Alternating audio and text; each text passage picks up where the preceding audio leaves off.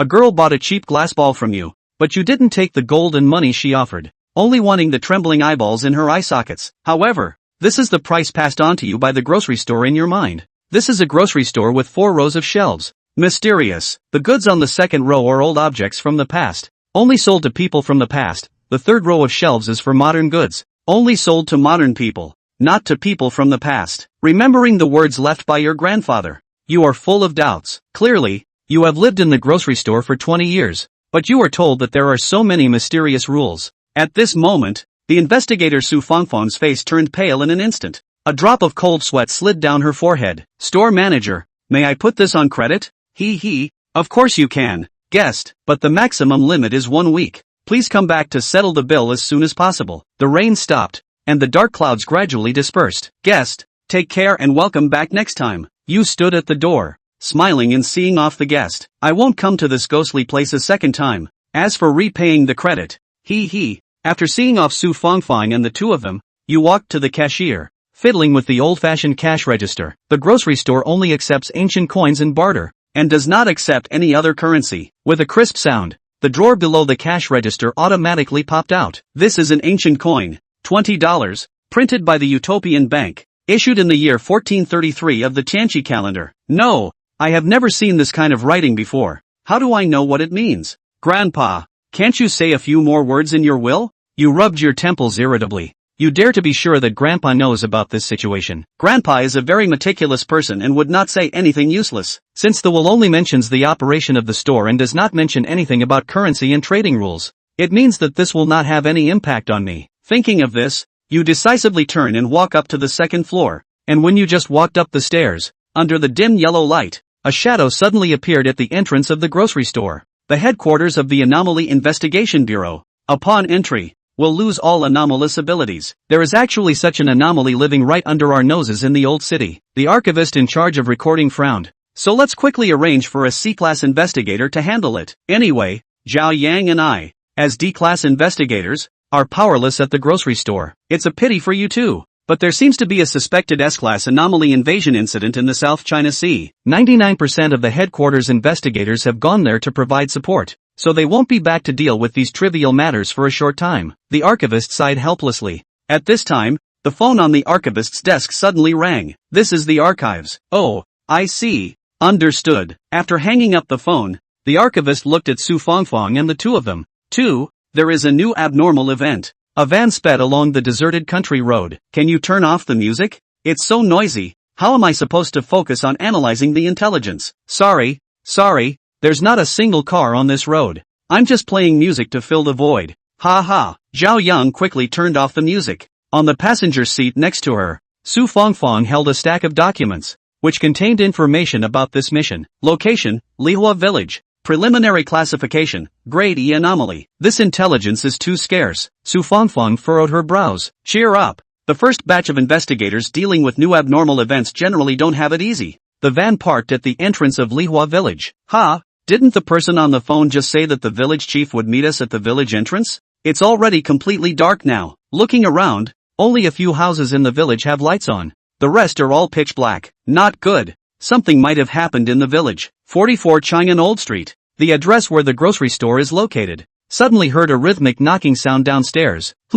Guests have arrived. You quickly put the just stir-fried rapeseed greens on the living room table and then hurried downstairs. Outside the door is empty and all black, with no one in sight. TSK, could it be those mischievous little ghosts playing tricks on me? You just turned your head when suddenly a knocking sound is heard. You quickly turn back and through the glass pane on the wooden door, you catch a glimpse of an oval black shadow on the floor outside the door. Could this be a guest? You hesitate for a moment, but ultimately decide to open the shop door. The shadow moved towards the store, and as it touched the door frame of the grocery store, it gradually began to take shape. It was a slightly chubby figure, completely black as if it were a shadow, without any color. Old times, this phrase instantly came to mind. The customer was a person from the old times. How can I help you? The slightly bulky black shadow glanced at the second row of shelves, then turned towards you. I want a wax figure named Angelikim. But it seems you don't have it here. You were slightly stunned, and then you suddenly remembered your grandfather's words. Occasionally, special guests may appear, such as those who cannot find the goods they want. At this time, you should ask them what they want, and then go out personally to find it for them. Encountered a special guest on the first day. Hee hee. What does the guest want the wax figure to look like? The shadow fell silent for a moment before beginning to describe. It is a wax figure of a girl with a voice like a heavenly sound. She loves to sing, and her voice can always captivate a wide range of creatures. She was my favorite doll in my childhood, but she got lost in an accident during a move. Can you help me find her? I will pay a high reward. Upon hearing the words of a high reward, your smile brightened even more. Hee hee, of course, please rest assured. I have heard your request, and this store will find a lost toy for you as soon as possible. The shadow did not doubt your abilities, nodded slowly and said, here is my contact information. Give me a call when you find it. He took out a postcard with a beige color from his pocket and handed it to you. The postcard had only a string of 7-digit numbers, in addition to a longer line for the address. 1644, Everdark Road, Twilight City, Sunset. What the hell kind of address is this? It doesn't belong to another world, does it? Without much thought, Pingon Chan reached out and took the Black Shadow's postcard. The dark figure then turned to leave the grocery store, just as he had come, and the moment he stepped out of the doorframe, the bloated black figure became nothing more than a lump of darkness on the floor, leaving the area illuminated by the lights outside the store. He blended into the darkness of the street, not knowing in which direction he was departing. It is also possible that the moment you step out of the range of the store's lights, you leave this world and return to your old one. A wax statue that can sing ah. Where to go to find him ah. The sample information description is so little, but any more add a like to wear back pants. Minutes to find him out. Chin Pingon lightly rubbed his stinging forehead and complained. I was about to go upstairs to eat when a van suddenly came up the old street outside the door. None of the merchants on this old street, except for Chen Pingon, lived here, and the sudden entrance of a van instantly attracted his attention. It just so happened that the van pulled up in front of the grocery store, followed by a stony-faced Su Fangfang stepping out of the main driver's seat. Is she? Jingle bell, Onum. Su Fangfang pushed her way in, and the wind chime at the door rang again. Hello again, guest. What are you here to buy this time? Chen Pingon still maintained his smile as he greeted. Su Fangfang took a deep breath and walked to Pingon Chen with slightly trembling steps, took out her left eye from her pocket and reached over to Pingon Chen. Boss, I am here to pay off my bill. Ha? Pingon Chen was slightly stunned. He glanced at the vertical pupil of Su Fangfang's left eye, then at the eyeball on her palm, and instantly understood. Guest, Anna's eyes work well, don't they? Pingon Chen directly grabbed the eyeballs on Su Fangfang's palm with his hand, walked to the third row of shelves placed in front of him, hugged down a glass jar full of brains, eyes and Wijinjin, opened the dusty lid, and a smell like rotten eggs went straight to his head. Without even frowning, Pingon Chen threw Su Fangfang's eyeballs in for a dip. Since he took over the grocery store, more and more unfamiliar memories have surfaced to instruct him on how to run the grocery store. So this eyeball, is it called Anna's eye? Su Fangfang's smile stiffened a bit. Good for you. Of course it's good for you. Boss, your family's goods are quite decent. Oh, that's a must. Guest, my grocery store can't find another one in the world that has it. Su Fangfang's eyelids twitched. It certainly can't be found. Who would be crazy enough to traffic in unusual entities? Ah, what's the difference between that and open and shut human trafficking? I've got to get back to cooking. Boss, I'll go first. Su Fangfang didn't dare to stay too long. She just didn't want to get into trouble. And after Zhao Yang was out of the danger period, she hurriedly came to return the outstanding account. However, she had just turned around and before she could lift her leg, she was shouted at by Pingon Chen. Wait a minute. Chapter 10 S-Class Abnormal Goods. Su Fangfang's heart stuttered violently. The neck turned back stiffly like a rusty piece of machinery. Also, anything else? Su Fangfang's voice was slightly shaky. After experiencing the Pearly Village incident, she realized with hindsight that something as perverted as Anna's eyes could be used as merchandise, so she could imagine how thick the power behind the grocery store was. Su Fangfang was just a small D-level investigator. She couldn't afford to mess with it, much less want to mess with it. And there were two reasons why Pingon Chen called out to her. One was because she was from the mysterious organization and would have known where the so-called singing maiden wax figure was available. Secondly, Pingon Chen sensed that there was a rather interesting cargo in Su Fangfang's van. Oh, guest, you seem to have a unique item in your car. I wonder if I could take it out and look at it. I would like to recover it. Su Fangfang's pupils shrunk. How did he? He sensed the presence of the black and white crying and laughing mask? The mask has been nailed to death by me with a silver nail. The abnormal breath and whatnot completely dissipated and disappeared. And there is also a sterling silver case to isolate it. How can this be sensed? After Su Fangfang left the hospital, she was supposed to bring the black and white crying and laughing masks back to the headquarters shelter at the first time. And it just so happened that the route passed through the old city. So she tried to make it easy to drive into the old city and pay off the arrears.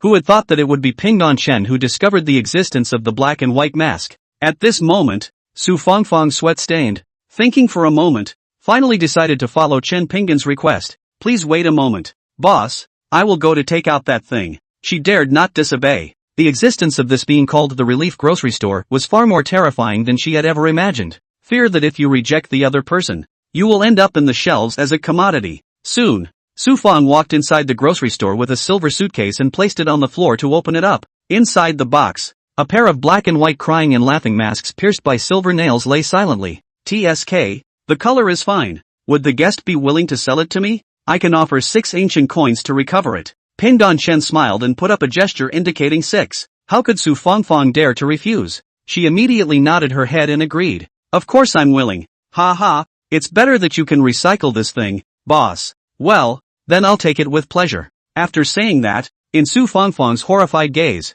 Qin Pinggan pulled out the silver nail that was inserted in the bitter smile mask's head. Without the suppression of the silver spike, the crying mask could have escaped, but Su Fangfang saw that the mask's expression was one of shivering fear. Yes, fear. Even the black and white expression of a cry and a smile collapsed with it, looking even uglier. Of course, this was not the reason why Su Fangfang was alarmed, but rather, she was shocked that Pingdong Chen could ignore the suppression of the silver weapon. It is important to realize that anomalous entities are unable to touch silverware, and when penetrated by special silverware, it also seals their abilities and breath. By directly pulling out the silver spike that sealed the abnormal entity, Pingdong Chen was either not affected by the abnormal ability or was an ordinary person, not an abnormal body. Either that or Pingdong Chen's anomalous energy exceeded the range that the silverware could withstand, and this was currently only possessed by S-class anomalies. After Pingdong Chen pulled off the silver nails, he held the crying mask and placed it on the third row of shelves and put a price tag on it. Original price, 15,000, crossed out.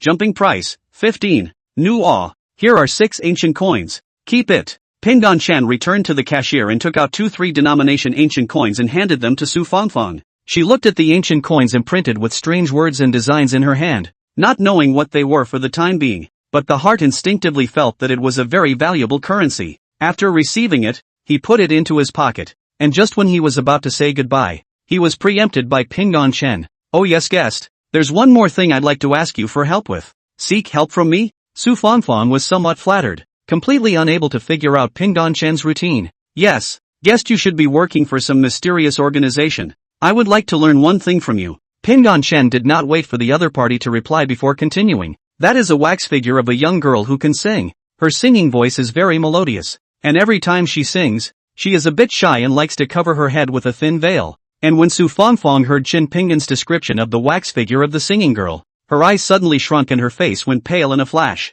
The wax figure described by Pingdong Chen happened to be directly related to a recent incident that had emptied the entire Abnormal Investigation Bureau. Yes, it's the S-class anomaly invasion. Pingdong Chen sensed Su Fangfang's strange emotions and knew that he had found the right person to ask. Oh, guessed you know right? Can you tell me where she is? This item is just too naughty. Running out of the store without authorization. I guess she did a lot of bad things. S-class anomalies. Commodities? Su Fangfang's body trembled slightly as her worldview was knocked to pieces by Pingdong Chen's short sentence. She thought that grocery stores selling anomalies was already outrageous, and she never expected that there would even be S-rank anomalies. Just escaping one S-class anomaly had drained the entire Bureau of Anomaly Investigation to deal with it, and if there were a few more, I'm afraid that this world, which had lasted for 5,000 years of civilization, would have to reboot. Su Fangfang held back her inner fear and shivered her lips as she said the location. Nanhai City. That wax figure of a young girl is in Nanhai City. It's quite far. Qin Pinggan raised his eyebrows and the corner of his mouth hooked up slightly. Thanks for informing me, guest. I'll give you a 5% discount next time you come to visit. No, you're welcome, so I'll leave you to it. Is that okay? Of course, guest please. Pingdong Chen opened the door of the store and reached out like a gentleman to bid farewell to Su Fangfang. She didn't want to stay a moment, immediately striding out of the store and getting back into the van. Started off and stalled and nodded 3 times before driving off smoothly. After seeing Su Fangfang off, Qin Pinggan sat behind the cash register with a gloomy face. Trouble looking at that little nun's expression so exaggerated. This wax figure of a young girl who can sing and not dance. I'm afraid it's a very tricky commodity. I can't even knock a snail man without it hurting. Is it really okay to deal with a teenage wax figure? Pingdong Chen fell into deep thought. However, when he swept his gaze across the 4 rows of shelves in front of him, His cloudy eyes instantly cleared like a sweet spring. I can't beat it, but the store's merchandise seems to be fine. And it was mentioned in Grandpa's last words that everything in the store is mine to use however I want as long as it hasn't been sold. After saying that, the dark clouds on Chen Pinggan's face dispersed and were replaced with a sunny smile. I don't know if it was an illusion, but the goods on the shelves seemed to tremble a little, not knowing if they were responding to Pinggan Chen or if they were shivering. Chapter 11, The Wax Figure That Couldn't Be Killed. A city near the sea is bound to have no bad development, and Nanhai City is a representative of the new era of development. Being a cosmopolitan city with countless hundreds of floors rising up, the reflection of the glass under the sunlight raises the light pollution to a limit. Intersections with heavy traffic are blocked for 180 meters at every red light. However, the former bustling scene suddenly disappeared and was replaced by an unprecedentedly depressing atmosphere. The cloudy dome of the sky was like a thick black mantle, obscuring all light, and an air of despair and suffocation permeated the entire world. The streets were a mess. All kinds of cars were parked haphazardly. Collision traces could be seen everywhere, and there were even a lot of cars that crashed straight into buildings. The air was filled with dust and waste paper flying post-apocalyptic images. The only difference from the traditional doomsday scene is that there are no traces of bloody massacres here, and no signs of life to be found. Instead of blood and corpses, there are groups of wax figures scattered all over the corners of the city, with their expressions of fear or trepidation frozen on top of their waxed bodies, silently telling of the panic and chaos that once took place. Who?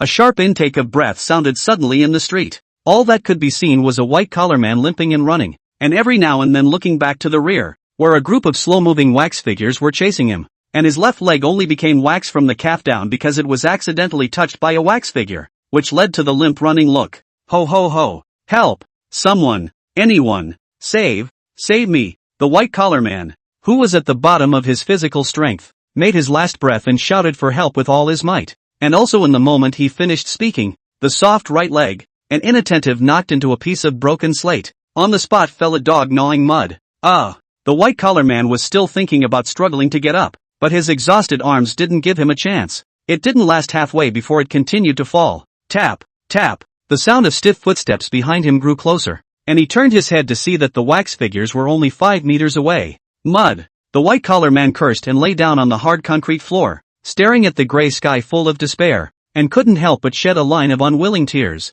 Powerless to struggle, he can only wait silently for death to come and become a wax figure. However, at this very moment, a ghostly blue flame suddenly swept past his head and shot straight at the wax figures. The searing heat instantly melted the group of wax figures into wax and water. Pull him away quickly. The ghost fire won't last long. The teenager who released the ghostly blue flame yelled at his companion beside him. The white collar was pulled away in a daze by a group of students in big red uniforms, and the teenager who had rolled up his sleeves continued to release ghostly fire to bake the wax water on the floor. If you look closely, you can see that the wax water has been trying to spread upwards to solidify in an attempt to regain its previous appearance. Nay, with the suppression of the ghost fire, the wax water was never able to restore the wax image. Su Ran glanced back and after realizing that his companions had walked away with the white collar man, he decisively stopped releasing the ghost fire and then flung down a wall of fire before heading off. When the boiling hot wax water lost the suppression of the ghost fire, it recovered in less than 3 seconds and passed through the wall of fire like a zombie with clumsy movements,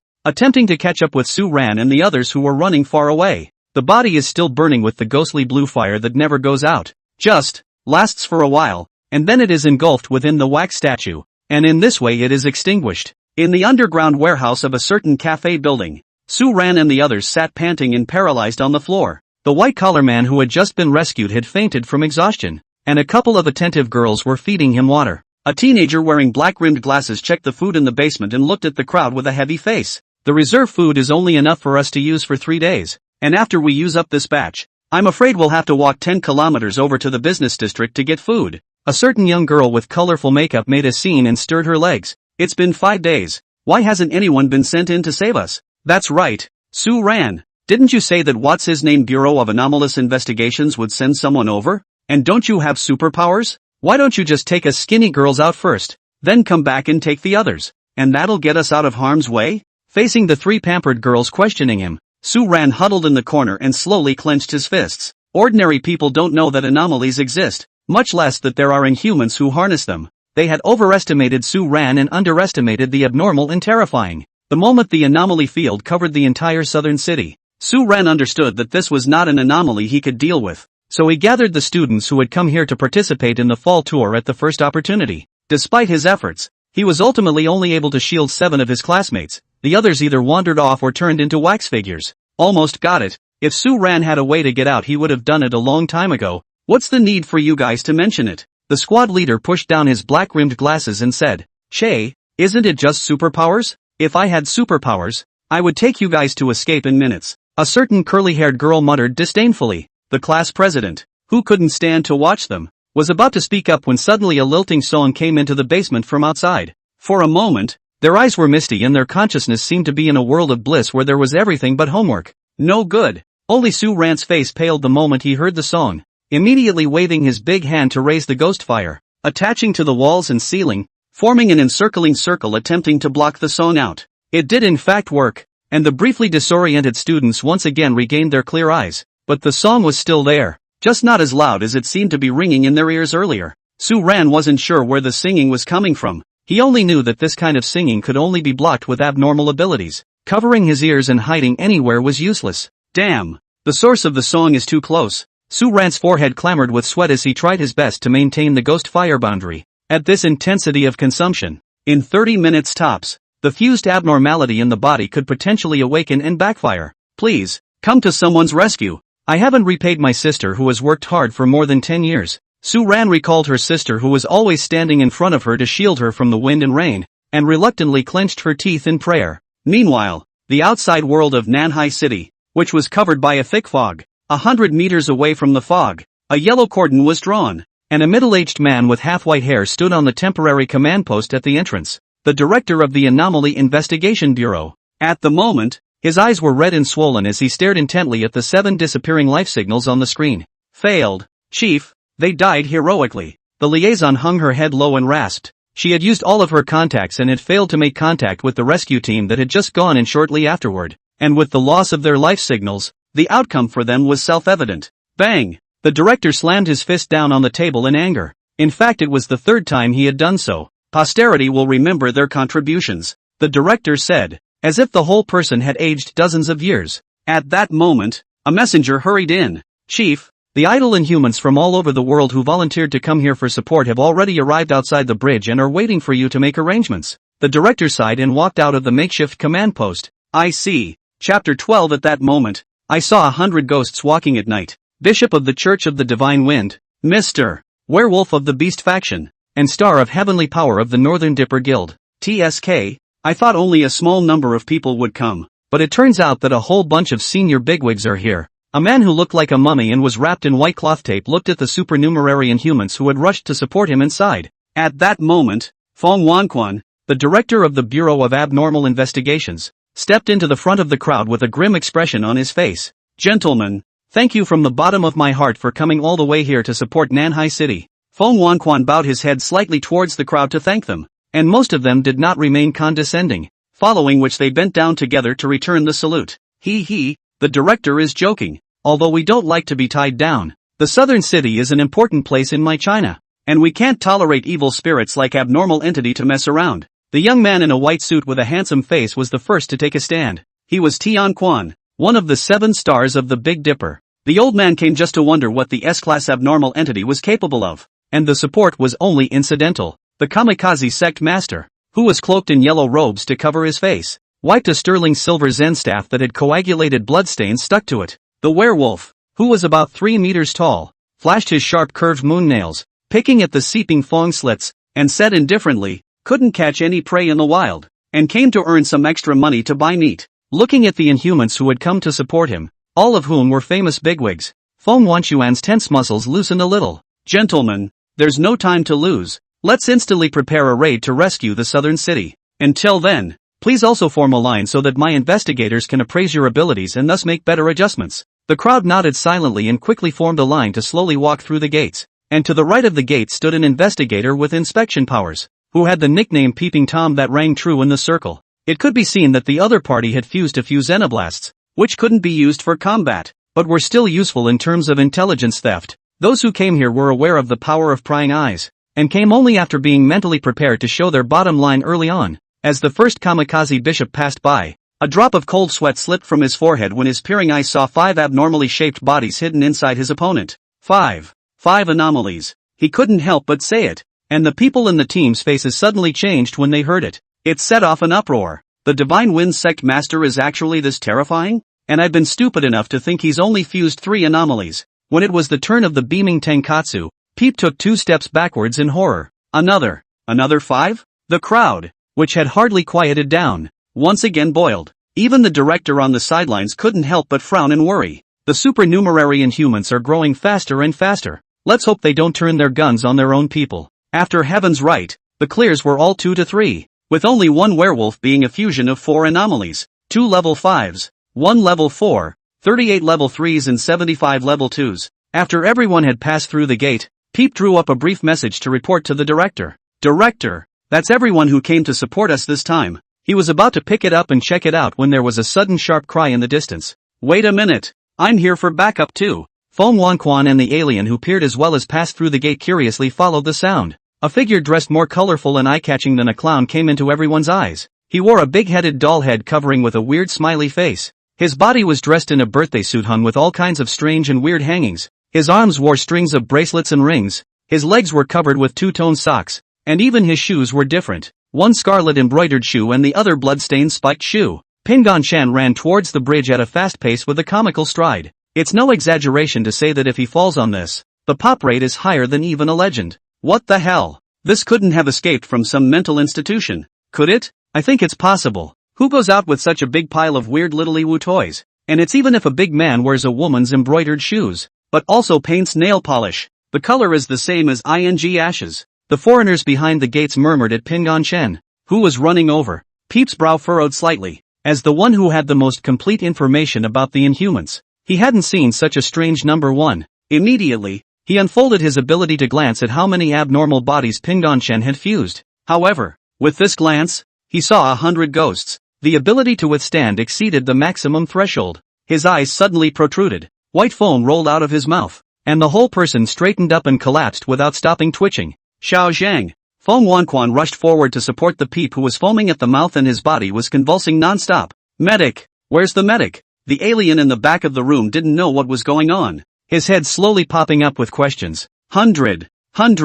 Peep stared straight at Feng Wanquan. His mouth kept repeating the word 100. He just didn't yell for a few seconds before his eyes rolled over and he passed out. The arriving paramedics rushed to administer first aid to the unconscious Peep. Coincidentally, at this time, Chen Pingon, who didn't know what was happening, swept through the gate with a bewildered look on his face. Director, Mr. Peep is not in any serious condition. He just fainted from the overuse of his abilities. He can wake up after a subsequent sleep. The medical nurse wiped off the sweat on his forehead and said to Feng Wanquan, so that's it. It's good that it's okay. It's good that it's okay. Feng Wanquan recalled that just now. There were 2 fused 5 abnormal body characters in a row. And the pressure brought to the Peeps was not normal, which caused him to faint afterwards when he couldn't hold on. He sighed and got up and walked towards the aliens beckoning. Follow me, gentlemen. Pingon Shen followed the large troop to the blockade cordon in the center of the bridge. Feng Wanquan divided the 117 Inhumans into 13 teams based on their detected abilities. The team personnel were not fixed.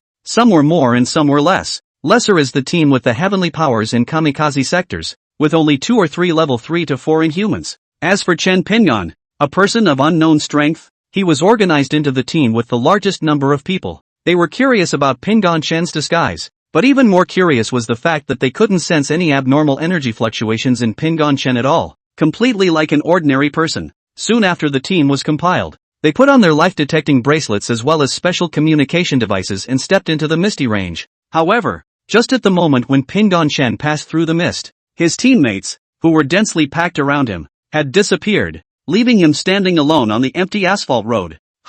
Where are they people? After Pingon Shen lumbered around in place and realized that he was the only one around, his body could not help but tense up. TCH, that him wax statue is not simple.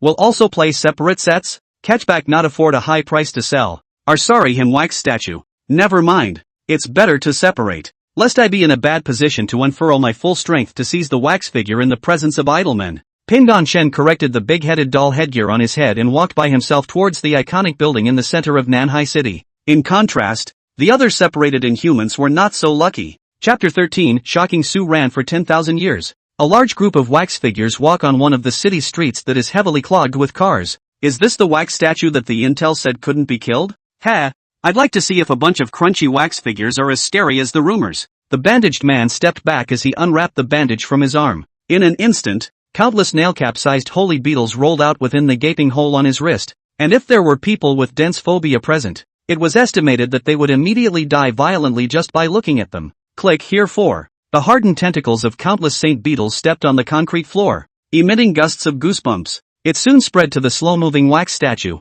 opening a beak sharp enough to tear through metal, and began to devour it. In just 3 seconds, a wax figure of an adult was chewed up. Not even a bit of residue was left behind, and they all entered the stomach of the sacred beetles. Meh, undead wax statue, that's about it. The bandaged man scowled in disdain and mocked. When he was about to recall the sacred beetles, he saw the swarm suddenly stagnate and not move, and then its body rapidly bulged, swelling to 3 times its size in the blink of an eye. Realizing that it was not good, the bandaged man hastily stormed back. Next, boom! The saint beetles that had swelled to their limits exploded, like milk cans exploding, splashing milky white liquid everywhere. Before these juices hit the ground, they twisted back into their wax-like form in the air. Ha! Has 2 tricks. Really can't be killed. The bandaged man did not hesitate to turn around and run. He was a bounty hunter, specializing in dealing with unusual events for a living, and had experienced dozens of unusual events, large and small. The experience of the old oil man told him that it was right to run away from the anomalies that couldn't be killed, and if he continued to fight hard like the rash, there would only be a way to death. Only, just after running a few steps, a melodious melody suddenly sounded beside his ears. The bandaged man stopped with dull eyes and slowly turned sideways to raise his head to gaze at a tall building with an open head that stood as an icon in the center of the South China Sea. Ride the Wind Hotel. On the roof of the hotel, there is an open-air concert venue, and his body gradually waxed from his feet because of the song. Meanwhile, on another street, with his hands in his pockets, Tian Quan strides inside the group of wax figures, and any wax statue that came within 3 meters of him turned and melted into wax water, and would not recover until it left the 3-meter range. It was as if there existed an invisible killing aura within 3 meters of heaven's right that was invisible to the naked eye. Approach and you died. It's just a shame that this won't kill the wax statue either. At the end of the road, the kamikaze godfather was situated on the crossroads, quickly swinging his silver Zen staff, which smashed into the wax statue and instantly exploded into pieces. The kamikaze sect master, who was also a fusion of 5 abnormal bodies, was more like a practiced ordinary person compared to the godly and unpredictable heaven's right. No unusual abilities were used up to that point. However, just at that moment, an ethereal singing voice quietly sounded beside their ears. There was a slight pause in the 2 men's movements, and their eyes drifted off to look at the Ride Hotel. Soon, they didn't go as deep as the others, and after a brief moment of disorientation, came back to their senses. Heaven's Right immediately increased the strength of the balance domain, thus forming a protective film that cut off the bizarre singing voice from his ears. The kamikaze bishop, whose 5 abilities were all in the flesh, planted his silver Zen staff in the concrete, and in one fell swoop raised both palms to his head. Bang! The tympanic membrane and the central nervous system instantly collapsed, and the kamikaze bishop's face didn't even bring a change. With his abnormal ability to all points flesh, he wouldn't die even if his head was knocked off, and shattering his tympanic membrane and central nerves would be as half-hearted as clipping his fingernails to him. Instead, it also clears the song from your mind. Without losing his manners, Tian Quan tucked his hands into his pants pockets and took 3 or 2 steps to close the distance of a few hundred meters to the kamikaze bishop. I think we've found where the S-class anomalies are. Want to go take a look? Bishop Kamikaze pulled out his silver Zen staff and sighed heavily. Although the song is terrifying, it's not impossible to cope with it, but unfortunately the burden of the Bureau of Anomalous Investigations is too heavy, and that group of masters coincidentally aren't here today, so we can only rely on us, 2 level 5s, to go and meet the legendary S-ranked anomalous bodies. While everyone was affected by the song, only Pingon Chen was still wandering around in the streets where the waste paper was fluttering. He hadn't heard the Hymn Maiden's Waxwork song at all, and had wanted to walk downtown to check it out, but for some reason it had suddenly fogged up. So, he's lost now. Forget it, let's wait for the fog to clear. I'm exhausted. Let's find a store with drinks to sit in first. Pingon Chen recalled that he had just passed a cafe and immediately turned around to go back. It's not easy to move around with 144 pieces of gear on, and when he walked into a cafe, he went straight to the counter, took off the outermost layer of his big-headed doll headgear, picked up an unopened bottle of coconut water and was about to open it. Suddenly a gut-wrenching cry could be heard from the ground floor of the cafe. There are still survivors? Pingon Chen put down the coconut water and pulled out his telescopic stick. walking towards a small door by the stairs. He jerked his leg up and kicked the heavy steel door. There are so many tofu dregs projects, Pingon Chen spat out, stepping inside the basement. It was also at the moment he entered the basement. Su Ran, who was on the verge of his limits, suddenly realized that the ghost firefield he had blossomed out was afraid to curl up into his body as if it had met a natural enemy. And the eerie song that wrapped around them came to an abrupt end at that moment. A brat from the second middle school? Why did you come here if you didn't stay well in 100th City? Pingon Chen put away his telescopic stick and walked down the stairs. He could naturally tell that Su Ran, who was breathing heavily, was an inhuman. Who are you? The three girls in the basement looked at Pingon Chen, who was wearing a black and white crying and laughing mask, and backed up to the corner in terror. The rest of them were more or less afraid of Pingon Chen's current strange appearance, but they weren't so scared that they curled up in a corner like the three girls. Su Ran braced his weak and feeble body and turned to look at Chen Pingon, hanging his head weakly. Are you a senior of the Bureau of Investigation? I tried my best and could only protect so many people. Seeing his frail appearance, the squad leader immediately walked over to assist him to a chair and unscrewed a bottle of water for him. Pingon Chen took a glance and probably understood what was happening. S-class anomaly descending and still able to protect so many people. Boy, you are quite powerful. This face seems like I've seen it somewhere. You won't have a sister named Su Fongfong, right? Cough cough cough. Hearing the other party mention his sister's name, Su Ran choked on a few mouthfuls of water and gazed at Chen Pingon with hopeful eyes. Elder, you know my sister? Of course. She is a loyal guest of mine, and it was her information that brought me here this time. Looking for a piece of cargo from another guest. Guests? Goods? Su Ran's head was a bit confused, completely unable to understand what Pingon Chen was saying. Yes, cargo. A cargo named wax figure of a sacred song. She's a wax figure of a young girl who sings a beautiful song. Junior, do you know where she is? Boom. The moment Pingon Chen uttered these words, the water bottle Su Ran was holding in his hand fell to the ground.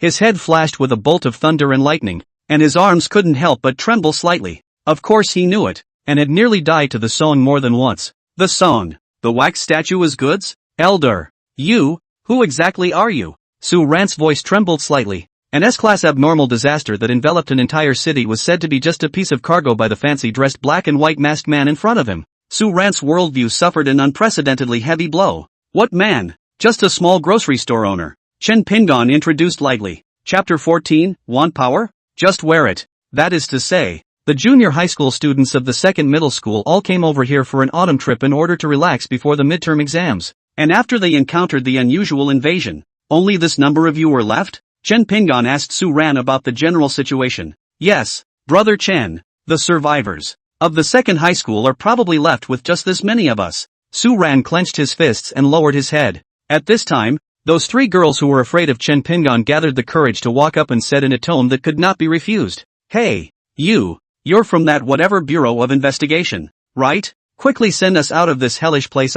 Don't talk about meaningless things. Pingon Chen was slightly stunned. He hadn't heard anyone talk to him like this for a long time. The last time he remembered was when he was in middle school. I'm sorry, I'm just an ordinary grocery store owner, not someone from the Bureau of Abnormal Investigations, much less obligated to take you guys out. Chen Pingon's gloomy eyes faintly swept the three girls. They suddenly felt like they were being watched by a wild animal and backed up to the wall in fear, looking at the girls who were either wearing gold or silver or flower arms and golden hair. The corners of Chen Pingon's mouth slowly rose. The original pampered rich young lady and delinquent girl. That said, I was bullied by a bunch of powerful and grounded bad guys in middle school. Lu Ruyan, be polite to the seniors. Su Ran sternly glared at the most flamboyantly dressed one of the three girls behind him. His back was in a cold sweat, afraid that the three idiots would annoy Pingon Chen. You know that's a weirdo who even sells S-rank anomalies as commodities. And if he really wants to kill himself and the others, a single look would be enough. And it's still the kind of death that's worse than death. Pops wouldn't dare scold himself, but he was reprimanded by his classmates? Lu Ruyan became angry on the spot. Su Ran, the greater the ability, the greater the responsibility. Shut up if you can't save us. If I had your superpower, I would have saved everyone out long ago. Su Ran frowned and sank his face just as he was about to open his mouth to retort, but he was preempted by Pingon Chen. Oh, you want superpowers? I can give it to you. It's on the coffee shop bar. Wear it and you have superpowers. Su Ran was stunned, and the smart one immediately understood Pingon Chen's intentions, but didn't choose to squeak. He'd long since grown tired of those three dragons anyway, who had killed a number of his fellow classmates on their way to escape to here. Really? Hearing that they could acquire superpowers, Ruyan Lu and the other two couldn't stand up at once. Of course, the device for accessing superpowers is up there at the bar. Before Pingon Chen's words fell, the three men, with grimaces on their faces, scrambled to push each other like hungry ghosts and darted towards the stairs. Su Ran secretly glanced at Ping and Chen, with the black and white crying and laughing mask in place. It was impossible to see his expression at the moment, but the black and white masks, one crying and one laughing. At some point it turned into a black and white unified sneer. Not long after, a mournful scream broke the silence of the basement. Su Ran sensed a strong abnormal energy fluctuation and immediately tensed his body to stand up. The rest of the students, under the direction of the class president, moved closer to the corner position. Dang! Dang! Heavy footsteps gradually made their way toward the basement. Around the corner, Ruyan Lu walked behind Pingon Chen wearing a bloated big-headed doll headgear and carrying 3 heads in her bloody hands. One of those heads was her own. The expression was set in excited snickering, unlike the other two which were full of horror. Su Ran's hair stood on end, and the other students were no better, their legs trembling. Where have they ever seen real bloodshed except on cell phone TV? Oops, I forgot to tell you. That's one of my items that is not allowed to be used without purchase yet. Pingon Chen shrugged his shoulders and removed the big-headed doll headgear and put it on himself. And Lu Ruyan's headless body, the moment it left the big-headed doll's headgear, lost all its strength and fell down. The strong smell of blood immediately filled the entire basement. Vom! A certain student couldn't hold it together and kept dry-heaving non-stop. At this moment, Su Ran's understanding of Chen Pingon was once again refreshed a bit. He had always thought that Chen Pingon was a kind and good person, but he didn't realize that he was a great person with nuclear goodness. What about the fog has dissipated? I should go and look for that cargo. Goodbye, Su Ran brat. Seeing the fog that had already disappeared outside the basement ventilation window, Pingon Chen got up and bid farewell to Su Ran. Brother Chen, the road is small. Su Ran realized that what he said was a little redundant, and immediately awkwardly scratched his head and pinched it off. Aha! Pingon Chen answered and then left the cafe, toward the Ride Hotel, which was not far away. At this moment, the outside world base camp. Feng Wanquan looked at the mostly extinguished life detection lights on the screen and scratched his head in annoyance. Even the two most favored level 5 bigwigs showed signs of their lifelights turning red,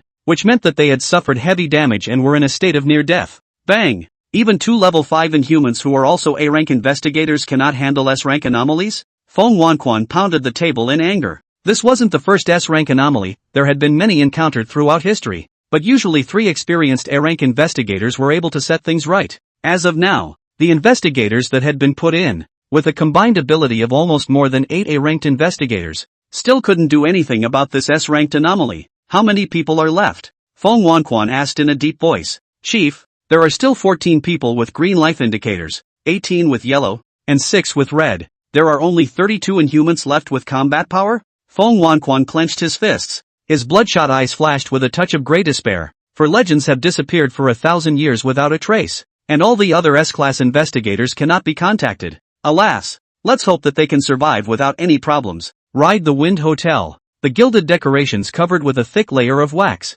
The whole building filled with an eerie atmosphere. The interior of the building was crowded with wax figures, their bodies swaying rather rhythmically to the song coming down from the roof. The rooftop open-air concert venue at the moment. A young girl whose head was covered by a thin veil, reclining lazily in the center of the stage in a mesmerized posture, her jade hands gently pressing her breasts, singing in a low voice, with an ethereal vocal line, the song echoing throughout the South China Sea. And below the stage, tables, chairs and floors were mostly damaged and broken walls were all over the place, just like a ruined venue after a war. The once elegant Tianquan was now in rags and limp in the rubble, his image as powerless as a dead fish, and Kamikaze Bishop is not much better, turned into a mountain of flesh. He was beaten 9 holes can be stuffed 2 people, dying lying at the edge of the meeting place, a small half of the body exposed outside. At any time there is the possibility of falling down. With despair in their eyes, the duo gazed at the singing girl on stage, and just as they were about to close their eyes for a long sleep, a crisp elevator arrival cue pulled them out of their walk.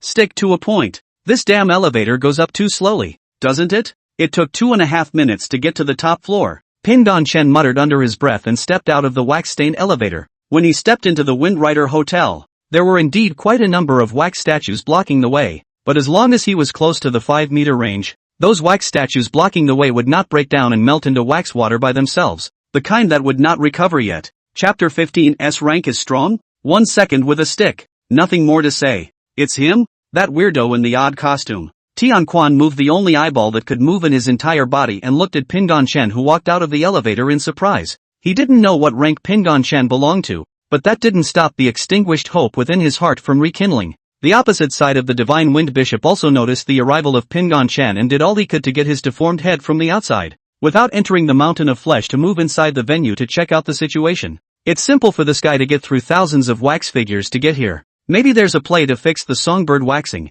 The kamikaze bishop silently prayed that Pingon Chen would take out the wax figure of the young girl on the stage. Heaven's Right did likewise. In blessing Pingon Chen, the two of them did their best to keep their immobile bodies moving to at least get a full view of the stage. Since Pingon Chen had come up here, the him wax statue's song pinched off at this point, slowly twisting its head, retracting its sight from the gray sky and refocusing it on Pingon Chen, who was walking slowly. Unfortunately, after the two of them, Heaven's Right and the Bishop of Kamikaze, had been struck dumb, their sight seemed to have been pasted with a lump of meaty foam, or else they could see the waxen statue of the Holy Song of Songs at the moment, its body shivering slightly. It certainly wasn't that the air conditioning was turned down too low, but that it saw a monstrous horror heading its way. It's like a little mouse just learning to walk and seeing a big black cat with a scarred face. Instinctive fear made the body tremble uncontrollably. It's getting close to its attack range. Watch out. Beware of sonic attacks entangling the brain consciousness. The Heavenly Right and the Divine Wind Bishop wanted to open their mouths to prompt, but their heavily injured bodies felt like they were being squeezed numbers and were not under their control at all,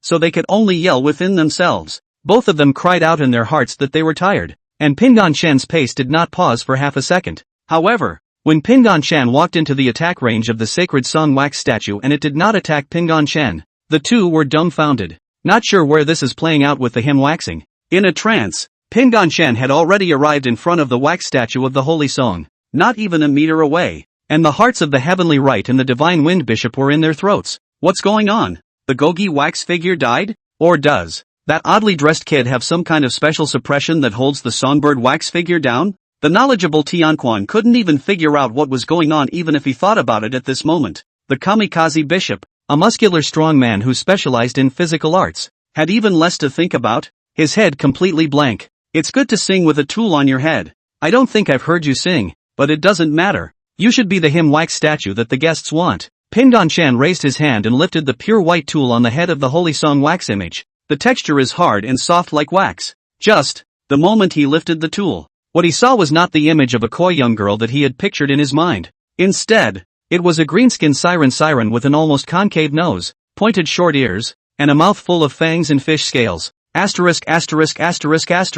Pingon Chen was so frightened that he backed up and dropped the muslin in his hands. Not only him, even the Heaven's Right and kamikaze bishops who were eating behind him were startled by the true appearance of the wax statue of the Holy Song. It's almost like running to the scene with online dating. No wonder he covered his face. So he is an ugly siren. The him wax figure's body shuddered. Anger surged through him, washing away the fear in his heart. It hates and detests being called ugly. Steam buns? You're not convinced? Pingon Chen saw that it was red with anger and silently pulled out his telescopic stick. It's no good. The Gogi wax figure is enraged. We're hopeless. Heaven's Right and kamikaze bishop rejoined the walkers once again, intending to recall fond memories before they die. Enraged, the him waxes and squeezes all its power, bursting into the loudest and most melodious song of its life. However, it had just vocalized for less than half a second before Pingon Chen smacked it in the face with a fling of his club. Your ass. Snap. In the eyes of the Bishop of Heaven's Right and Divine Wind, this was an ordinary whipping,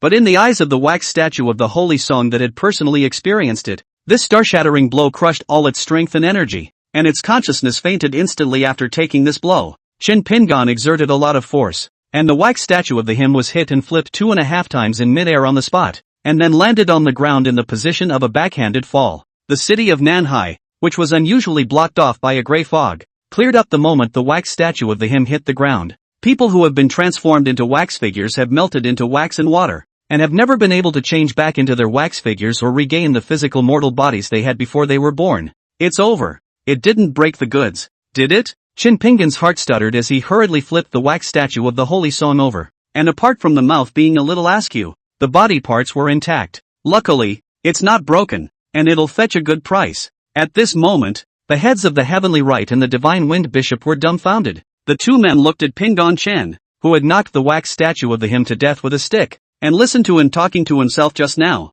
thinking for a moment that he had died and that the images just now were all fantasies. However, attempting to move their body, the dead horse-like pain traveled to their brain, telling them that they weren't dead yet, that they were alive and well, and that 2 more moves really could have killed them with pain. A stick to kill the machine? Bad enough to sell? Him, what the hell is he? Tian Quan's pupils trembled, and his head was ringing in his ears. It was hard to believe that the S-class anomalies that had abused them to death were so simply resolved by Pingon Chen with a single stick, or the most complete and safest of dead machines. The kamikaze bishop on the other side had stopped thinking. Not hung up, of course, just his head CPU overloaded and went down. Hey shoo, slipped away. Gotta hurry back to deliver the goods and earn the first big order of my life. Qin Pingon put the him wax statue into a large, pitch-black garbage bag and carried it behind his shoulder as he walked quickly into the elevator. Cafe basement. Su Ran froze incredulously when he saw through the ventilated window that the gray outside suddenly shone into the dawn belonging to hope. He also realized that it was Pingon Chen who had solved the S-class anomalies. He just didn't expect it to be so fast. The culprit anomalies were taken care of. We're safe. On the South China Sea Bridge, the director, who was pacing back and forth, glanced at the disappearing misty boundary in front of him and then suddenly stopped,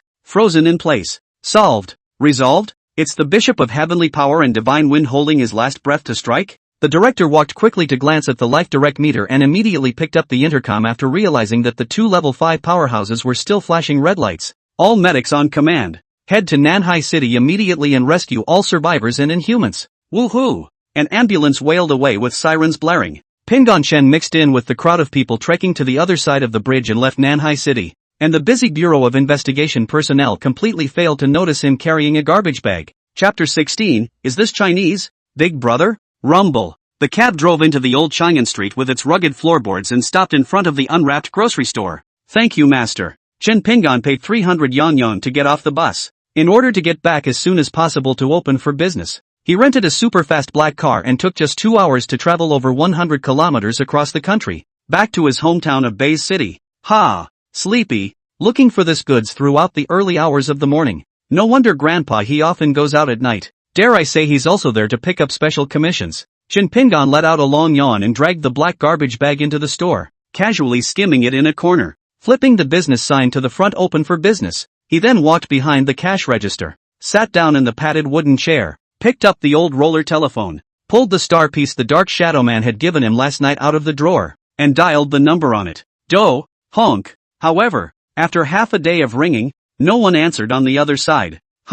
Not home? After 3 minutes, the opposite side did not answer the phone. So Pingon Chen hung back. Forget it, maybe the time difference over here is different from over there. I guess it's dark now in that world. Let's call it night. After putting down the phone, Pingon Chen stretched out, pushed away a pile of clutter with his arm, and dozed off on the cash register. No one should be here in the morning, so let's catch up on some sleep. And anyway, Grandpa didn't mention no sleeping on the job in his last words. After self-compassion, Pingon Chen, who had been busy all night, fell asleep in an instant. As he thought, there were no special guests coming in or regular guests. Except, after he fell asleep, a little bit of a small change happened in the grocery store. Originally there were only 4 rows of shelves, and at some point a 5th row of shelves appeared without God's knowledge. There wasn't much on it, all big items that took up space. For example, there was an enchanting black goat sculpture, a pile of palms tied together, each of which had a blood-red pupil in the center. There was also a fleshy tumor emitting fluorescent light,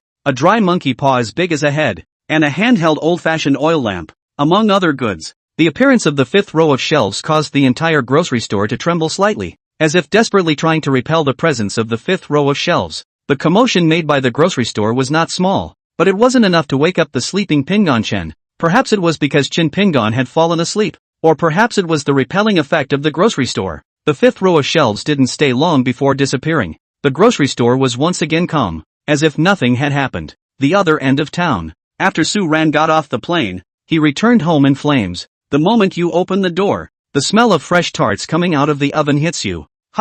Little Ran, aren't you in school at this hour? Su Fongfong walks onto the living room with the egg tarts piled up on the baking tray, and happens to bump into Su Ran, who opens the door and returns. Su Ran helplessly shrugged his shoulders. He didn't tell Su Fongfong the information about this fall tour. Even Su Fongfong didn't know that he became an Inhuman. However, Su Ran knew that his sister was an investigator of the Anomaly Investigation Bureau, and was afraid of disturbing her work, which was why he didn't tell her about the fall trip to Nanhai City. It was also fortunate that it wasn't said. Otherwise Su Fongfong would have inevitably zipped in to rescue Su Ran without a second thought. Sis. So what? Next thing I say. You cannot be angry Looking at Su Ran's smile that only appeared when he did something bad, Su Fongfong's heart thumped. You boys aren't committing a crime at school, are you? How could that be? I'm the third consecutive third best student, Su Ran immediately retorted, and then informed Su Fongfong about his acquisition of abnormal power. Actually, it was me who fused an abnormal body.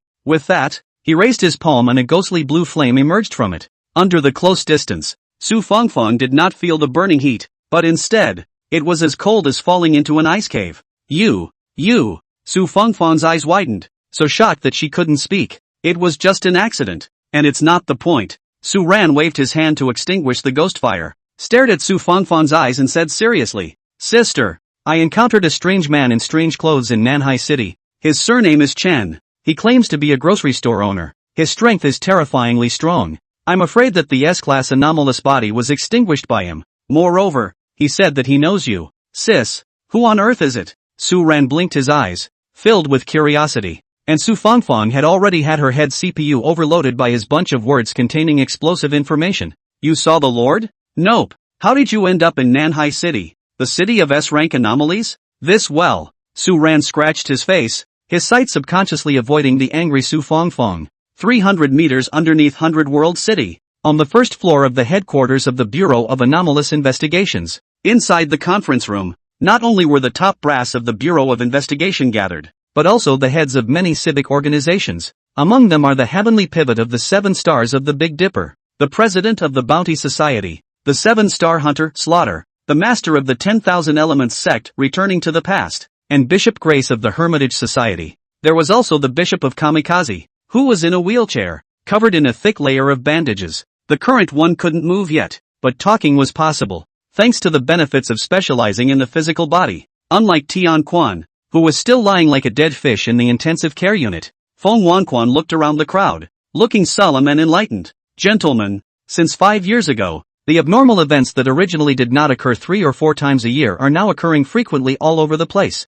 On average, there are 3 a day, and there are quite a few anomalies that appear in daily life. Fortunately, there is a yin and yang boundary in place, so regular people can't see it. However, the yin-yang boundary is significantly weaker than it was 5 years ago, and it still allows a lot of lucky people to mistakenly enter the boundary and see the other side of this world, thus being discovered by the anomaly, with the end result of using it as a medium to invade into reality. Our legendary investigators have been missing for 1,000 years, and the few S-class investigators have fallen back into the other world and have never been contacted. In the case of the S-class anomaly in Nanhai City, it took the consumption of several hundred Xenos to eliminate it. In this regard, my purpose in organizing this meeting is to create a grand alliance, whereby for abnormal events below A rank, there is no need for joint intervention, while for S rank or tricky A rank events, the expectation is to form a synergistic team and combine efforts to send experts to respond. That's all I have to say. Whether or not you want to join this grand alliance next will be decided by a show of hands.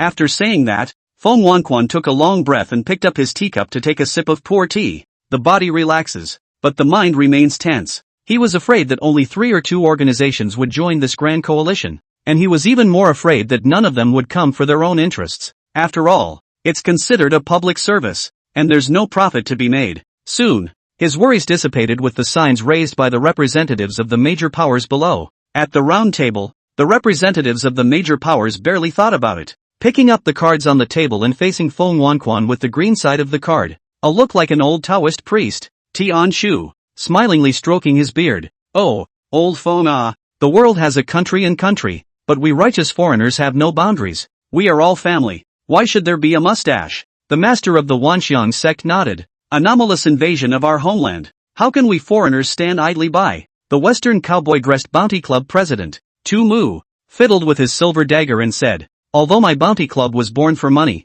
but if the family is gone, what's the use of money? Besides, why isn't dealing with S-class anomalies a profitable one? Bishop Grace said lightly, although the Hermitage is in the Western European continent, its heart is in the world, and as long as the anomalies are related, that is my Hermitage's business. Also, I'm sorry we couldn't come as soon as we could for the incident in Nanhai City. Grace took off her hood and got up and bowed slightly towards Feng Wanquan. Feng Wanquan hurriedly got up and shook his hand. No, Miss Grace, I still have to thank your sacred protection sisters, or else we really don't know how to deal with the subsequent injuries as well as the abnormally revolted inhumans. Next, after some in-depth exchanges, the name of the Grand Alliance was determined to be Watchers, and the duties were similar to those mentioned by Feng Wanquan. Normally, they don't go out, and only tricky anomalies and S-rank anomalies join forces. It also intends to establish an elite class to bring together the top foreigners from all sides so that things can be handled better. Alright gentlemen, after finishing with the Watchers Alliance, then the next step is the honoring ceremony that belongs to Bishop Kamikaze and Heaven's Right.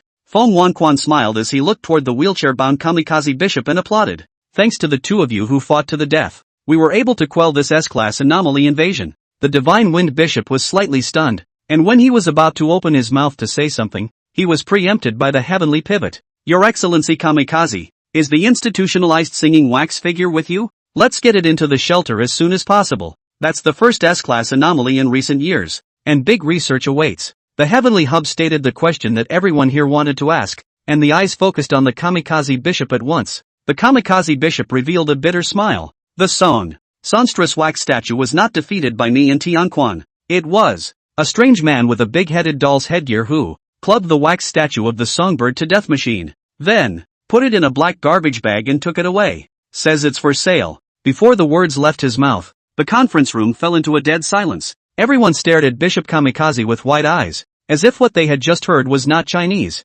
Ha, a stick of dead, put it in a garbage bag and sell it? Not this, is this Chinese? Chapter 17, A Visit to the Grocery Store. The air in the entire conference room had frozen as if the crowd threw one question from you to another at the Kamikaze Bishop in the wheelchair. In an instant, he was drowned out by a mountain of questions. Stoop! The Kamikaze Bishop shouted in a hurry to stop, so angry that he almost stood up and ran away carrying his wheelchair. I've said everything I know. Director Feng, doesn't your intelligence department grasp all corners of China? Let them check it out. Ask me how I know. Feng Wanquan was slightly stunned, then quickly reacted and pinched the walkie-talkie that was glued to the size of a fingernail cap inside his collar. The intelligence department was instructed to go and lock down the location where Pingon Shen left and all the information. Soon, a secretary walked into the conference room holding a pile of papers. The representatives of the major powers immediately surrounded them. How about? Who was that guy? To be able to make an S-rank anomaly body die with a single stick, it's at least a superpower who has fused 8 anomalies. Quickly tell me, who is that lord? The secretary's head was spinning from the entirety of the enthusiastic them and only dared to speak when she saw Feng Wanquan's eyes signaling her to speak. Bureau Feng. Honored guests. The strange man in strange clothes last night's last whereabouts to leave was to take a black car and go to a grocery store in the old part of 100 World City. The secretary placed a file with weird grocery store on the round table. Feng Wanquan and the representatives of the major powers also disregarded their identities and fought for them like children grabbing toys. It was eventually gotten by the hub, and the crowd came together to see it. The secretary, on the other hand, continued from the side. According to earlier information, this store called Unwind Grocery was once attended by D-rank investigator Su Fangfang as well as D-rank investigator Zhao Yengang. When they came out, they rushed back to the headquarters and drew up the next anomaly file. Su Fangfang, she contacted the other side? Where is she? Hurry and call her over. Feng Wanquan captured the keen information and hurriedly ordered. The secretary hesitated and said, Director, just 5 minutes ago, investigator Su Fangfang took her brother and went to the target's grocery store. What? Sound of the wind or the breathing of SB, who is sound asleep. November days have yet to step into the cooler temperatures for the south. The cool winds of the fall season are still whistling, taking away the few remaining leaves from the already bare trees. Coal. Su Fangfang carried Su Ran on her bicycle and drove into the old Pinyin Street, which was paved with rotten stone roads. It didn't stop until it came to the front of the grocery store. Remember, don't touch anything around you when you go in. Su Fangfang sternly looked at her younger brother Su Ran. She certainly did not bring Su Ran here to buy something, but rather brought a freshly baked egg tart over to thank Ping and Chen for saving Su Ran's life last night. Su Ran impatiently dug his ears. I know. Sis, you've said this hundreds of times? Brother Chen is a good man. Relax la old sister. It's fine. Su Fangfang let out a long breath, walked to the front of the store, and through the glass saw Pingon Chen behind the cash register, waking up from his sleep and stretching, and Chen Pingon also noticed the siblings outside the door. It's the regular customers and the brat? Come in. The door is open. Click. Ding.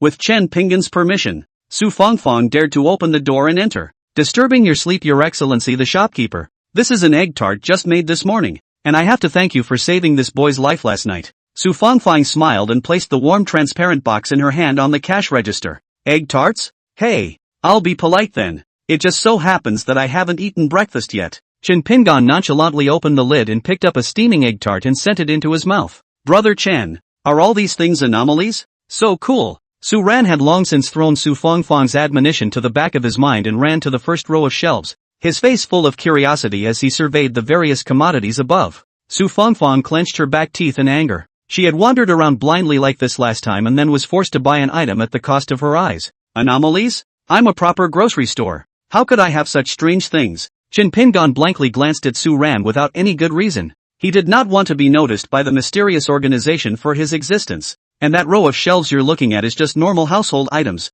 so if you want some souvenirs, check out the third row of shelves. Su Ran grinned with an I-get-it expression and walked towards the third row of shelves. Fearing that he was really going to buy something, Su Fangfang hurriedly walked to stop him. Just as she lifted her leg, however, the door to the store behind her was pushed open once more, and the crisp sound of bells echoed through the grocery store. Jingle. Welcome, can I help you? Guest. Oh, I'll just see for myself. The familiar voice made Su Fangfang suddenly stop and jerk her head back. The one standing at the doorway was clearly her top superior. Feng Wanquan, the director of the Abnormal Investigation Bureau. Her pupils plummeted, her heart in her throat. My chief, you shouldn't have come in. Feng Wanquan blinked when he saw Su Fangfang, using the bureau's special code word to signal her not to make a sound to recognize her identity with him. Immediately after, Feng Wanquan scanned the interior of the grocery store. And when he saw a large black garbage bag that bulged up as if it was filled with a person leaning next to the second row of shelves, he violently sucked in a breath of cold air.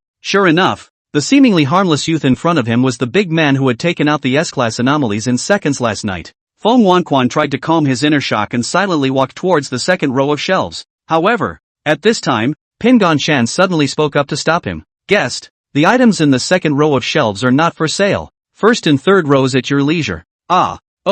Okay, I'll go to the third row to take a look. Feng Wanquan's entire body tensed. In the past, he would act naturally no matter what he was faced with, and when he encountered doubts, he even asked them on the spot. However, when faced with Pingon Shan, just like an ordinary human facing a lion that had been starving for a day, he really couldn't maintain his composure, let alone ask why. Pingon Shan noticed that there were several people of different age groups outside who appeared to be gathered in a group chatting idly, but in reality, their eyes kept glancing at the grocery store. Combined with Su Fangfang's abnormality just now, the corners of his mouth rose slightly. A mysterious organization is onto me? Seems pretty vigilant, but I was perfectly safe inside the store. At least that's what Grandpa said. He couldn't cheat his only grandson, could he? Since Feng Wanquan came in, the atmosphere in the grocery store became a bit subtle. Su Ran huddled behind the third row of shelves, seemingly browsing through the merchandise, but actually perked up his ears and gossiped about what was happening. Before he could hear any useful information,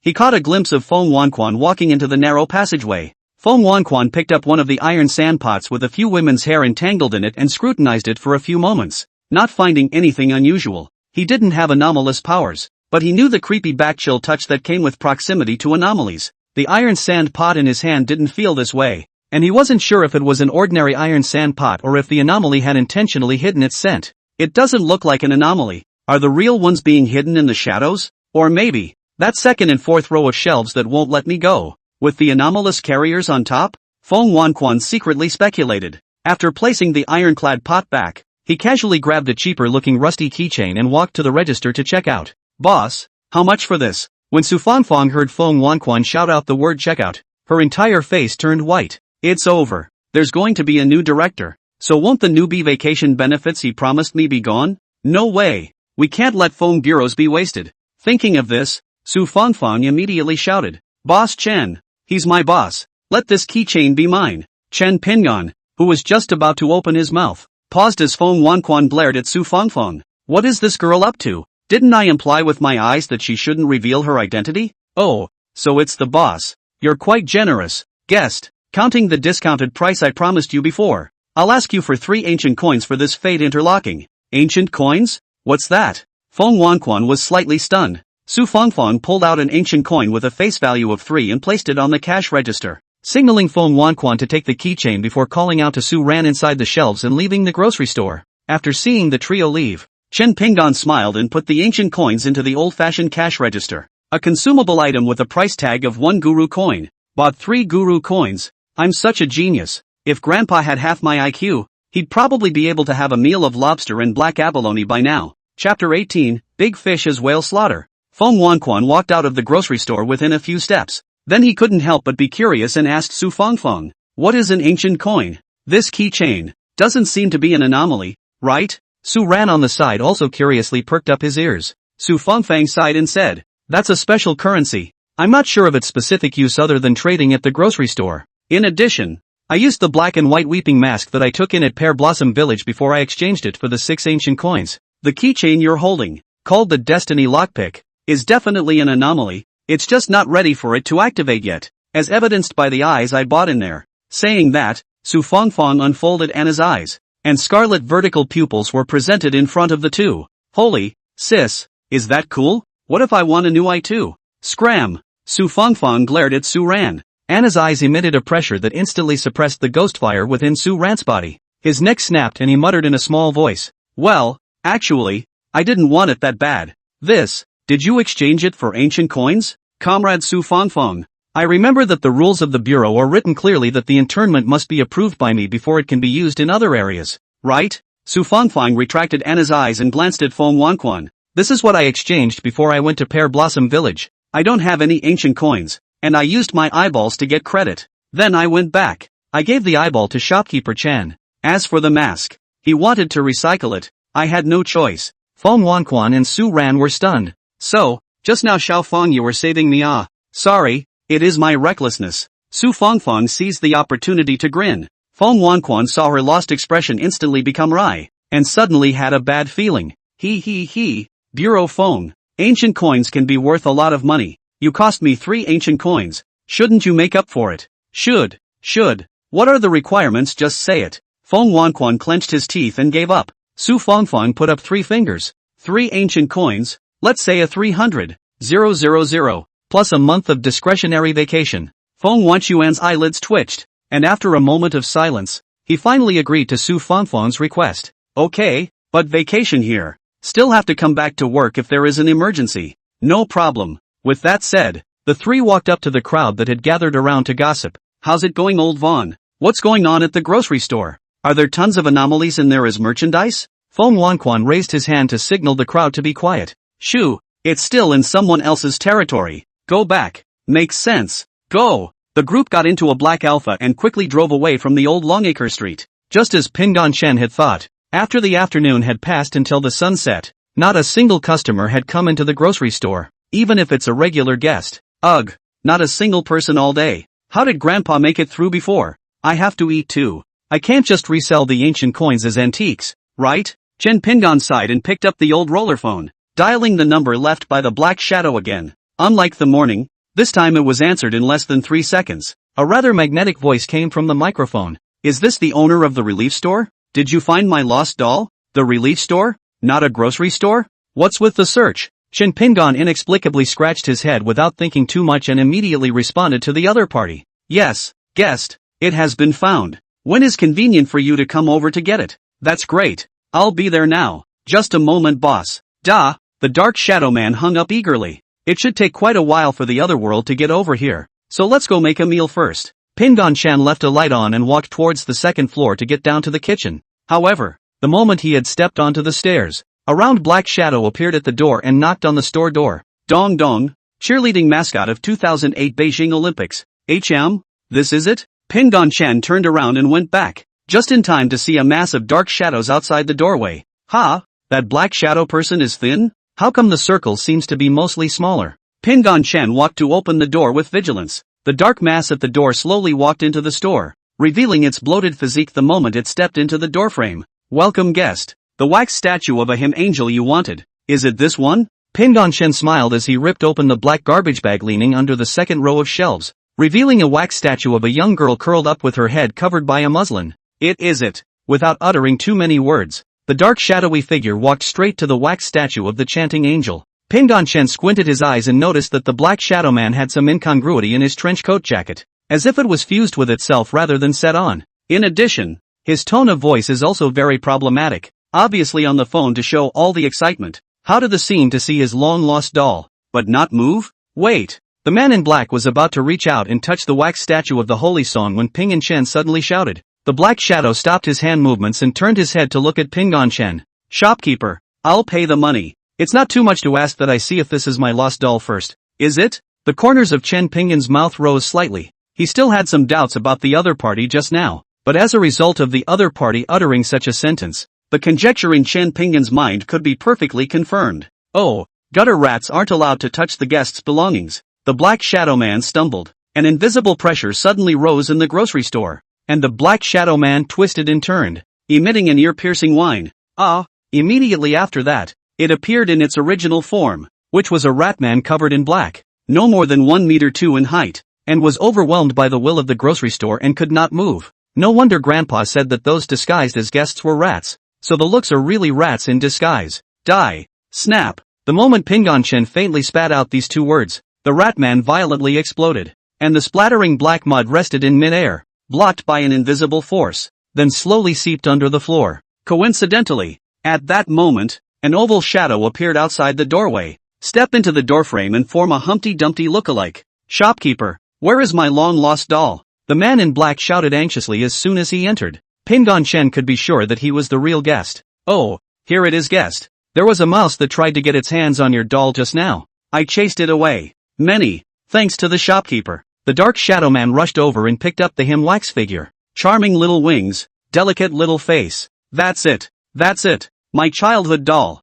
The dark shadow man hugged the wax figure of Anthem lovingly. Ping An Chen couldn't help but shiver when he heard the word exquisite face. This black shadow person is afraid that it is not a kind of siren. Oh, that ugly siren face. Exquisite a hammer. Much as I would like the shopkeeper to help me retrieve my childhood dolls, I wonder how much payment the shopkeeper needs. The black shadowed man wrapped his arms around the holy song wax figure and walked to Ping An Chen. You can vaguely see the wax figure shivering. You just don't know if it's excitement or fear. At the mention of the offer, the smile on Ping An Chen's face was a brilliant one. This store has always been known for its affordability. Not much. Guests can just give a 300 ancient coins. 300 ancient coins? The black shadow man shouted incredulously, taking 2 steps backwards in shock, stumbling accidentally and almost falling to the ground without standing still. You know, he's considered a little rich, but at 300 ancient coins, it's cutting off a piece of meat to take it. Chen Pingan noticed that the opening price was a bit high, so he had a bright idea. Cough cough. Guests don't get excited.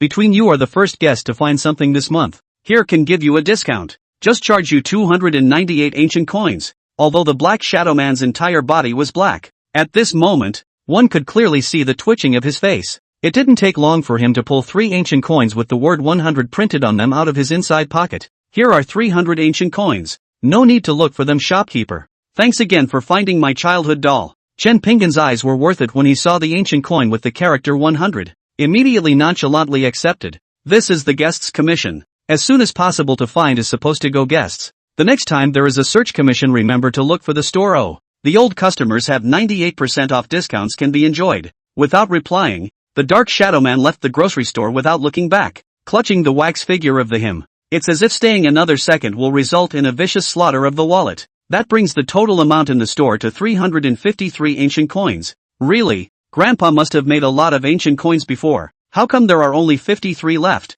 Chen Pingan scratched his head uncertainly, closed the store door and walked upstairs to cook. Chapter 19, After the Lights Go Out. Conference room at the headquarters of the Bureau of Anomalous Investigations. Regarding the danger level of the Unwind grocery store being raised to SSS+, do you all have any opinions? Feng Wanquan looked around at the representatives of the various forces with a solemn expression. Profiles are to be shared among all powers within the Watchers Alliance once they are raised above a rank. Not to mention the unprecedented SSS+ rank. It's better to keep a good watch on such a dangerous place, lest the other underground forces notice. Those crazy people can do anything when they're mad, Sky Hub suggested. The others nodded in agreement. Of course, I'll follow up on this later, and we'll keep an eye out for those underground forces approaching without disturbing the grocery store's daily operations. Feng Wanquan took out the rusty ring keychain in his pocket and continued. In addition, regarding this keychain named Destiny Interlocking, later I will send it to the Institute. Feng Bureaus, I suggest you don't. Before Feng Wanquan could finish his words,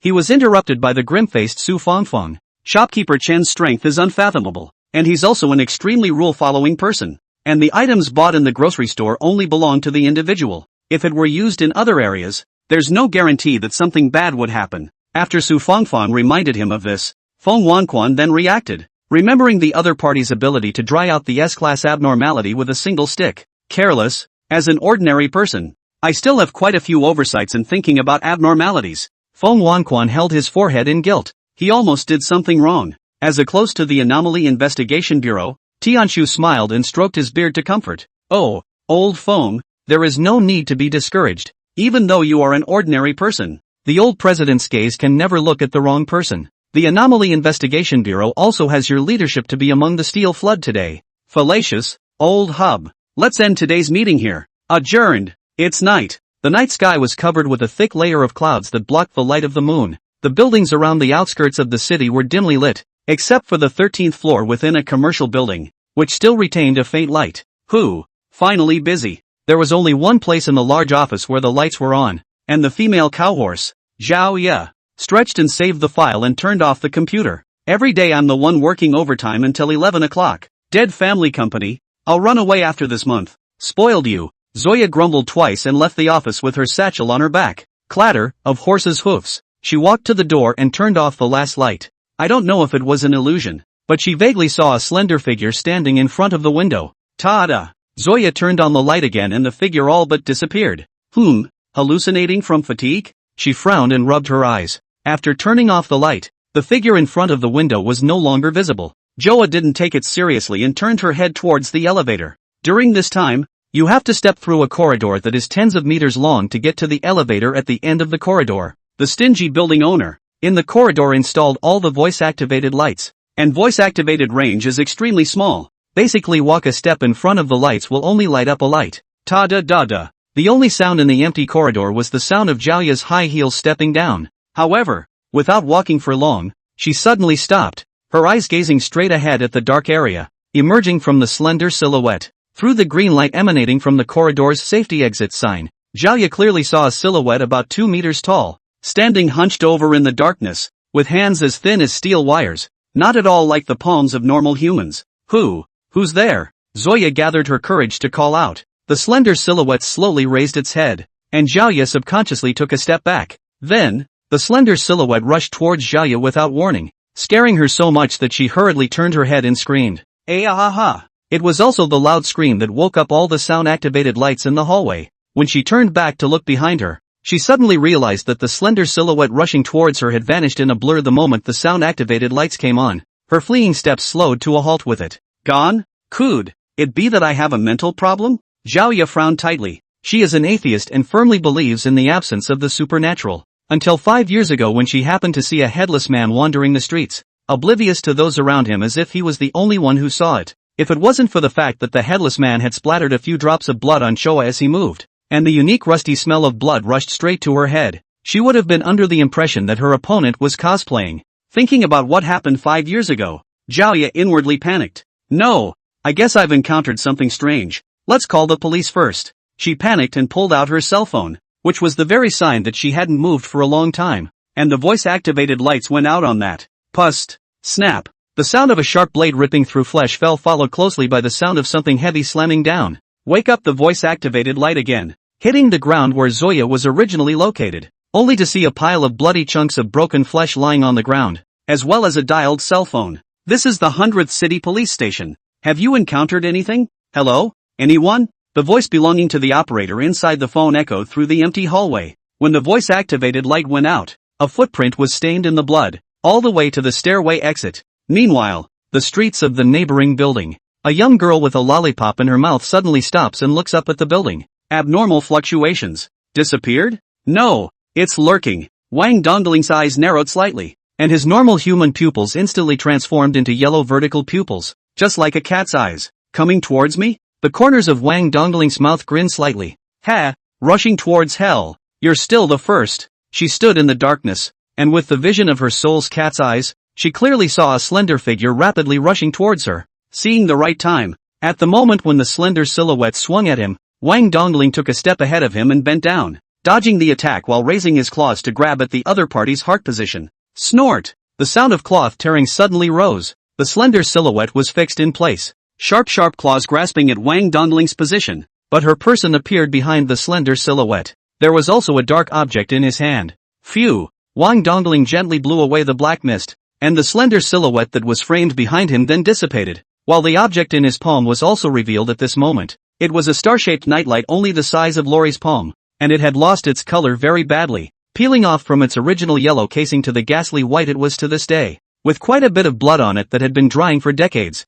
Obviously so afraid of light, the body is attached to a lamp. Wang Dongling shook his head inside, putting the temporarily dead nightlight into his backpack and pulling his small suitcase towards Chang'an Old Street. Really? There's not even a hotel to stay at in this hole. Cell phone's dead and turned off, so I'll just have to pray the guy's home, or I'm afraid I'm going to wind up sleeping tonight. Chapter 20, Your bed is quite big. Why don't you squeeze in? Late night, after the grocery store closed, Pingon Chen did not go to sleep. Instead, he went into his grandfather's room and searched the bookshelves that covered one wall for information about the anomaly. He cared about where the anomalies came from and what they essentially were. It was a pity that the bookshelves were full of marketable masterpieces and tomes, and there was absolutely nothing about anomalies. Alas, I'm afraid that Grandpa is hiding what he knows in his head. Pingon Chen put in the book he had just taken out and rubbed his stinging forehead. Sleep.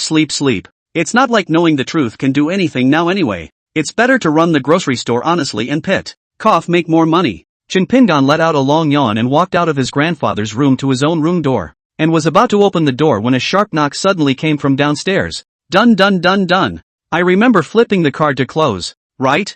Pingon Chen froze for a moment, recalling the scene where he had just flipped the nutritional sign to closed for business. Do those uninvited guests Grandpa talked about still knock on the door after it's closed? I don't think it was mentioned in the last words. Just as Chen Pingon was guessing, a familiar and unfamiliar young girl's cry suddenly came from downstairs. Hey, sleeping? Pingon Chen, it's me, your yet-to-be-married wife Wang Dongling. Hearing the word wife, Chen Pingon's body paused, and snapped back to the fact that before arriving at the settlement, he had also lived in a small mountain village for a period of time. It was also at that time that Grandpa fixed himself up in a baby marriage with a cute-looking little loli. At that time, both Pingon Chen and Dongling Wang did not know what the meaning of the doll's marriage was, but the two were quite close and played together almost every day. But then for some reason, Grandpa suddenly repented of his marriage and brought Pingon Chen to 100 World City overnight. Regarding this memory, Chen Pingon was very fuzzy and could not remember what happened at that time. He lost contact with Wang Dongling after that, and it was only now that the shouts coming from downstairs awakened this long-dormant memory. Pingon Chen walked to the window, pulled open the creaking sliding window, and poked his head out to see a young girl pulling a suitcase waving at him.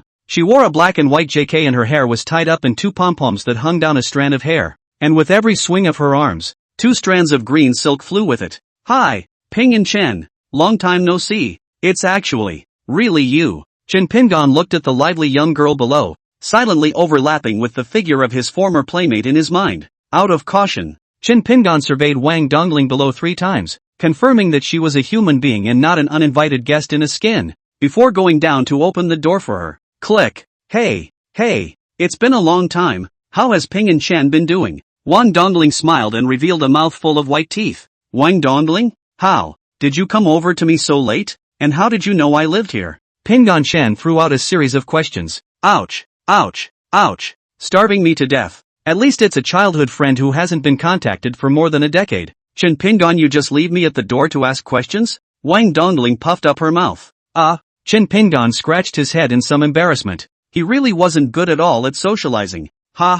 Sorry, let's talk inside. I'll cook you a bowl of noodles. Chen Pingon took the initiative to carry Wang Dongling's luggage into the store. With the store door closed, plopped down on the 3rd floor of some unoccupied residential building not far away. The inspector on 24-hour duty monitoring the grocery store immediately reported what he witnessed to the Bureau of Investigation headquarters. Fong Wanquan, who was just about to take a break from work, immediately convened a high-level meeting after receiving a report about the grocery store. Found her information. The secretary pushed her way into the conference room and distributed copies of the information to the executives. Her name is Wang Dongling, an unattributed inhuman. The exact number of anomalies she has fused is unknown. Once solved a C-rank anomaly event by herself alone, and her presumed strength is probably located at level 2 to 3. To make it easier to refer to them, as early as 100 years ago, they switched to using levels to determine the strength of the opponent, with level 1 representing the fusion of an anomaly, and so on. Of course, sometimes rank doesn't mean anything,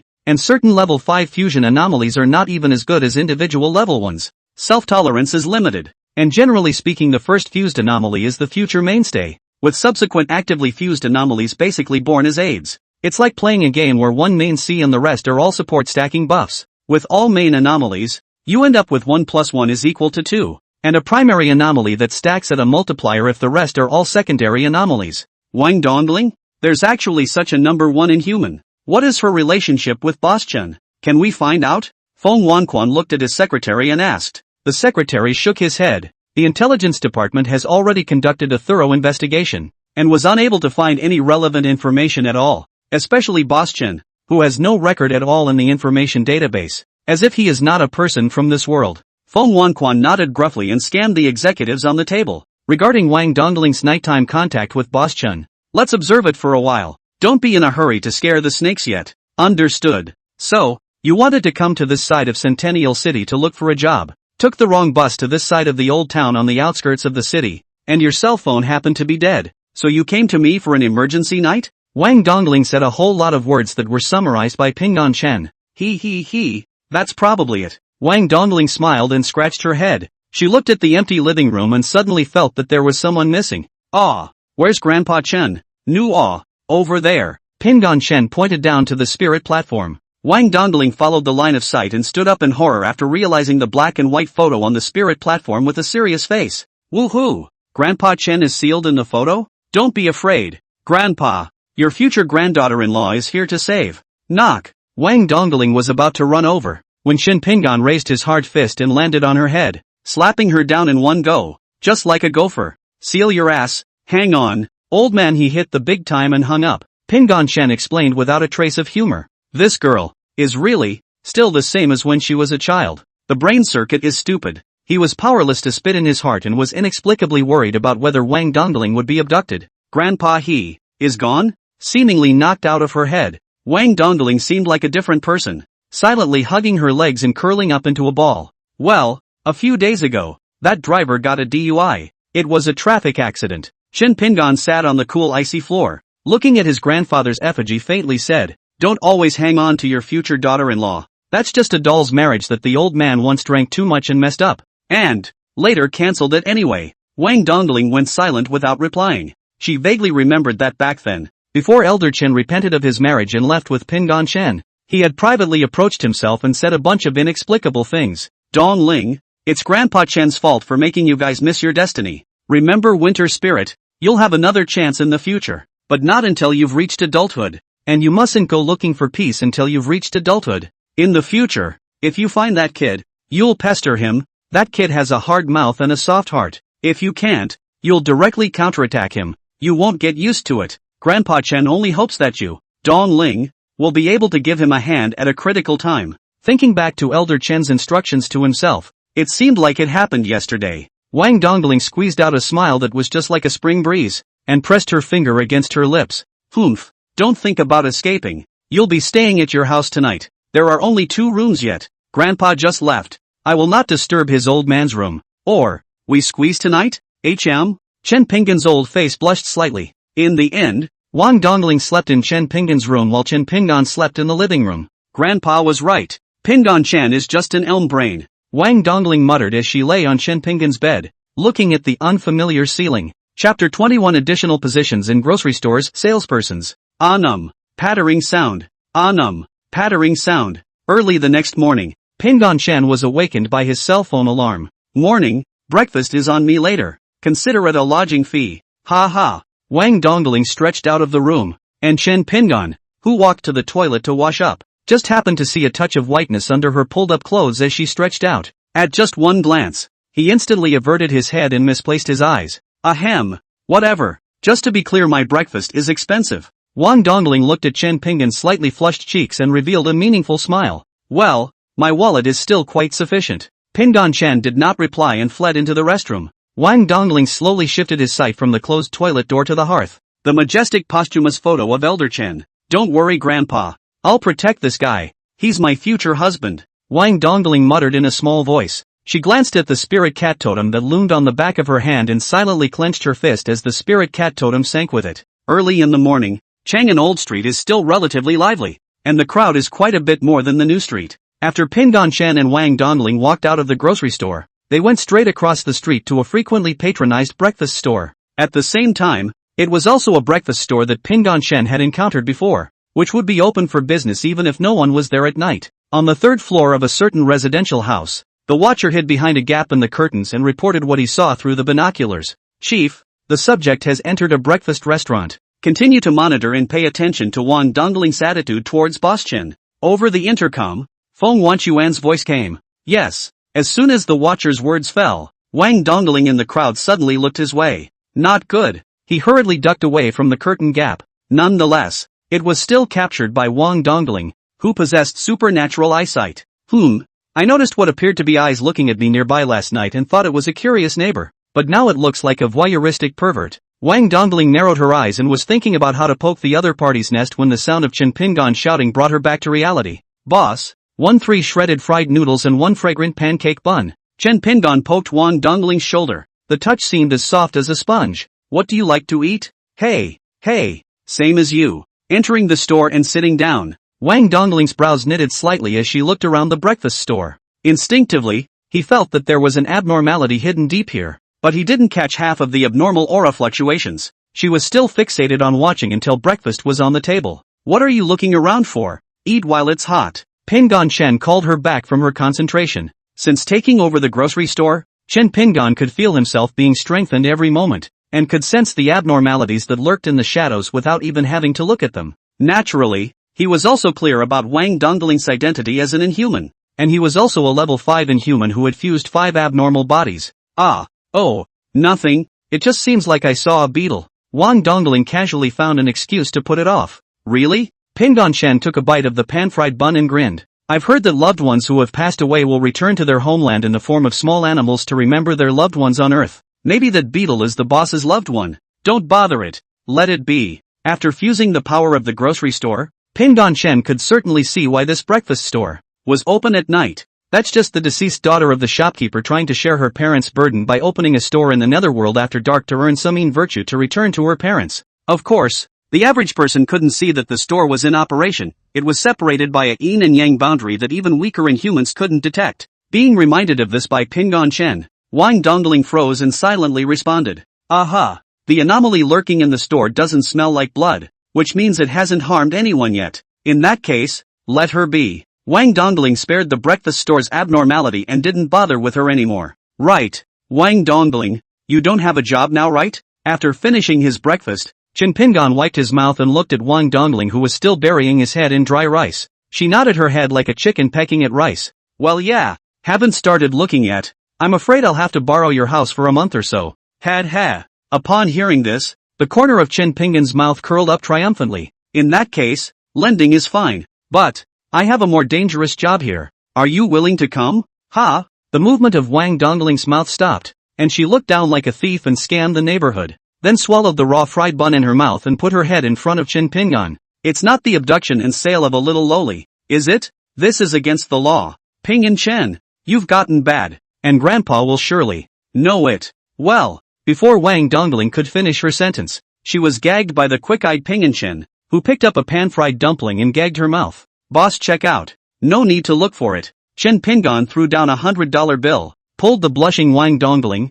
and fled as if leaving the breakfast store to return to the grocery store. Well, cough. Who, so close. Pingon Shen, you almost choked me to death. Wang Dongling, who had swallowed the raw fried bun, glared fiercely at Pingon Chen. After Pingon Shen's side flipped the business sign to open for business, he leisurely sat on the chair behind the cash register. Crossing his arms and folding them, he rested his chin on the back of his hands and gazed at Wang Dongling with a smile. Girl, after so many years of not seeing you, you've developed quite well. Hey, Wang Dongling froze, looking down at her pair of still okay little dumplings, her white face reddening into a monkey's butt in an instant. Oof, Pingon Chen, you pervert. Wang Dongling grabbed the black and white crying mask placed on the edge of the third row of shelves and smashed it at Pingon Chen.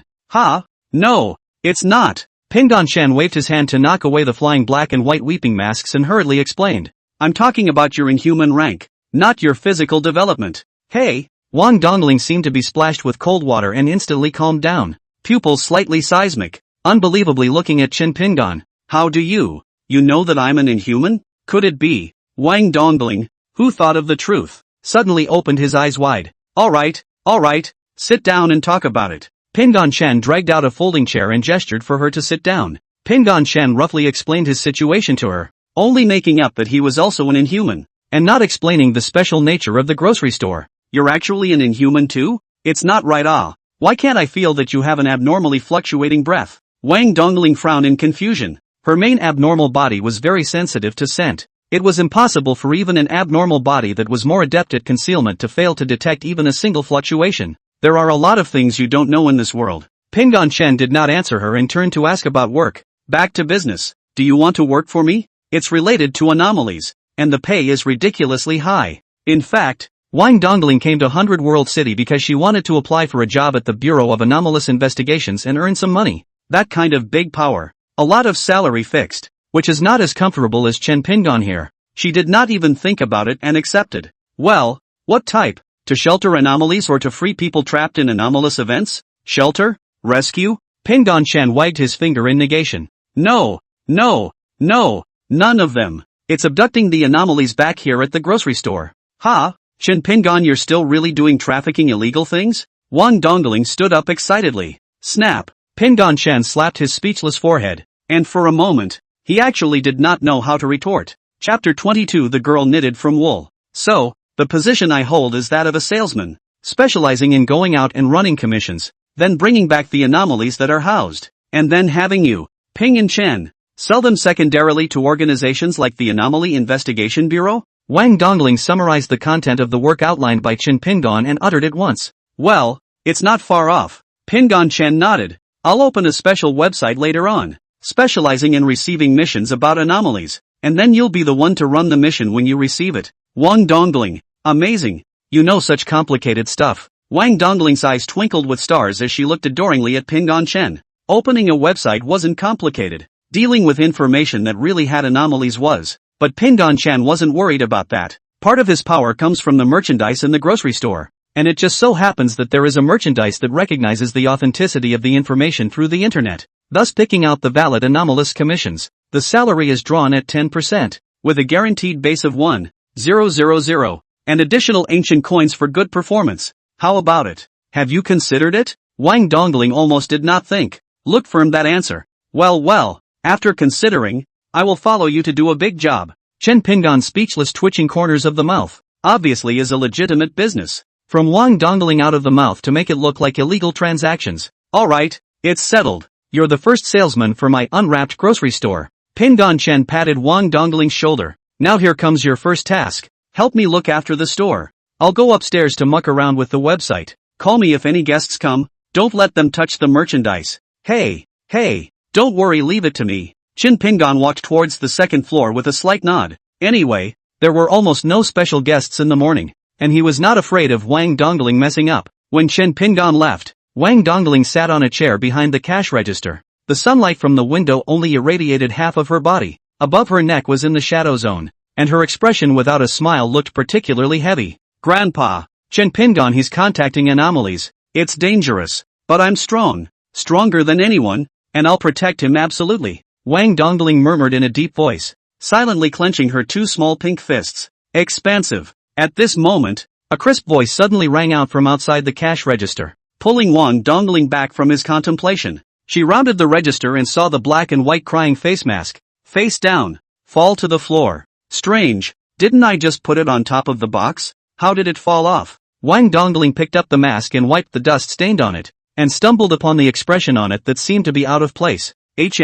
I remember it seemed like it was black laughing and white crying. How come it's now black and white with a bitter face? Wang Dongling inexplicably scratched his head and put the mask back on the third row of shelves. Speaking of which, this grocery store is Grandpa Chen's, right? How come everything sold is so strange? It was only then that she noticed that the merchandise displayed beyond the first row of shelves were either old antiques or stuck with blood-stained hair, some sort of unspeakable curly hair, and covered in patches of rust. Just as she tried to pick up an item to check it out, the bell on the doorway suddenly rang. Jingle! A little girl pushes the door and enters, holding a fully naked baby doll in her arms. The doll's face is full of fear. The outlines of its appearance are obvious, and the lines of its body are deliberately picked out and cut. Even in the bright sunshine, its thread-strewn appearance is still creepy. Guests, hello, Please wait a moment. I'll go too. Wang Dongling's pupils contracted violently after he stepped out of the shelves and saw the so-called guests. My most obedient doll ran away and I can't find it. Can you help me look for it? The little girl's gentle voice was laced with a bit of anger.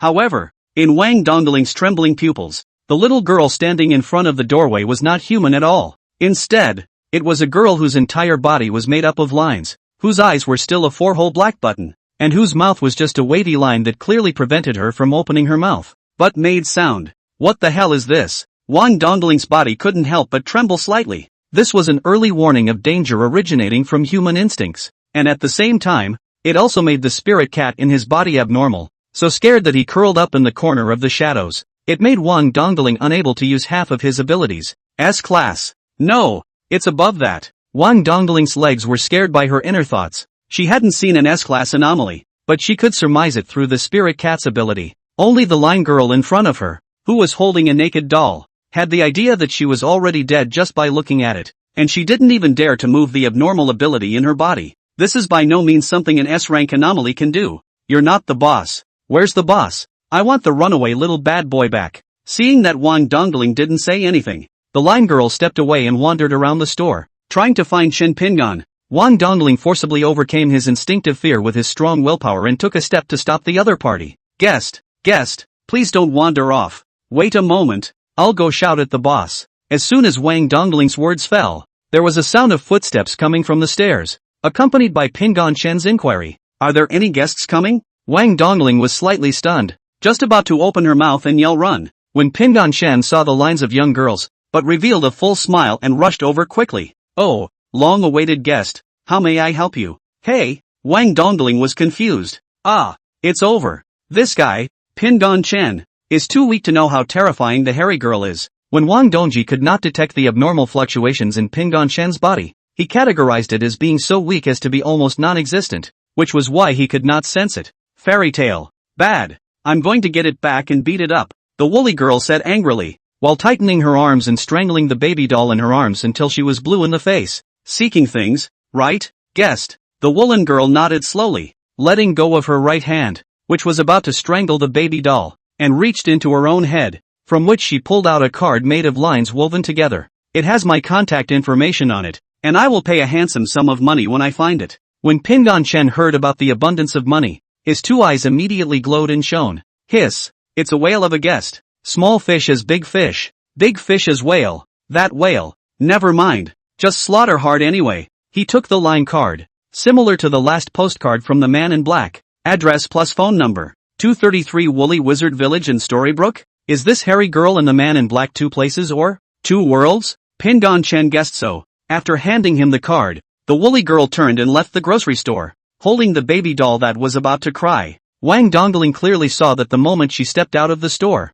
she suddenly disappeared. Instead of surging into the crowd, it was more like weaving into a portal invisible to the naked eye. I didn't expect that the quest commission would come again so soon. Wang Dongling, this task will be given to you. I'll prepare some amulets for you later. The quest is still a bit difficult for you. Wang Dongling didn't listen at all, until the woolen girl left. Her body was still trembling a little. Chen Pingan, that woolen girl just now is very dangerous. We'd better move as soon as possible. Or else. Dangerous? Pingan Chen looked at the shivering Wang Dongling and could probably guess that she was afraid of the woolly girl. Come on, that's the guest who gave me money. There's AF * king danger. From now on, you little ninny, adjust your mindset for me. As long as you're inside the grocery store, you're not afraid of anything, no matter how strong the people coming are. The store is here and I'm here. No one can touch you. Pingan Chen patted her shoulder, and these words full of strength dispelled a lot of fear in Wang Dongling's heart. Well, comforted by this guy yet. Damn it, I'm acting so scared when I'm clearly better than him. This dumbass instinct. Dumbass spirit cat. Wang Dongling pouted in defiance, silently cursing herself in her heart, and incidentally cursing all the anomalies of the fusion. Well, keep looking at the store for a while. I called a regular customer to see if she had anything there about items commissioned by guests. Seeing that Wang Dongling had calmed down, Pingan Chen pressed her into a chair behind the cash register and returned to the second floor alone to make a phone call. Chapter 23, Heavily Armed. We'll learn to catcall together. Together, ow ow ow. Hello? Su Fongfeng, who was in the file room of the Investigation Bureau headquarters, handling a large pile of information, answered the phone. Oh, it's me, the owner of the Relief Grocery. disturbing the guests. I'm looking for you to understand something. Snap. Hearing that it was Pingon Chen who took the initiative to contact her, Su Fangfang stood up so violently in fear that the documents she had been organizing for half a day on her thighs fell down and scattered all over the place. So it's Boss Chen. I wonder what you're looking for me for. Su Fangfang's tone was a bit urgent. She was now rushing at full speed to the director's office on the first floor. Ha! You're breathing heavily. Guest, are you running? Yeah, I'm working out indoors. Oh, that's right. Then I'll make it short and sweet, guest. I'd like to ask you if there have been any unusual events lately regarding keywords such as wool, dolls, and fairy tales. Su Fangfang hesitated for a moment and said, I'll have to request permission from my superiors to query the information based to know. Can Boss Chen wait a moment? Sure. Just call me back when you have a message. After saying that, Pingon Chen hung up the phone. And that's when Su Fangfang crashed through the door of the director's office, startling Feng Wanquan, who was dealing with his daily political affairs inside. Hey, Su Fangfang, you're getting bold. The director's door doesn't even knock anymore? Something big has happened. Feng Bureaus. Boss Chen contacted me for information on a certain anomaly. What? 2.5 minutes later, all the top brass of the Bureau of Investigation, as well as the representatives of the Watchers League who had not yet left, gathered in the conference room. Hearing Su Fangfang's description, Bishop Grace of the Hermitage frowned slightly. Wool, dolls, fairy tales? This seems to be an unusual event that occurred in a town called Yanita Common Town in our Western European continent, which is very difficult and still unresolved. Was thinking about reporting it to the Watchers League and working together on a raid. Su Fangfang, do you know why Boss Chen he's looking for this anomaly? It won't be to take it and sell it again, right? Feng Wanquan grabbed the key point and asked. Su Fangfang shook her head. I didn't ask about this, but the probability is to catch this anomaly to sell. At this time, the heavenly pivot of the Big Dipper raised doubts. What a strange guy. We monitor the grocery store 24 hours a day, and we've never seen a customer go in to buy anything. He couldn't have grabbed these anomalies and returned for some other purpose, could he? Many of the higher-ups nodded in agreement with the Heavenly Hub's conjecture. Far from it, gentlemen. We don't know Boss Chen's intentions for now, but it is known that he is an extremely disciplined person. If he really wants to kill, he can completely destroy us easily. Feng Wanquan mused. This meeting is here to discuss whether or not to provide Boss Chen with intelligence, not to speculate on his mind out of thin air. The crowd went silent. Most of them held hostility towards Pingon Chen's attitude, believing it to be an extremely dangerous factor. Nay, with limited strength, no one dares to touch a grocery store. Not long after, Bishop Grace of the Hermitage broke the silent atmosphere. Things have come to a head. In my opinion, it's better to agree to Boss Chen's request. Let him capture the anomaly of Yanita Common Town first. At least it will ensure the safety of the people there. Leaving it unattended or waiting for us to go over to provide support, the damage will only go up and not down. The others thought for a moment, but finally nodded in agreement. Seeing this, Feng Wanquan immediately prepared more detailed information on the anomalies of the Nietian Communist Township and had Su Fangfang call back to inform Chen Pingon. Boss Chen, the query has arrived. There is a small town called Yanita Common in Western Europe, which has suffered an abnormal invasion that will turn people into woolen dolls. Yanita Town, right? Thanks. Next time I come, I'll give you a 5% discount. After saying that, Pingon Chen hung up the phone. Immediately inquire about airfare to the vicinity of the town of Yanita Common. Hiss. 6888 round trip? That expensive? Chen Pingon sucked in a mouthful of cold air. Since 5 years ago, the price of air tickets, boat tickets, high-speed rail tickets, and other transportation had risen more than 2 times.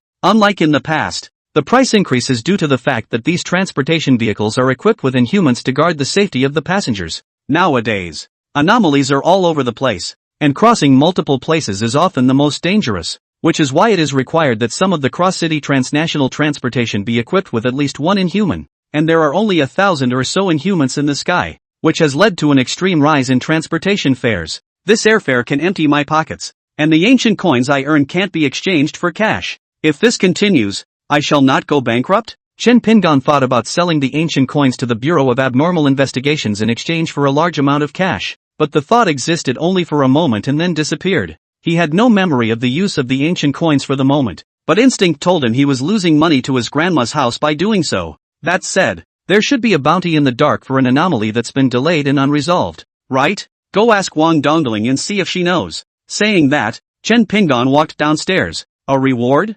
Well, it's still too much of a loss for us to just shelter the anomalies. and it's only somewhat profitable if we have additional bounty support. Wang Dongling thought about it and immediately pulled out his phone. I did hear of an organization called the Bounty Society, and joined a group chat to come, which seemed to have posted bounties from all over the globe. She went inside the group chat and quickly searched through the documents to find the bounty for Yanita Kotown. Found it. West European continent Yanita Common Town. Completely solved the anomaly, have 300,000 Chinese coins as a reward. Upon hearing the words 300,000, Chen Pingan's eyes sprang into a golden light. However, Wang Dongling's next sentence threw a pot of cold water on him. There's a conditional restriction though. Outsiders who take bounty missions only get 40% of the payout, while bounty club members get 90%. *******. This knife cuts directly on the aorta. Pingan Chen cursed in anger. Wang Dongling helplessly shrugged his shoulders. For now, apart from the bounty club pathway, there are only private commissions from individual tycoons. But there are no tycoons funding Yanita Kotown. Chen Pingan sighed deeply. 120,000 is 120,000. At least it's still earned. I'll leave this to you, Wang Dongling, and you can take 10% of the payout when it's done. Wang Dongling narrowed her eyes at Chen Pingan and beamed. Cheap. Come on you. I'm still petty. Chen Pingan blankly glanced at her without any good humor. Airfare, inclusive food and accommodation, and consumables for the mission later. All of these don't cost anything? Consumables? Wang Dongling cocked his head in confusion. Well, I'll get it ready for you. While it's still early, there just happens to be an afternoon flight to the Western European continent. After Pingan Chen had booked the tickets, he walked to the back of the third row of shelves, where several large cardboard boxes were placed. It is full of goods that have not yet been laid out, all of which are disposable and consumable. Soon, he gave Wang Dongling a ring of black garlic around his neck and a ring of palm-sized straw dolls around his waist, as many as 12.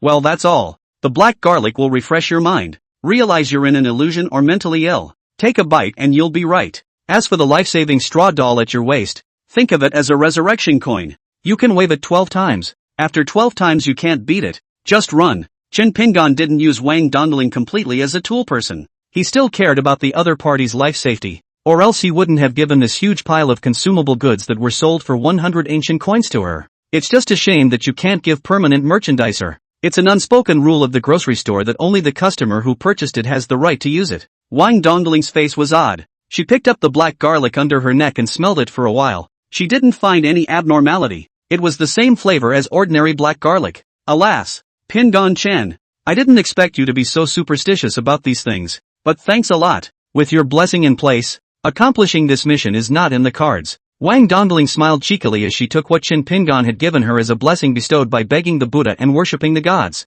Chapter 24, A Fairy Tale World Full of Lines. After lunch, Chen Pingan and Wang Dongling went out together. The store was suspended for 15 minutes, enough time for Chen Pingan to send Wang Dongling to the Baisi City Airport. The watcher, who was hiding in the distance, also removed his walkie-talkie at this time and transmitted a message to Feng Wanquan. However, before he could speak, he was preempted by Feng Wanquan. How's it going? Did Boss Chen get on the plane? Bureau phone. Boss Chen didn't get on the plane. It was Wang Dongling who did. What? He didn't go? Feng Wanquan stood up incredulously. He was now a little confused as to what exactly Pingan Chen was doing. Bureau phone. Then do we still need to send someone to follow us? The watcher hesitated. No need. The Western European continent is a bit chaotic over there. Quite a few organizations are against our Anomaly Investigation Bureau, and there is a Hermit Association over there to take over the surveillance. So there is no need to bother us. You guys continue to monitor Boss Chen. Understood. After disconnecting the communication, Feng Wanquan interacted with a face full of gravity, clasping his hands and bracing himself on the pearwood table. Wang Dongling, why would Boss Chen send a suspected level 3 inhuman to the Western European continent? Also, how is Wang Dongling related to Boss Chen? Feng Wanquan's forehead stung as if it was telling him that Wang Dongling was not as simple as he thought. No, I have to contact the Hermitage Society and tell them to be careful of Wang Dongling. It always feels like the other party is by no means a level 3 inhuman. The continent of Western Europe. Somewhere in a grotto dotted with the dim light of torches, a group of witches clad in black robes surrounded a massive triangular spell formation, in which an unopened eye was imprinted in the center of the triangle, while 6 circles were carved around the eye, containing different patterns. Only 5 patterns are lit. The remaining one is in a dim state. At that moment, the only unlit cat-shaped pattern suddenly blinked. The lace-trimmed, black-robed witch at the head of the group snapped open her sharp eyes. The soul cats have appeared and just entered the confines of the Western European continent. Go and thoroughly check the planes that have landed recently and make a list of all the Inhumans. As you wish. Coronet. A certain witch bent down and slowly backed away into the darkness, disappearing into the grotto. In that case, as long as you integrate the soul cat into it, you'll be able to open the gate to the dream realm and gain that lord's favor. Ha ha ha. The lace-hooded witch tilted her head back and smiled with full intoxication. The outskirts of the town of Yanita Common. A group of Inhumans gathered to discuss raiding the town of Yanita Common and taking in the anomalies inside. Half a month has passed and the anomaly within the town has only contaminated one zone, presumably a Class B anomaly. The three of us are all Class 4 Inhumans. More than enough to deal with it. Come on, let's go in and shelter it. The leader of the Beast Faction organization, the Elephant Trumpet Man, waved for the other three to follow. Boss, don't we wait for the other organizations to join forces to raid? I heard that there are already level 4 powerhouses planted in there. The leopard-faced man asked as he quickly walked up to the elephant-trunked man. The elephant-trunk man snorted disdainfully. By the time the others come, the bounty will have been snatched away. That unlucky level 4 guy is only one person. It's normal for him to be planted. We have 4 level 4 Inhumans. It's hard to turn over the car? That's true. Perhaps we can indeed raid Yanita Common Town. The beasties crowd was in conversation as they made their way through the blockade and into the town of Yanita Common. Not long after they left, Wang Dongling, with black garlic around his neck and a straw doll tied around his waist, happened to ride a rented bicycle to the outskirts of the town. What a strong anomalous fluctuation. Wang Dongling parked his bicycle under a tree, and his eyes turned into yellowish vertical pupils. In her field of vision, the sky over the town ahead of her was strewn with colorful lines, long and thick, stretching up to the clouds. These lines are not solid, of course, but a kind of vapors that appear as abnormal energies, hidden in spaces that are normally invisible to the naked eye. But it wasn't enough to fool her spiritual eyes that could see straight into the soul. Who? Catch the guy inside to have 12,000 Chinese coins in hand. TSK. Much better than finding an organization to work for. Wang Dongling wiped his palms and took a big step into the Yanita Common Town. In the distant grove, the members of the Hermitage who were responsible for watching her immediately reported back to Bishop Grace. Bishop Grace, the target has entered the town of Yanita Common. Do you need us to follow? Grace, who was inside a church of some sort, pondered for a moment before replying. Go ahead, try to keep the target out of sight. We'll need detailed intel on her, and preferably figure out what she's capable of. Understood. The cloistered nuns hung up their communications and rushed to the communal town of Yanita. However, just as she was about to go in, white light suddenly flashed in front of her, and the cloistered nun who had eaten a high flash against her face suddenly braked her feet and blocked her arms in front of her. Damn it, have you been discovered? After the brief blinding effect dissipated, she lowered her arm and froze in place. At that exact moment, the major Western European forces that had come in groups to raid the common town of Yanita came to the front of the town and stopped in their tracks, their eyes trembling as they stared straight ahead. What about the town of Yanita Common? A town that big, and all that's left is a pit? Yes, Yanita Town is gone. All that remains at the site is a large abyssal crater, like the blast crater of a nuclear bomb. The cloistered nun raised her hand shakily and pressed the Bluetooth comm button within her ear once more. Bishop Grace, target, lost them. 2 minutes ago, after Wang Dongling stepped into the Yanita Common Town, he locked onto the route of the line spreading into the sky with a single glance. It was a small cabin with wood paneling that was on the gray side. The moment she was ready to open the door, white light shot out suddenly and her vision was plunged into a white blur. Asterisk.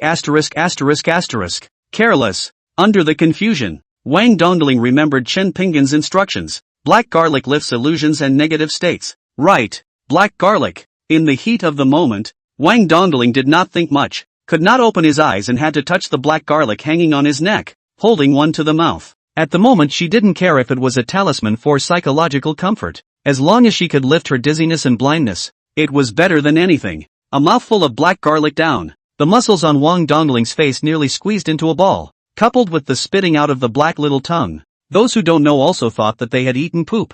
Vom. Wang Dongling dry heaved repeatedly, and although her head was no longer dizzy and her vision was restored, she wanted to vomit. Vomit. Cough. Is that Guy Ping and Chen added in the black garlic? So damn hard to eat. She looked up bitterly, her vertical pupil eyes narrowing abruptly. What comes into view is no longer the Yanita town constructed with concrete floors and boarded-up houses, but a town made up entirely of lines, including houses, the land underfoot, and trees. Even the clouds and birds in the sky are made of lines. The originally cold-toned Yanita Kaya town seems to be transformed into a fairy tale town full of rich colors after replacing it with a line structure. Is this the anomaly field? It's still the first time I've seen this kind of fairy tale style anomaly field. Wang Dongling turned to look at the door of the room he had just pulled open. Inside, there is only a corridor that does not end as far as the eye can see. The corridor was well lit, not at all oppressive in the sense that it belonged to the gloom, and the walls were covered with an unrepeated children's painting. This is of course also composed of lines.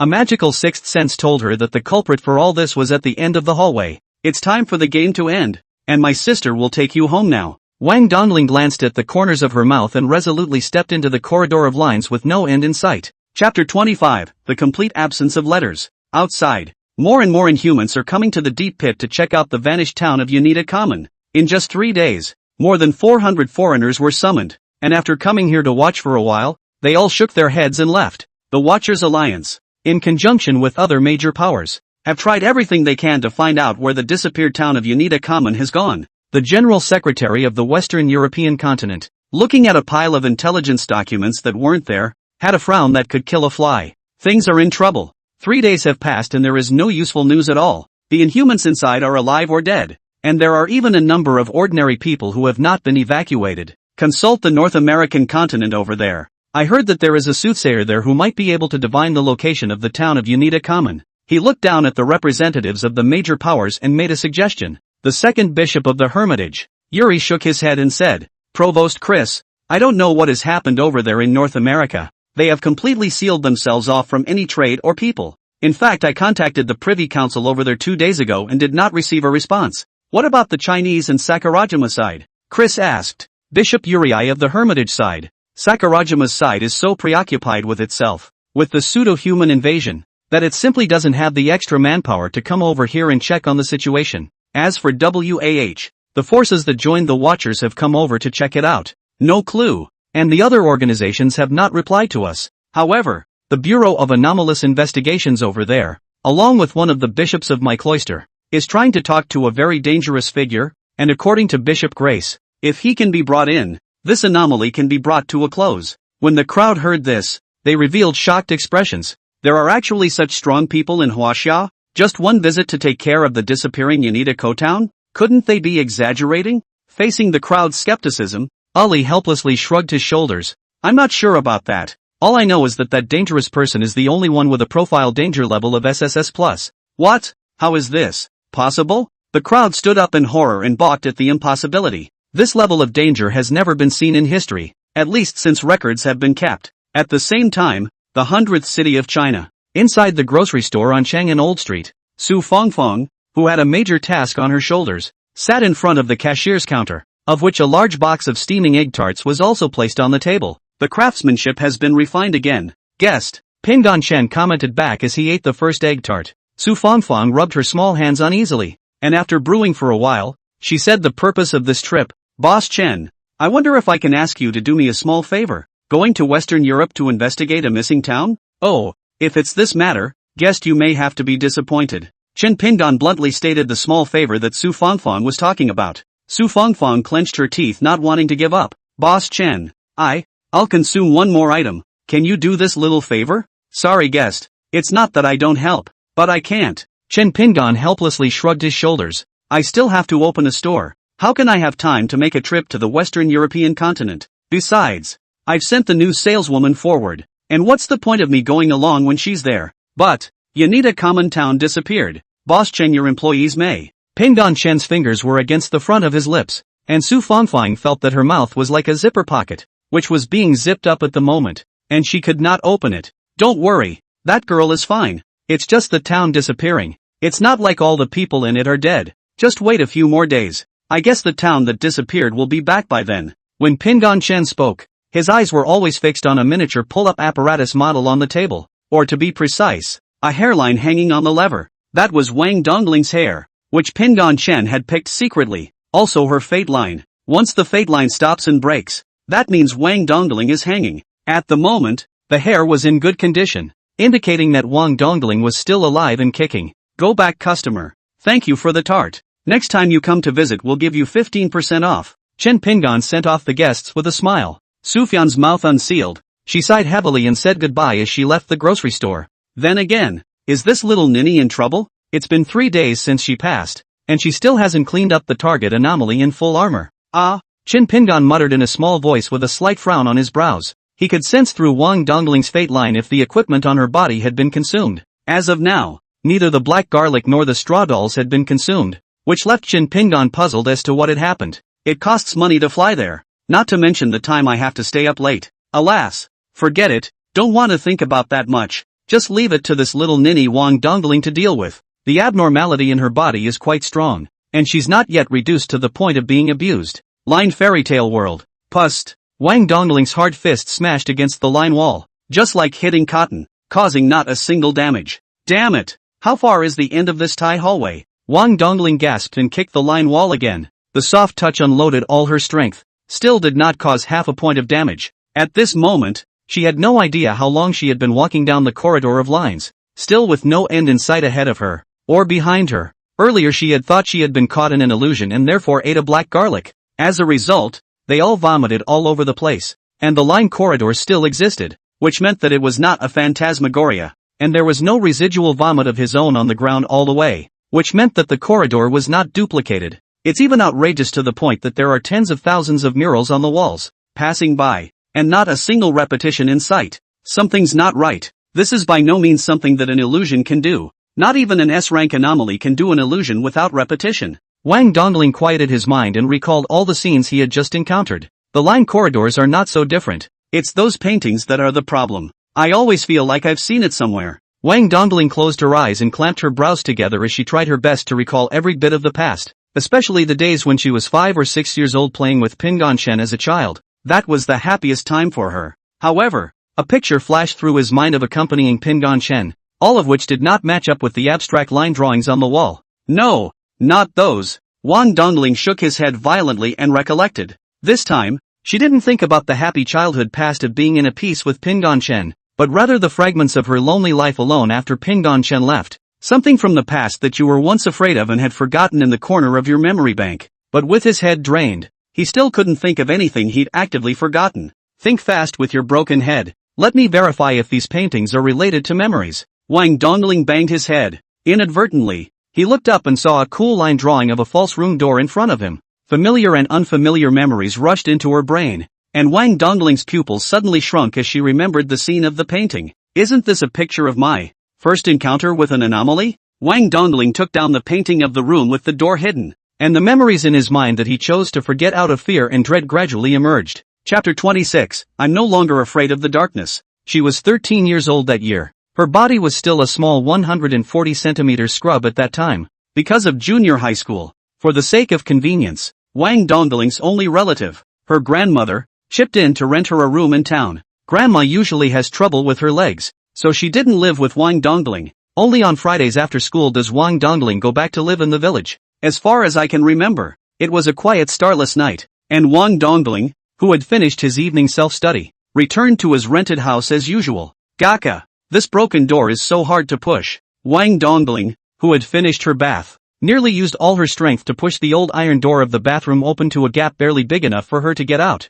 Emitting a gust of rusty collision sounds, dressed in her little black underwear and lingerie, she toweled off her hair as she stepped inside the room while turning off the outside lights. With the moonlight at its back, the tiny rental house was instantly plunged into reaching darkness when it lost its light. She had a habit of not getting dressed after a shower. She didn't even bother to put on her pajamas. She simply got under the covers like this, and the quality of her sleep was much better than with her clothes on. Ugh, it's only been a week since school started. 1 paper for each subject, 7 in 1 day, treating students like animals, right? Wang Dongling unhappily beamed up and cursed the school, while pulling out a test paper from her book bag that she hadn't finished yet from the evening study. Turning on the lamp on his desk, he sat down in the padded chair without putting on any clothes and began to finish the rest of his homework. I was about to finish writing when the light bulb above my head suddenly flickered. Without waiting for Wang Dongling to look up to check the situation, it went out with it. The only thing left in the room was the table lamp on the table, dispelling a third of the room's darkness.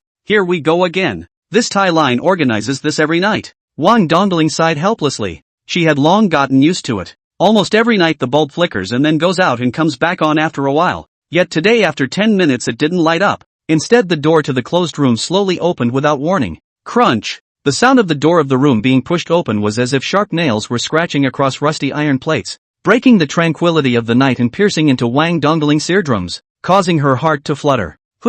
Wang Dongling was really frightened, hurriedly dropped the pen, raised the lamp and huddled in the corner, his eyes staring at the hidden door, his left hand trembling more than trying to turn on the extinguished light bulb. However, after dozens of presses, the bulb was out and no light could be seen coming from it. A gust of cold wind blew into the crack of the hidden door, and Wang Dongling's legs, which were as thin as bamboo poles, couldn't help but tremble. Didn't I come back and lock the doors and windows already? And where is this wind coming from? Wang Dongling fearfully squeezed out a crystal tear that hung in the corner of her eye. The table lamp, carried in his hand, flickered at that moment. Don't put it out. Pull yourself together for me, Wang Dongling cried and shook the table lamp. Just then, however, the iron door of the bathroom outside was suddenly pushed open with great force. Clunk! Whelp! Wang Dongling was startled, and the table lamp in her hand went out as the heavy voice fell. With the loss of the only source of light, the room was immersed in utter darkness and deathly silence, and a cold, piercing fear gripped the four fields. Wang Dongling crouched down shivering, her eyes staring straight at the hidden door of the room, her mind fantasizing about all sorts of strange things pushing their way in. Fear of what will come. After getting used to the dark environment, Wang Dongling could more or less see the rough outline of the room. However, in the next second, her eyes widened, vaguely seeing the side of the door of the room, stretching out a finger with the length of a ruler, as dry and thin as firewood, with fingernails that were as long as Wang Dongling's fingers, clawing around the door of the room, emitting the shrill sound of goosebumps. Squeak squeak, ho! Wang Dongling clearly heard a heavy breathing sound like a boulder pressed on his chest coming from outside the hidden door of the room, and it was like an old man who was about to step into a coffin gasping for breath. Grandma! Oh! Wang Dongling suddenly felt the floor wet, and a smell of urine filled the air. She was so shocked that she couldn't help but pee. Crunch! The hidden door of the room was slowly pushed open, and the fear within Wang Dongling was put to the maximum. She squeezed her eyes shut and wrapped her arms around her legs in a death grip, burying her head under her thighs, afraid to face the fear of the unknown. Ho! Ho! The heavy breathing sound is getting closer and closer to Wang Dongling. Her little body is trembling more and more. Her head is filled with fear. She doesn't know to shout for help, and her soft legs don't know to escape. At that moment, she felt a strand of her hair being gently lifted. There was also a dull gasp overhead. Ho! Now! Wang Dongling's body shook even more. Woohoo! Grandma! Bean-sized teardrops fell from the corners of her eyes, wetting her already soaked little underwear. One more time, just when Wang Dongling thought that he was going to be eaten by the unknown monster, a loud and clear cat chirp suddenly rang out from the doorway of the room. Meow! Aha! The mournful screams overhead made Wang Dongling immediately cover his ears, feeling that the eardrums might be shattered if he slowed down for a second. When the screams died down, she slowly opened her eyes to see a black cat with eyes as orange as the setting sun crouching in the doorway. So beautiful. Wang Dongling couldn't help but open his mouth. The unknown monster with the elongated fingers was gone, and she was left alone in the room with herself and a black cat. This was the spirit cat that was going to fuse with her next. Ah! Pain! The sudden tingling sensation rising in his head pulled Wang Dongling, who had sunk into his once hidden memories, back to reality. HHH! Wang Dongling knelt on the lined floor, her hands propping up her weak and feeble body, panting heavily. Drops of sweat from the ends of his hair fell on the line drawing that was blundering across the doorway. The gasping mouth closed, followed by a contemptuous smile. Slowly stood up holding the line wall. Ha! I know all about your ability. The first time I encountered a horror anomaly, I was the only one in the class who didn't complete his homework and was beaten on the palm of his hand, and was forced to put on a social death costume to perform his talent on the stage. Wang Dongling looked around at the portraits on the walls, and said the corresponding scenes with a joyful smile. Oh, the portraits listed here are all scenes that I don't want to face inside or are hidden deep in some corner. So, your ability is to tap into my inner fears? Just as Wang Dongling finished speaking, she was denied by her own shake of the head. No, that's only part of it. These things are all sights from the depths of my consciousness. However, it seems that they only appeared after I got my hands on them and examined them carefully. Wang Dongling recalled that when he had just stepped into the line corridor earlier, he had looked out of the door and looked at the portrait inside, which was completely unfamiliar. She could be sure it was not a scene she had ever experienced. Therefore, your ability is not to amplify fear. It is to control consciousness. Exactly. It's all about controlling consciousness. Wang Dongling's eyes glittered with light, staring straight at the endless corridor. I subconsciously thought that the corridor was endless. So it is endless. Subconsciously thought that these portraits I've seen before. So in the end, it transformed into a shadowy picture of the depths of my heart. But, you seem to have neglected to mention one thing, that after walking for so long I didn't realize I would be hungry or thirsty? Wang Dongling grinned and told himself the reason. That's because you're afraid that if I'm hungry and thirsty, I'll subconsciously float around thinking that a big pile of food and water will appear in front of me. If I really thought that, then the above scenario would still be true. So you purposely blinded my consciousness in the area of eating and drinking. Wang Dongling glanced at the black garlic on his neck that had been gnawed most of the way down, and laughed in relief. It's not an illusion, but it's better than an illusion. Ha, it's time to end it. Exit and get your ass in front of me, she chortled, while making herself realize that the exit was right in front of her. As expected, the endless corridor shortened instantly the next second, and like a shriveled cannon, the long gun turned into a short one in an instant. Chapter 27, S-Class Anomaly. Fairy Tale. Wang Dongling took a big step out of the exit, and outside the exit, it was still a line fairy tale world. Unlike the layout of the Yaneda Company town, this is a rolling low hill. The floor is stuck with cool round ball lollipops of woolen creations, as well as flat lollipops and walking stick candies. There were also a number of human-sized dolls on each mound, about 20 to 30 centimeters tall, and the human-sized dolls had different expressions, ranging from horror, to amazement, to joy, to despair. There is no need to question that these are townspeople as well as unlucky inhumans. Wang Dongling walked to a mound and saw a small woolen loli of about 1 meter 3 sitting on the opposite mound. She was fiddling with an elephant trunk man, a leopard head man, an eagle head man and a guay head man doll. The dolls' expressions were fixed in a state of horror, and there was no doubt that they were none other than the previous beastie leader and his members. Found you, the bastard who trapped me for days, and the goods that Pingon Chan wanted. Wang Dongling glared fiercely at the woolly loli not far in front of him. The woolen loli named Fairy Tale seemed to have noticed and turned around. Her two-hole button eyes locked on with Wang Dongling. Fairy Tale was slightly stunned. It didn't expect Wang Dongling to be able to successfully get out of the consciousness blockade. Game over, girl. Are you going to obediently tie your hands? Or am I going to get beaten up hard and then tie my hands? Wang Dongling raised his hard fist threateningly. Fairy Tale was not happy when he heard that. In her world there was actually someone who dared to speak to herself like this. Wang Dongling was still the first. At that moment, he violently raised his leg and stomped his foot, and the whole ground squirmed. Wang Dongling immediately jumped away from her original standing position when she felt bad, and the next second she left. Countless lines shot straight up from the ground into the clouds. If she had been a step slower, I'm afraid she would have turned into a porcupine.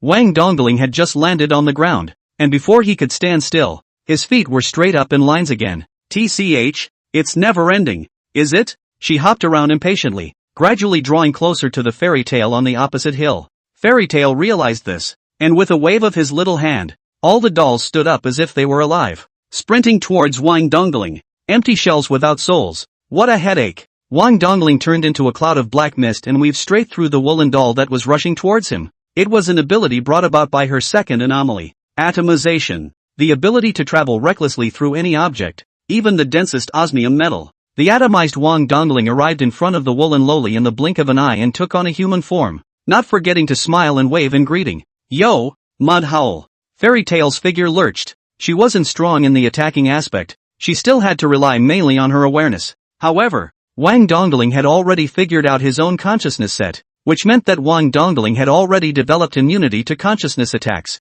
Realizing that he couldn't help Wang Dongling, Tong Tong immediately turned around and was about to bolt. As a result, before his body turned around, his feet suddenly left the ground. She was picked up like a chicken by Wang Dongling, and letting her two furry little legs flop around didn't help. This is the end of this game of consciousness. After saying that, Wang Dongling's eyes turned into cat pupils, and his palms grabbed towards Fairy Tale's heart. Pust! Fairy Tale's heart was penetrated by Wang Dongling's palm, and a ball of fire emitting an eerie blue shimmering light appeared on Wang Dongling's palm. It's the soul of a fairy tale. A hairy loli that has lost its soul is like a toy car that has lost its batteries. Fairy Tale, who was an anomaly, hung his arms and head helplessly, falling into a temporary state of deadness. There is no soul will be GA. Abnormal no soul is only temporarily dead. After a short period of time will self-generate a new soul to replace the original master. Then will be lifted dead state to revive. Rumble. Losing the fairy tale sustenance. This woolly fairy tale world falls apart.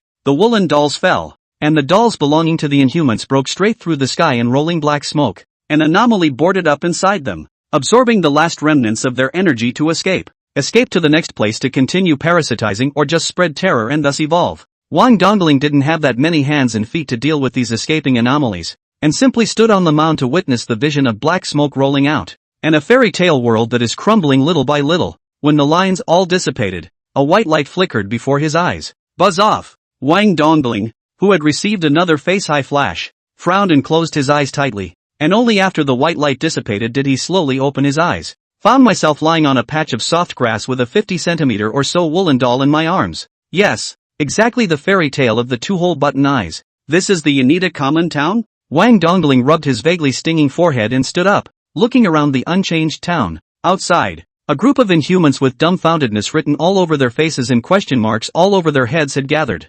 Glancing down again at the unconsumed black garlic as well as the Inuyasha dolls, she instantly realized. I see. It's me who underestimated this guy. Wang Dongling pinched Fairy Tale's furry face in his arms. Since I entered this city, I stepped into the realm of consciousness range, and it wasn't until I entered the town that my body unconsciously fell into slumber. And I'm afraid that the foreigners outside were affected by the field of consciousness, thinking that the town was cut off by some kind of boundary or that they had simply disappeared. And that's why they stayed outside the town. Ha! It's a pity that, as an S-rank anomaly, you overestimated your power over consciousness. Wang Dongling smiled and stuffed the fairy tale into his backpack, and the dried-out backpack instantly bulged. What's going on? The town is back? Is what I'm seeing an illusion? Wasn't I in a deep pit scouting for clues? How did I show up in the forest chopping down trees? On the outskirts of Yanita Town, everyone looked at each other in disbelief, not knowing what was going on. The pupils of some of the seasoned inhumans dilated and instantly understood.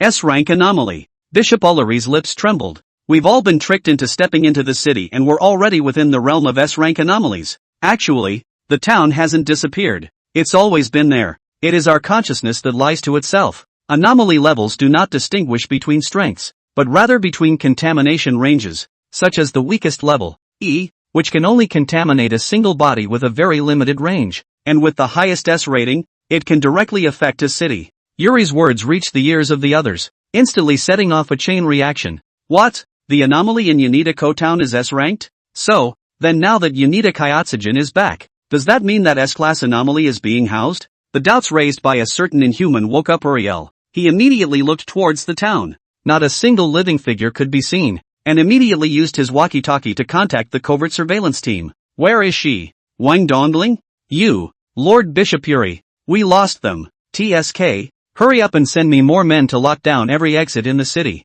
especially the airport and the harbor. When you find her people, by all means use whatever you can to stall her, until I get there. Yes. After hanging up the communication, Ali's face was covered in gloom. The Hermitage was an extremely large force, and within it could probably be divided into the realist and the futurist factions. One of them, the futurists, led by Bishop Grace, focuses on the study of anomalies and holds an affinity with all external organizations. The realists, led by Yuri, on the other hand, are hostile to all external organizations by sheltering all anomalies, as well as eradicating anything that threatens the security of the Western European continent. It's only the futurists, not the realists, who joined the Watchtower League. The reason why he ordered the search for Wang Dongling was to leave the S-class anomaly she was harboring behind, and secondly, to get rid of her. With the selection of the Pope just around the corner, I'm not going to allow these disturbances to bubble up. Sorry girl, blame it on you for standing up to the futurists. Ali's eyes were grim and terrifying. He wasn't sure of Wang Dongling's position, but seeing that Grace was so focused on the other party, he assumed that Wang Dongling was on his opposite side. It is better to kill than to let go. This is the main theme of Yuri's behavior. Chapter 28, Wang Dongling who was penetrated through the heart. Sweet little bell, hey boss, I've successfully completed my mission. Picture. JPG. Wang Dongling appeared within a certain dim and narrow alleyway and took a picture of the dead fairy tale in her backpack and sent it to Pingon Chen. Thoughtful little bell, I'll be in Centurion City at about 11 o'clock tonight, so please prepare a hearty meal for my stomach as well as a big pile of chump change. Bears teeth and smiles. A moment later, Pingon Chen returned her message. Flatulent, alright, I'll get some beef in the evening and hit the pot tonight. Wang Dongling licked her lips with anticipation. Speaking of which, the last meal this guy, Chen Pingon, ate with me before he parted as a child was also a beef hot pot. What an anticipation. Now that there will be no more separation, I'll pay the bounty early and collect my money for the return voyage. Wang Dongling left the dimly lit alley with large strides and walked straight towards the nearest bounty clubhouse. And when she left, a figure clad in black robes slowly stepped out from the shadows of the alley, eyeing her back. Wang Dongling, who had always been sensitive, completely failed to realize that someone was secretly staring at her in the dark. The crowded Bounty Club branch, Wang Dongling, who did not conceal his identity, was soon locked by the scouts sent by Uli, and the news was immediately sent back to the headquarters. Yuri immediately set off for the Holiday Bounty Society branch himself. Wang Dongling vaguely noticed several people staring at him. Targeted by the wrong people? I've got to get my hands on the money fast and get out of this place. Wang Dongling was about to walk to jump the queue when a smiling old gentleman stepped in front of her and took off his hat on top of his head to give her a slight salute. Greetings, Miss Wang Dongling. I am the chief steward here. I received a message from my family's boss and have specially rushed here to entertain you. Your family boss? Wang Dongling held vigilant narrowed eyes. Yes, the president of the Bounty Club and 7-star hunter. Slaughter, is none other than my family's boss? Who? Alright, cut the crap. I'm here to hand in the mission. The chief manager was interrupted by Wang Dongling before he could finish his sentence, and then opened his backpack to show him the woolen doll. This is the culprit of the Yanita Common Town. See? Hurry up and bring the money. The chief steward wanted to say something else, but after seeing her fierce eyes and anxious look, he immediately swallowed his words back and agreed to Wang Dongling's request. I'm going to have the bounty closed for you. With this green channel of the chief administrator, it didn't take a minute for Wang Dongling to receive an arrival message of 300,000 Huaxia coins on his cell phone. Seemingly seeing Wang Dongling's doubts, the chief steward immediately laughed. Miss Wang Dongling is our honored guest, so there is no need for taxes. Thanks. Wang Dongling responded, then turned around without looking back and left the Bounty Club branch at a fast pace. The chief steward helplessly shrugged his shoulders. Alas, don't blame me, Chairman. I was trying to flatter her, but nay, they didn't give me a chance. Walking out of the gate of the Bounty Club, before his feet even stepped on the pedestrian walkway, 2 cultivators of the Hermitage Society appeared, reaching out to block Wang Dongling's face. Excuse me, Miss Wang Dongling, please stay. We bishop. Call out. Before that cultivator could finish his sentence, Wang Dongling transformed into a black mist and vanished into the ground, disappearing in front of the two. Not good. She got away. Surveillance team, seal off this area now. The Hermitage reality faction immediately spread out in all directions to cordon off the town. However, how could they not have expected that the moment Wang Dongling disappeared into the ground, he fled the town to head to the nearest airport in the White Flag country?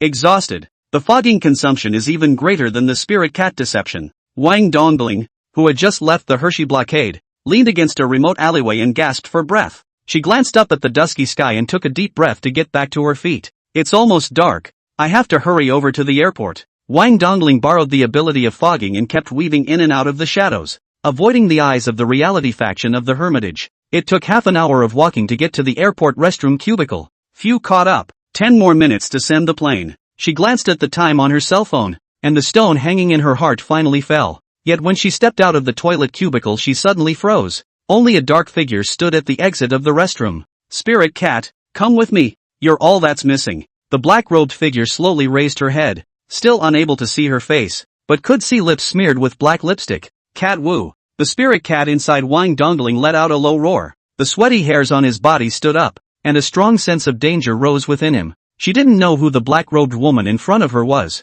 but she could be sure it was hostile to her. I'm sorry. I'm in a hurry. Please also get out of the way. Wang Dongling's eyes shifted into the vertical pupils of the spirit cat in an instant, and a suffocating killing intent filled the air. After 3 seconds had passed, Audrey, who was blocking the doorway to the toilet, still didn't respond to Wang Dongling. Seeing this, Wang Dongling was not polite. In a flash, he turned into black mist and flashed in front of Audrey, unleashing his spiritual eyes to lock onto the soul located within her. However, the arm that had just been raised halfway to the ground suddenly stopped in midair. No soul? Yes. Wang Dongling couldn't see the soul inside the other party, and there were only 2 possibilities for this to happen. One was a dead man, and the other was an abnormal energy far beyond Wang Dongling himself. However, the Audrey in front of her was neither of the two. She was merely a level 1 inhuman, and it was impossible for her abnormal energy to far exceed that of Wang Dongling, a level 5 inhuman. Unless, the unusual intensity of the fusion was ridiculously high, to the point where it could be said to be nearly at the Finding Fairy Tales for woolly girls level. Seeing that Audrey didn't have a soul, Wang Dongling quickly reacted, clenching his fist and smashing it into his opponent's head. There was no imagined scene of smashed heads or crisp beating touches. The hard fist just went through Audrey's head. Yes, going through. It's like hitting a holographic projection, hitting nothing but air. Not good. The moment the fist passed through Audrey's head, Wang Dongling secretly said that it was not good, and was about to retreat desperately when it was already too late. In Audrey's eyes, Wang Dongling's retreat seemed to be slow motion slowed down tenfold, and she raised her palm without slowing down, like piercing through a thin blade, penetrating Wang Dongling's heart. Pust. Wow. Wang Dongling spat out a mouthful of bruises unbelievably. The whole process took only 0.3 seconds. Flutter. She fell backwards onto the floor, the heart that ran through her like a burst open water pipe, and the blood instantly stained the snow-white tiles with a scarlet red. Coincidentally, at that moment, a blonde walks into the restroom. She turned the corner and let out a piercing scream when she saw a body lying on the ground with its heart ripped out and blood spreading to the exit. Pust. It's loud. Shut up. The poor blonde hadn't screamed enough for 3 seconds before she was mercilessly shot in the head by Audrey across the room. Bursts of blood stained the entire snow-white wall. The scream she had just let out had also attracted the attention of the outside security guards. Knowing that trouble would be coming her way, Audrey then waved a large hand and a darkness emerged from thin air to encase the toilet. Instead, she squatted down, intending to extract the spirit cat from the corpse of Wang Dongling. However, the palm had just touched Wang Dongling's body. Instead, her body turned into delicate sand and collapsed with a bang, and the residual sensitive aura dissipated into thin air at this moment. Even the blood flowing on the floor turned into sand at this moment. What? Audrey paled and hastily grabbed a handful of sand and kneaded it a bit. The body molded by sand, the scent purposely left behind by the soul cat, the abnormal ability to create a prosthetic body, and the black mist that escaped. For abnormal abilities fused into one? Audrey instantly flashed to the roof of the airport building, just in time to see a plane bound for China, flying high above the sky. Even from a distance of several kilometers, Audrey could see Wang Dongling making faces at herself behind one of the plane's windows. At this moment, there was one less of the 12 straw dolls around Wang Dongling's waist. What a scary guy. A move that seconds me and directly ignores my quicksand body anomaly. It's ing open, isn't it? Luckily, I have the resurrection coins that Pingon Shen gave me, or else I would really have to explain myself there. Wang Dongling couldn't help but shiver as he thought back to what had just happened. Ground. Audrey silently pulled her cell phone out of her pocket and contacted the leader of the lace-trimmed black robes. Coronet. The mission failed. The other party escaped back to China. There was a long silence on the other end of the phone. The completion of the Great Formation is imminent. We can't leave for too long. You quickly go to Huaxia and catch that escaped spirit cat back. As you wish. Coronet. Chapter 29, Fated Humanity. At 11 o'clock sharp, the airplane that Wang Dongling took landed on time at the 100th City Airport. I'm back, boss. When Wang Dongling saw Chen Pingon, he smiled and opened his big hand to pounce on him, only to be sidestepped by Chen Pingon and pounced. The little face puffed up unhappily. After being away for 5 days and consuming a scarecrow at the last minute, it seems like you've run into quite a bit of trouble. Humph. 5 days is blamed on the woolly girl in the bag, forcing me to spend 5 days in the dream world. Wang Dongling raised his bulging backpack and said angrily, as for the straw doll, it's an open black-robed woman I met over at the White Flag Country's airport, and it single-handedly took me down in seconds. Wang Dongling looked at the scarecrow doll on her waist, her eyes rolled, squeezing out a wry expression as she moved closer to Pingon Chen. Then again, this thing can really block a fatal blow. Hey, can brother Pingon Chen give me a few more? Pingon Chen glanced at her, her eyes twinkling with stars. Thoughts go back to when she was a little girl and she had something good to eat and she was slobbering like a pug looking at her. The mouth of a brother, shouting thief smooth, usually on a first-name basis. At that time, Chen Pingon vaguely remembered that he kinda spoiled the other party, and when Wang Dongling called out to him as his brother, he simply couldn't refuse, and that soft voice made him sink into all kinds of beautiful fantasies. But, now that he had once again heard the long-forgotten title of brother, Chen Pingon did not have any half-emotional fluctuations within his heart. Is it an illusion? Why do I feel as if my humanity is fading? Chen Pingon looked at himself on the glass, without half of the expression flow. Even earlier, he was able to maintain a smile normality. Now it is as if he has lost facial control. Want to make a smile expression, but there is no motivation or strength. Oi, what's wrong with you? Wang Dongling jumped up and waved in front of Chen Pingon. I managed to come back from the dead with great difficulty, but as a result, I don't have a word of thanks, and I'm still cold with a zombie face. Ugh, I really can't do anything about you. Let's go. Let's go. Let's go back and eat beef hot pot. I've been starving for 5 days. Wang Dongling didn't think much about it and pushed Chen Pingon toward the outside of the airport. Chen Pingon's thoughts that had drifted out of the sky were brought back to reality by her, and his warm palm was gently placed on top of her head. Idiot, you're going the wrong way. My car is parked over there. Even though Pingon Shen was unable to control his expression right now, he was still able to maintain a gentle tone. Hey, when did you get a car? Chin Pingon brought Wang Dongling to a BMW M4, and she was stunned and dumbfounded with her jaw dropped. Someone else gave it to me. Get in the car. Chin Pingon had thought of taking a taxi over to the airport to pick up the plane, but it turned out that there had been no driver to take the order. Simply waving at the people who were secretly spying on him in the distance really startled them, but it's good to get past it. So Chin Pingon asked them to drive him over to the airport, only to have them send him a coupe directly. Not wanting a watermelon for nothing, Chin Pingon thanked their driver and drove himself over to the airport. Rumble of a stomach. Rolls of choking smoke rose from the boiling hot pot, thankfully wafting toward the open window. Well, good times. Wang Dongling chucked a large dollop of fatty beef into his mouth and ate with his mouth full of oil. Eat slowly. There's more. Pingon Shen picked up a slice of beef in the spicy pot and sent it into his mouth, his expression not fluctuating in the slightest. Ha! Strange. This Pingon Shen guy, I remember he's not good at eating spicy food, right? How can you eat a spicy pot roast and keep a calm face now? Wang Dongling suspiciously cocked her head and gazed at Chin Pingon. Especially his cold expression and calm tone made Wang Dongling care about his state. Coincidentally, at this time, Wang Dongling remembered what Grandpa Pingon Shen had once instructed him to do. I hope you can pull him up later. Well, give him a hand? Although I don't know the exact reason, but I will cheer Grandpa.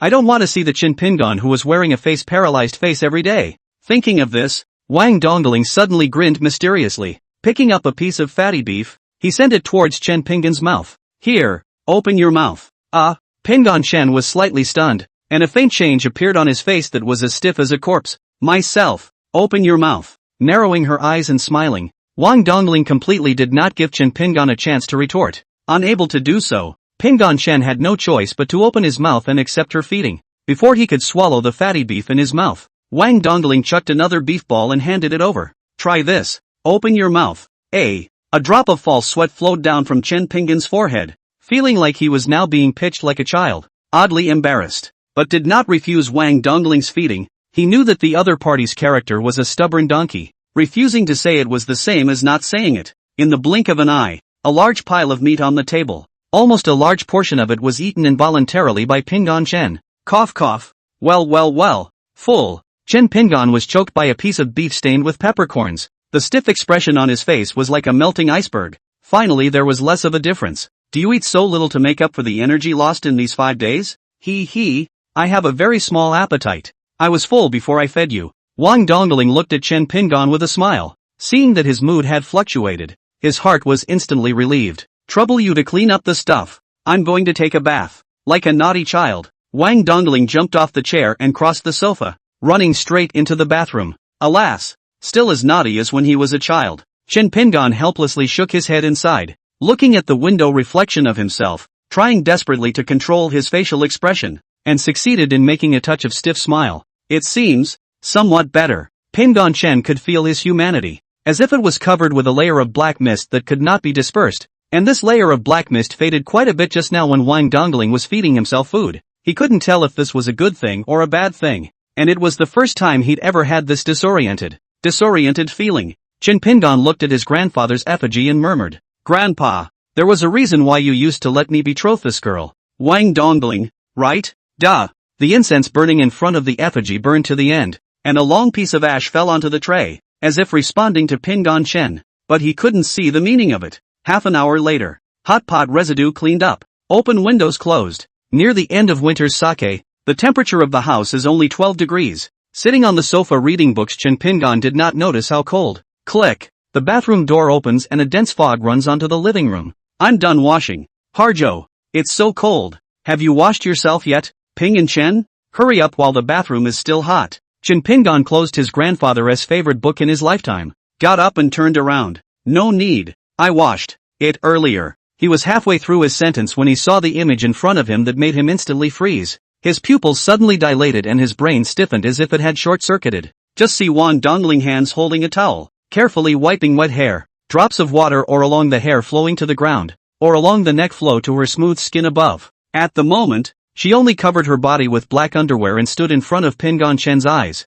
Her legs clenched, a faint blush appeared on her face, showing the unique shyness and frankness of a young girl. This was also the second time that Pingon Shen had seen her naked. And the difference between her appearance and that of the first time he had seen her when he swam for the first time in his childhood was not too big or small. Wang Dongling's figure still maintains the thinness of her childhood. Her thighs are long and smooth, with soft curves, her calves are as slender as jade, and even her wrists can be easily encircled. The only thing that's changed is the pair of still okay choker. No longer the steel plate look they used to have. Her height has also grown from 120 centimeters to a mature 158 centimeters. Hey, I look good in my underwear, don't I? Harjo. Wang Dongling sneezed twice in succession. You idiot. You want to make yourself catch a cold on this cold day, right? Some signs of angry chiding appeared on Chen Pinggan's face, while a faint blush surfaced. He quickly walked into the room and took out a lightweight plush quilt and covered the shivering body of Wang Dongling. Stupid girl, why don't you quickly go into your room and get dressed and blow dry your hair?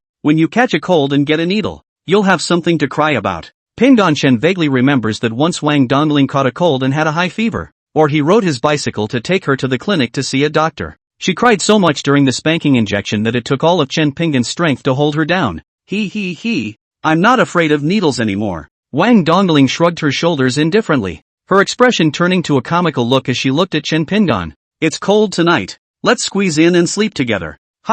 No need. I'll sleep, Grandpa. As soon as Pinggan Chen's words left his mouth, he was loudly interrupted by Dongling Wang. No way. There is a rule in my old family. No one is allowed to enter the room of the deceased within 7 days after the person has left. Especially today is the first 7 days of Grandpa's life. Maybe his old man will come back to sleep. If he sees that you, his grandson, have occupied his bed, Grandpa won't bless you in the future. The corners of Chen Pinggan's mouth twitched, and he was surprisingly powerless to refute her. Chapter 30. Only touch. No pinching. Lights out. The room was plunged into darkness. Chen Pinggan was lying on the bed and did not dare to breathe. Next to him there was the sound of undulating and even breathing. So nostalgic. We're sleeping together again. Wang Dongling grabbed Chen Pinggan's hand and placed it on her smooth stomach. Chen Pinggan's body was instantly like a taut silk thread, not daring to move a single bit. He also did not know how to drop. A hothead actually agreed to only wearing underwear. Wang Dongling into his own nest. The narrow single bed barely squeezed 2 people in,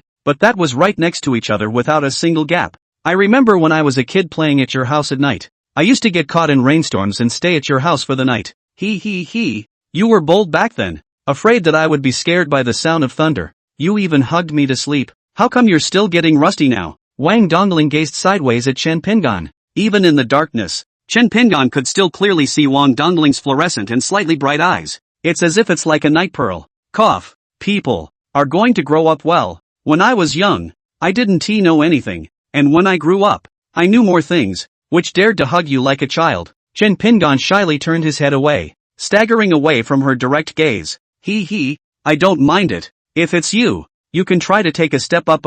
Wang Dongling held Chen Pinggan's hand and moved it upward little by little until it touched a mass of slime-like softness. However, only allowed to touch and not pinch. Below, cannot be touched for the time being. I'm not ready yet. Welp. Chen Pinggan's head went down. At the moment he was at a loss for words and stiffened up, dared not move at all, and just let his right hand quietly feel the afterglow of the fall. In that instant, the black fog that had clouded his humanity suddenly dispersed. Wang Dongling smiled and closed his eyes, his breathing gradually calming down. She fell asleep for seconds. After all, he had fled back from the continental side of Western Europe, exhausted and not daring to drop his guard on the airplane. It was only until she returned to Pinggan Chen's side that her muscles, which had been tense for half a day, slowly loosened up. It was late at night, and Pinggan Chen's right hand was still resting on the glutinous rice ball, hesitant to retract. This was because his elbow was still held tightly by Wang Dongling. Can't draw back. LOL. Never mind. It's not like I did it on purpose anyway. Don't blame me for scratching in your sleep. Fighting eyelids wouldn't allow him to stay up any longer, and he slowly closed his eyes, intending to sleep on it. Shortly after closing his eyes, however, a dull thumping sound came faintly from the grocery store downstairs. Thud. Thud. Pinggan Chen snapped his eyes open, and his sleepiness instantly faded away. This is. Thud. Thud. Another crash came. Chen Pinggan's face was grave. In his perception he did not sense the presence of filth in the house, nor could he confirm where the crash came from. It can't really be because of the 7th day of the first month that Grandpa came back, can it? Pinggan Chen muttered a sentence that was quickly denied by his own shake of the head. What the hell am I thinking about? Abnormally there is no such thing as the 7th day of the first month. Grandpa is dead in dust. That's a fact and won't be coming back. Jin Pingan sighed heavily and moved to sit up gently, slowly breaking Wang Dongling's hand away. Managed to free his right hand that was resting on Yoki. It was too late to reminisce about the feeling of the fluffy hand, and immediately tiptoed around the sleeping Wang Dongling and walked out of bed to pick up the telescopic baton on the table and walk out of the room. Follow the dull thumping sound all the way up to the grocery store. At this moment, he finally heard the source of the voice. Sight locked dead center on that warehouse side door. Thud. After that crash fell, it didn't ring out again for a couple of minutes. I don't know if it was because of what was inside that found Pingan-shen, or because of something else. The warehouse side door. Ah, I remember my grandfather's last words mentioning it and telling me not to open it. Instead, he waited until a week later, tomorrow afternoon, to check the wooden box. Then again, Grandpa wouldn't have locked someone in there, would he? A week has gone by and it hasn't starved or thirsted to death. It's pretty tough. Chen Pingan quietly walked over and pulled the box filled with disposable goods to the side door of the warehouse to block it in case the contents ran out. After doing this, he still didn't feel safe enough and grabbed a couple of second-row items in his hand and put them on the box. Well, that's it. If the things inside run out, use several well. Road to the end. The four commodities seemed to understand Pingan Shen's words and shook in fear. After saying that, Pingan Shen walked up to the second floor without looking back, leaving the four commodities with heavy responsibilities shivering on the cardboard box. Aw, good morning. The next day, Wang Dongling stretched and yawned as she walked out of her room. Seeing the donuts and skinny egg congee on the table, he was puzzled. Why did you cook your own breakfast? Isn't it convenient to go out to eat? When Pingan Shen saw Wang Dongling's still naked appearance, his forehead was instantly covered with black lines. Still walking around in her underwear? Be careful of being spied on. Hurry up and put on some clothes and go to the restroom to wash up. What are you afraid of? The curtains are drawn and you're the only one who can see in here. He. Wang Dongling looked at Chen Pingan, whose facial expression was enriched, and the worried stone in her heart finally fell. I've succeeded yet, Grandpa, driving away this guy Ping and Shen's sorrows. Wang Dongling, with Kaisian written all over her face, stepped into the toilet to wash up. He then changed into a fall knit sweater in his room and wore shorts underneath plus black silk leggings. When drinking kanji, she also intentionally or unintentionally crosses her legs towards Ping and Shen, seemingly showing her black silk pantyhose. Without making words to ask Ping and Shen for his opinion, Chen Pingan put down the empty bowl and looked at Wang Dongling with a speechless face. I say you are, obviously topped with a face that is loved by all. Why wear black silk that doesn't fit the facial features? Also, aren't you afraid of catching a cold when you wear so little? I remember you have a 90% probability of catching a cold and fever whenever there is a change of season period. Wang Dongling was slightly stunned. I thought you liked looking at black silk. Ping and Chen. Okay, enough chit-chat. The bounty is in hand, right? And the doll that the guest lost? The dolls are on the couch. The bounty is in my phone. I'll transfer it to you later. Alright. Pingan Shen opened his bulging backpack and took out the two-hole button-eyed woolen doll inside. Then it was time to walk down to the first-floor grocery store and contact Woolly Girl. Wang Dongling quickly finished picking up the remaining kanji and followed Chen Pingan downstairs to protect his safety. No problem? That hairy girl is scary. Let's just hang up all the straw dolls and get in touch.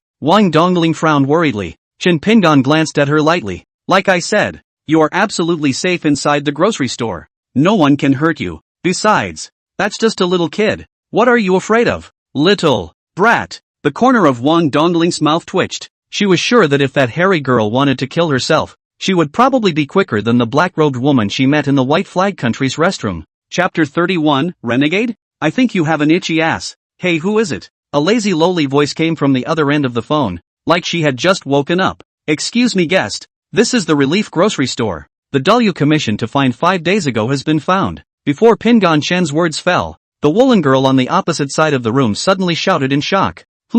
Escaped fairy tale found? I'm on my way. Duh. The phone was disconnected with the words. What a rush. Hey, I hope it carries enough money. Chen Pingan rubbed his hands together excitedly. The eyes are already in the mold of ancient coins. Wang Dongling narrowed her eyes as she gazed at Chen Pingan. The guy is still so money hungry. A cheapskate. Greedy for money and unable to manage it. I'll have to sneak away the $200,000 in taxes later in case he loses his family and doesn't run out of money to start again. Not 10 minutes after the phone hung up, the store door was slammed open by a petite figure. Where's the fairy tale? Where is that disobedient fairy tale? The little woolen girl ran in with a huff, looking around for the figure of the woolen doll named Fairy Tale. Here it is, guest. Pingan Shen had just taken out the shivering, cool down Fairy Tale from the cash register when the woolen girl snatched it away. committed domestic violence in front of Chen Pingan and Wang Dongling. It was seen to lift up Fairy Tale's skirt, exposing its wheat-colored line thighs, sling it over its shoulder, and beat Fairy Tale's ass furiously like an answer's drum.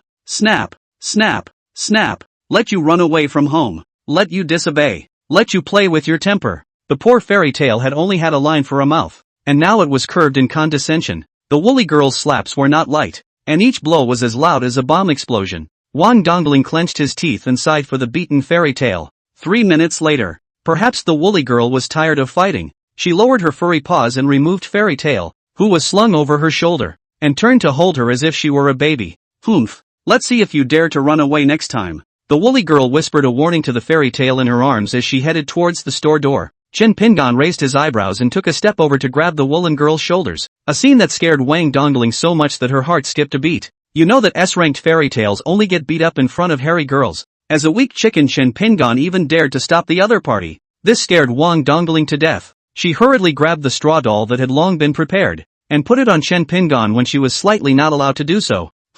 What's going on? Guest, you seem to have forgotten to pay. Pingan Chen reminded the other party with a leathery smile. Money?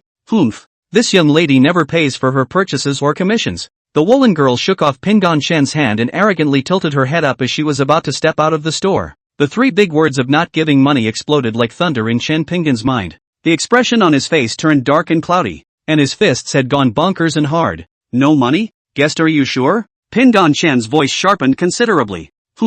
I won't give it. What can you do to me? The woolen girl stood still, glaring furiously at Pingan Chen. Wang Dongling secretly bad. 3 steps and 2 steps ran over, put the straw doll under the neck of Chen Pingan, pulling his hand and whispered persuasion. Forget it. This guy is not to be messed with. In fact, I received a bounty of 300,000 yuan. Not bad enough for her to escape the order of money. 300,000? Pingan Chen was slightly stunned. Then he quickly returned to his senses and gently pushed Wang Dongling away. It's fine. It doesn't stop me from earning ancient coins. Move over. I'm going to punch and cry this runaway brat. Chen Pingan clenched his hardened fists and strided over. Wang Dongling wanted to stop, but it was too late. The woolen girl was picked up like a chicken by Pingan Chen, snatching the Fairy Tale from her hand in passing and throwing it to Dongling Wang behind her. Ouch, ouch, ouch. You're hurting me. I haven't punched you yet. Shouting AJ8 pain ah? Pingan Chen pressed the woolen girl onto the long bench and lifted her skirt with one hand, revealing the white triangular inner line pattern. The woolen girl's expression was horrified. She had already used all her strength to resist, but Pingan Chen's hand seemed to be a Tarzan, pressing her so hard that she couldn't move a single bit. Equally shocked was Wang Dongling, who was hugging Fairy Tale, holding down the woolly girl with one hand. That's an existence beyond S-class. How did this guy Pingan Chen do it? Make you not pay. Snap. Ouch. Ooh, that hurts. The woolly girl squeezed out 2 tears in aggravation. However, Pingan Chen did not intend to let it go just like that. You know it hurts, don't you? Oh, dare to renege on the debt. See if I don't beat you until you can't get out of bed for a month. Snap, snap, snap. Deafening slaps and heartbreaking cries echoed through the grocery store. Even though there was a lot of commotion in the store, none of the crowd outside looked this way, as if the grocery store didn't exist, and even those who were watching from the shadows couldn't see what was going on inside the store. At the moment, the CPU inside Wang Dongling's head burned out. Who am I? Where am I? What do I see? Pingan Chen, who had no unusual fluctuations in his breath, had pressed an existence beyond the S-class to the bench and spanked his ass? Is this a hallucination? When Wang Dongji could not detect the presence of an abnormal aura within Pingan Chen's body, he thought for a moment that he was weak. As a result, she now realized that she had thought wrong, and could not detect that the abnormal aura in Pingan Chen's body was not weak, but strong beyond the level of the atmosphere, far beyond the range detected by Wang Dongling. Slap. As the last slap fell, Pingan Chen retracted his palm with a long sigh of relief. The woolly girl slumped on the bench with a half-breath in her mouth, unable to feel the pain or the presence below her ass now. Fairy Tale's mouth, curved down in a line, curled up in excitement at the sight. It was a shame it couldn't talk, or it would have taunted the woolly girl anyhow. Fairy Tale's finder's fee is 300 ancient coins. Due to your bad attitude, you need me to educate you, so I'll charge 100 ancient coins for the education fee here. Also, the Fairy Tale needs to be pledged to me. When you gather all the ancient coins to redeem it, plus 50 ancient coins, totaling 450 ancient coins. Remember 450 ancient coins? When the woolen girl heard this, her face which was already ugly, turned even more directly into an ugly face like eating. You might as well beat me to death. Pingon Chen raised his eyebrows lightly. This is the first time I've heard this kind of request. Fine, then I'll beat your ass until it explodes. Oh hoo, don't. I'm going back to get you the money. It might take a while. With that said, the woolly girl used the force of her arms to bounce off her body and drop to the floor, dragging her senseless lower body as she crawled out the grocery store door. After the wool girl left, Wang Dongling awkwardly lowered her head. You turned out to be so powerful. I thought you were a hot chicken. I have always been so powerful, okay? Hurry up and settle the bounty. 300,000 then. We two split it in half. Wang Dongling smiled bitterly. Originally he could still get 210,000. Now well, he can only get 150,000. Chapter 32, Misadventure into the Netherworld? So, what about this guy? Wang Dongling raised the fairy tale in her hand and asked Pingon Chen. Pingon Chen held his chin and pondered for a while. Let it be your assistant. For the time being, give it the position of a number 2 businessman, and leave those abnormal small events to this guy to accomplish. The odds are that its master won't be coming back, so it's not a good idea to let it stay here and mingle. Fairytale was so happy to hear that her master wouldn't be coming back for her that the air smelled good. But, thinking that he might work here for the rest of his life, the sky, which had hardly cleared up, was suddenly covered with a layer of gray haze. Let's make this guy businessman number 2. It's pretty good too. This guy isn't bad at anything, but I'll have to control part of its soul before it backfires. With that said, Wang Dongling immediately drew out Fairy Tale's soul, tearing off half of it and storing it with himself, while the other half was stuffed back in. It hurt so much that Fairy Tale's eyes watered. The pain that ripped through his soul was not much lighter than the pain of getting his ass kicked by the hairy girl just now. It can't speak without a mouth, or it would have cried like hell. Dongling, the website is done. It's within the laptop on the desk in my room. Chen Pingon sat back on the chair behind the cash register and greeted Wang Dongling as he went up. When you're not doing anything, you can keep an eye on it. The information that pops up in there are all real abnormal events and they all come with payment. Wang Dongling looked at Chen Pingon with his pupils wide in surprise. He called me by my first name, not my last. What? Is there anything else wrong? Chen Pingon scratched his head in confusion, a strange touch being gazed at by her imploring gaze. Nothing. I went up to familiarize myself with the website. Wang Dongling panicked and ran upstairs with Fairy Tale. In that instant, Pingon Chen saw a blush emerge on her delicate face. It's baffling. Chen Pingon didn't think much about why she was blushing, took out a pillow and put it on the cash register, lying down to replenish the sleep he didn't get last night. 103rd grade, 3rd year, 2nd class. Su Ran sat in the back row by the window and looked up at the blue sky outside the window. Have you heard? Just last night, there was a mass murder in Dying City, and hundreds of people inexplicably lost their limbs. There's such a thing? How come I didn't see it on the news? Humph, that's what my cop dad told me. How can such bizarre things appear on the big news? And even if they do, they're just going to be covered up with fires. Cult rituals, terrorist attacks, etc. Listening to you, it seems like that guy who transferred from the 2nd middle school was the one who went on a fall trip and got caught in a fire, resulting in few survivors in the entire school. So this can't be the official cover-up story, can it? At recess, a few gossip-filled boys huddled together, discussing strange happenings all over the place. When talking about the 2nd school, they set their eyes on Saran, who was in the window seat. Su Ran didn't notice anyone talking about himself at all as he narrowed his eyes and stared at the sky with full attention. A dark, black cloth on a blue sky, to be precise, wriggling like a worm in midair. What's that thing? Outside the window was a bustling sports field, several classes in gym class, and with a slight look up you could see the sky was different, but there were a number of people laying on the lawn, not in the least bit aware of the dark curtains writhing in the sky. I'm the only one who can see it. 9 times out of 10, it's an anomaly. I've got to get on the phone and call the bureau. Su Ran withdrew his eyes and left his seat about to run to the office. As a result, just as he stood up, he was surrounded by a group of people. Hey, you kid is quite good at acting high and mighty. Come to this class and you'll have to pay protection money. Otherwise I'm not obligated to bless you if anything happens.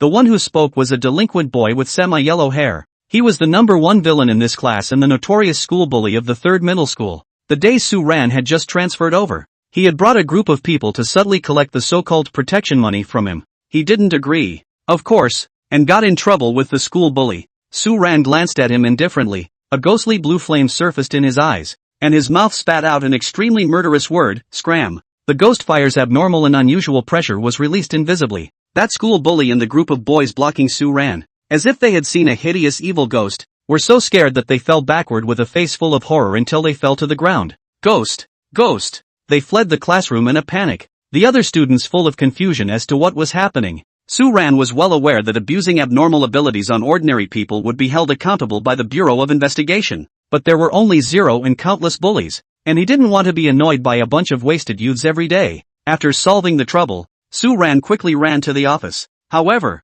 the moment he stepped out of the door of the classroom, the bright surroundings instantly transformed into a desolate and dead ruin. The blue sky, which was in the midst of a blazing sun, disappeared and was replaced by black foggy weather, with lightning flashing constantly above the black clouds, but the sound of thunder could not be heard. The newly completed corridor looked as if it had been through a war. The tiles on the walls were mostly peeled off. The floor was covered with a layer of black mud as if the veins were expanding, winding and spreading to the end of the line of sight, and a lot of discarded tables and chairs were piled up in the corridor. The two large emerald green trees outside were now only dry trunks. Ah, what's this about? Sue Ran was full of confusion to look back to the classroom behind him. The original bustling classmates seemed to have disappeared as if they had evaporated from the earth, and the desks and chairs were placed in a haphazard manner. He crossed the threshold back into the classroom incredulously, and there was no imagined return to the real world. It's over. This can't be the netherworld, can it? Chapter 33, Otherworldly Commissions.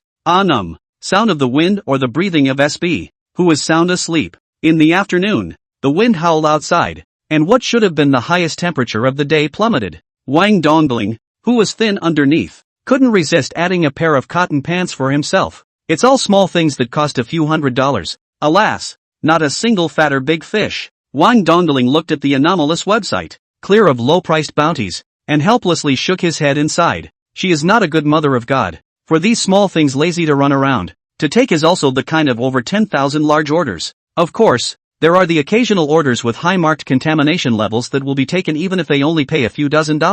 Such anomalies with a wide range of contamination can often be worth more. Yes, the money here referred to the ancient coins, and Wang Dongling didn't know what kind of currency it was, but her intuition told her it seemed quite important. Downstairs, Pingon Shen took out the wooden box in which his grandfather had stored his relics. Grandpa told me to open it in a week, and now that time has passed. It's hard to believe that other relics will pop out of thin air from inside. Holding a curious heart, Chin Pingon decisively lifted the wooden box's heavenly lid, used as phonetic ka. As the cover was lifted, a yellow paper, wrinkled like tree bark, appeared in front of Pingon Shen's eyes. This is Grandpa's second last words? He picked up the yellow leather paper. The writing on it was the same as that on the ancient coins. Pingon Shen was not sure of the source, but he could read it. Peace, when you see this yellow paper, it means you are fully familiar with the grocery store, and must have made a lot of ancient money. Remember what I said earlier about not being able to open the side door to the warehouse? Now you can open it.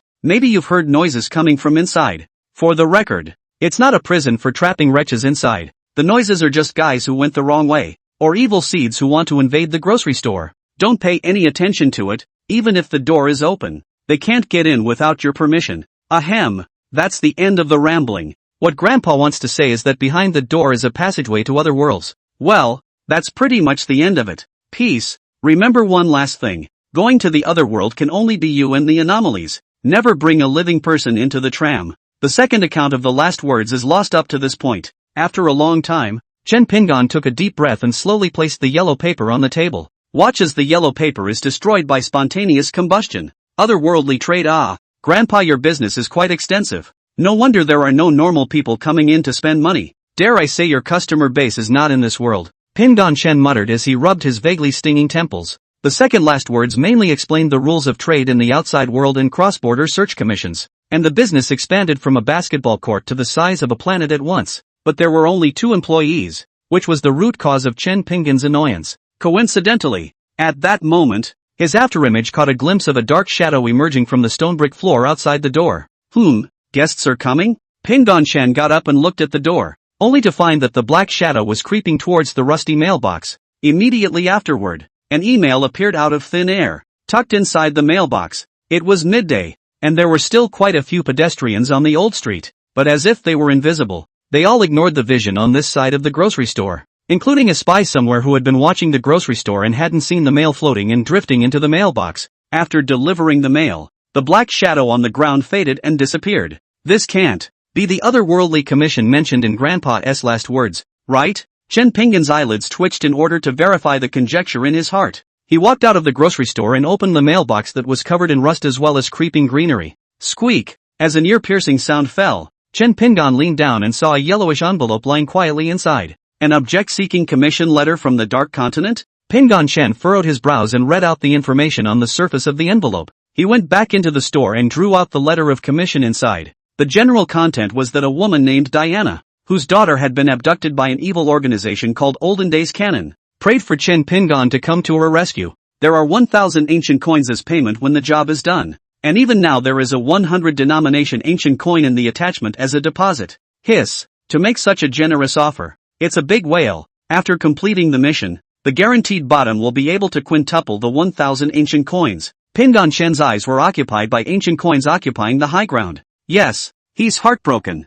For a lover of money, there is simply no way to turn down such an ultra-high-priced commission. There's money if you find your daughter, right? Oh, it's not like it has to be alive or whole. This is like giving me money. Take it. Just what the bizarre world looks like. Chen Pinggan immediately patted the table and decided to take the commission. There was a mention in the last words just now that over on the Dark Continent, there was a factory belonging to Grandpa that processed those disposable consumables. It's just as well to go over there this time and rebuild the factory in the meantime, so that consumables can be sold to people and ghosts and monsters out there without fear. He packed his bags as he thought about his rebuilding plans. Probably just take 2 sets of clothes and a little bit of ancient currency over there. A suitcase will fit. What are you packing for? It's not a business trip, is it? In the room, Wang Dongling watched as Chen Pinggan packed his clothes into his suitcase puzzled. Pretty much. I'll be gone for a while. Shouldn't be too long. In the meantime, the grocery store is yours to look over, and I'll give you the grocery store rules later. The commissions on the website will be left to dry for now. Maybe letting Fairy Tale, the number 2 salesman, go. Wang Dongling was slightly stunned and immediately opened her mouth. And while the words were still on her throat, she was preempted by Pinggan Chen, who took a step ahead and snatched the answer. You can't follow me. The grocery store needs to be watched. She swallowed the words that came to her mouth, and what she wanted to say in her heart was spoken word for word by Pinggan Chen. But, well, I'll stay and watch the store. Wang Dongling still wanted to fight for a bit, but looking at Chen Pinggan's serious eyes, she was unable to say anything after all. Leaving later? Aha. I was hoping to keep sleeping with you tonight. At those words, Chen Pinggan's body paused, and a faint blush appeared on his face.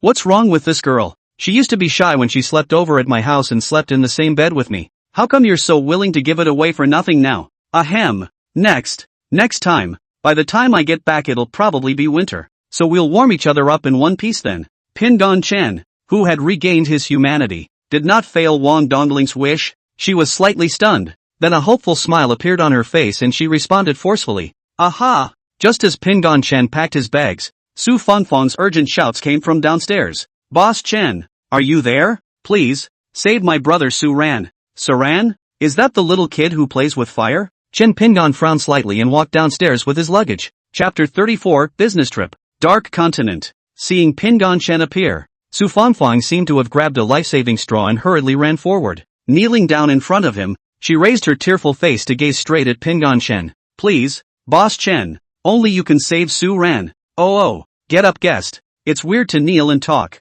Pinggan Chen walked behind the cash register with his suitcase. Wang Dongling helped Su Fanfang up and sat in front of the cash register, gently patting her back and comforting her. It's okay, just say if you have any difficulties. We'll help you as much as we can. Su Fanfang choked a few times, her hands clenched her pants and spoke out. Su Ran, he mistakenly entered the Yin realm. Just 2 hours ago. Yin realm? Wang Dongling's face suddenly changed. Then wouldn't your brother already be?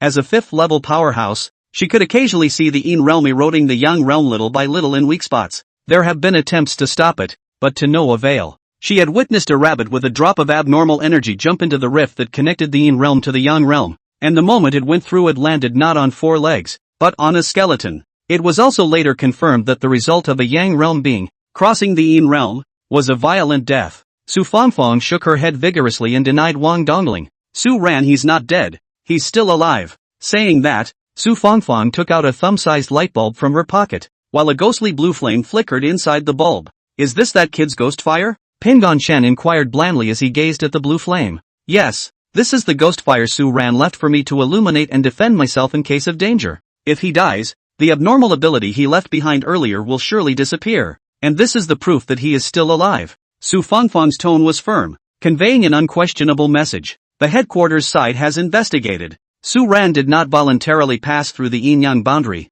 but was deliberately pulled in by the yin realm. Pingan Chen raised his eyebrows lightly. Oh, that's interesting. Why are you guys so sure that I can save that little kid? Su Fangfang wiped away her tears and revealed a bitter smile. Boss Chen, you are the strongest person deservedly. The master above everything, able to shelter S-class anomalies with a single strike. If you can't save Su Ran, then no one in this world can save him. The corner of Wang Dongling's mouth twitched slightly. Ah, this guy, Pingan Chen, had even taken in S-class anomalies before? Damn it. Anyone who knows how powerful he is, dare I be the only one who doesn't know. Losing $200, 000 for nothing. Not to mention a whole bunch of embarrassing words to persuade him to be careful. Pingan Chen glanced at Wang Dongling, whose ears were puffing and the word angry was written on her face. What's this girl so mad about again? She gets angry for no reason. Who messed with her? Chen Pingan sighed helplessly, placing his eyes back on Su Fangfang. In the past I wouldn't have done this favor. But,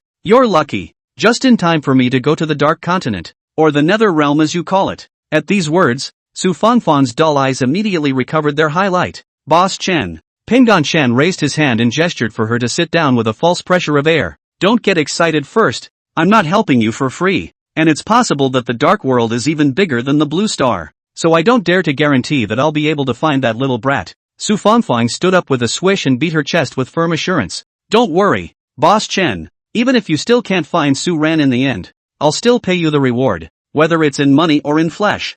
I'm willing to pay. Chen Pingan grinned. Alright, I'll remember your promise. I'll get to it and come back then with details of the pay. Thank you, Boss Chen. Su Fangfang took a step backwards and bowed in thanks towards Pingan Chen before leaving the grocery store. The Dark Continent is the Netherworld? Then again, the place you traveled is the other world? Wang Dongling rushed to Pingan Chen with an arrow step, puffing out her cheeks with anger and worry showing. Alright, you honestly stay here and watch the store. That place is dangerous for you. For me it's just the back garden. Chen Pingan got up and pressed Wang Dongling into the position he had just sat in. But, if you keep nagging, I won't have the benefit of sleeping together when I come back. Oh, woo! Wang Dongling immediately closed her mouth, her body trembling slightly, afraid that Chen Pingan would have an accident. At this time, she saw that there were straw dolls on the box in front of her, and immediately ran over to them in silence, picking up 3 large bunches of straw dolls and putting them on Pingan Chen. You little ninny! Pingan Chen was amused by her and cried and laughed. Okay, you can talk now. I'll be back unharmed. Until then you have to remember the rules of grocery store business. Aha! She nodded her head like a woodpecker in response, fearing that if she rambled on for a couple of sentences, she would annoy Pingan Chen by not sleeping with her. So she didn't say much else. Grocery stores could be hosted. And this was still a rule that Pingan Chen had seen in his second last words. But the hosting can only be for inhumans. And the stronger the better. And can be hosted for up to half a month. So many rules? Whoa! What's with all the complicated rules for a crappy grocery store? Listening to me, Pingan Chen, talk about a whole bunch of rules and precautions. Wang Dongling was a head over heels. What she hated the most was memorization. So much so that when I was in school, I was often given detention for failing to pass memorization. I told you to use your brain more when you were a kid, but you chose to sleep after eating and eat when you wake up. Chen Pingan shook his head helplessly and took out his cell phone to write down all the grocery store rules on a memo before sending it to Wang Dongling. I do use my brain.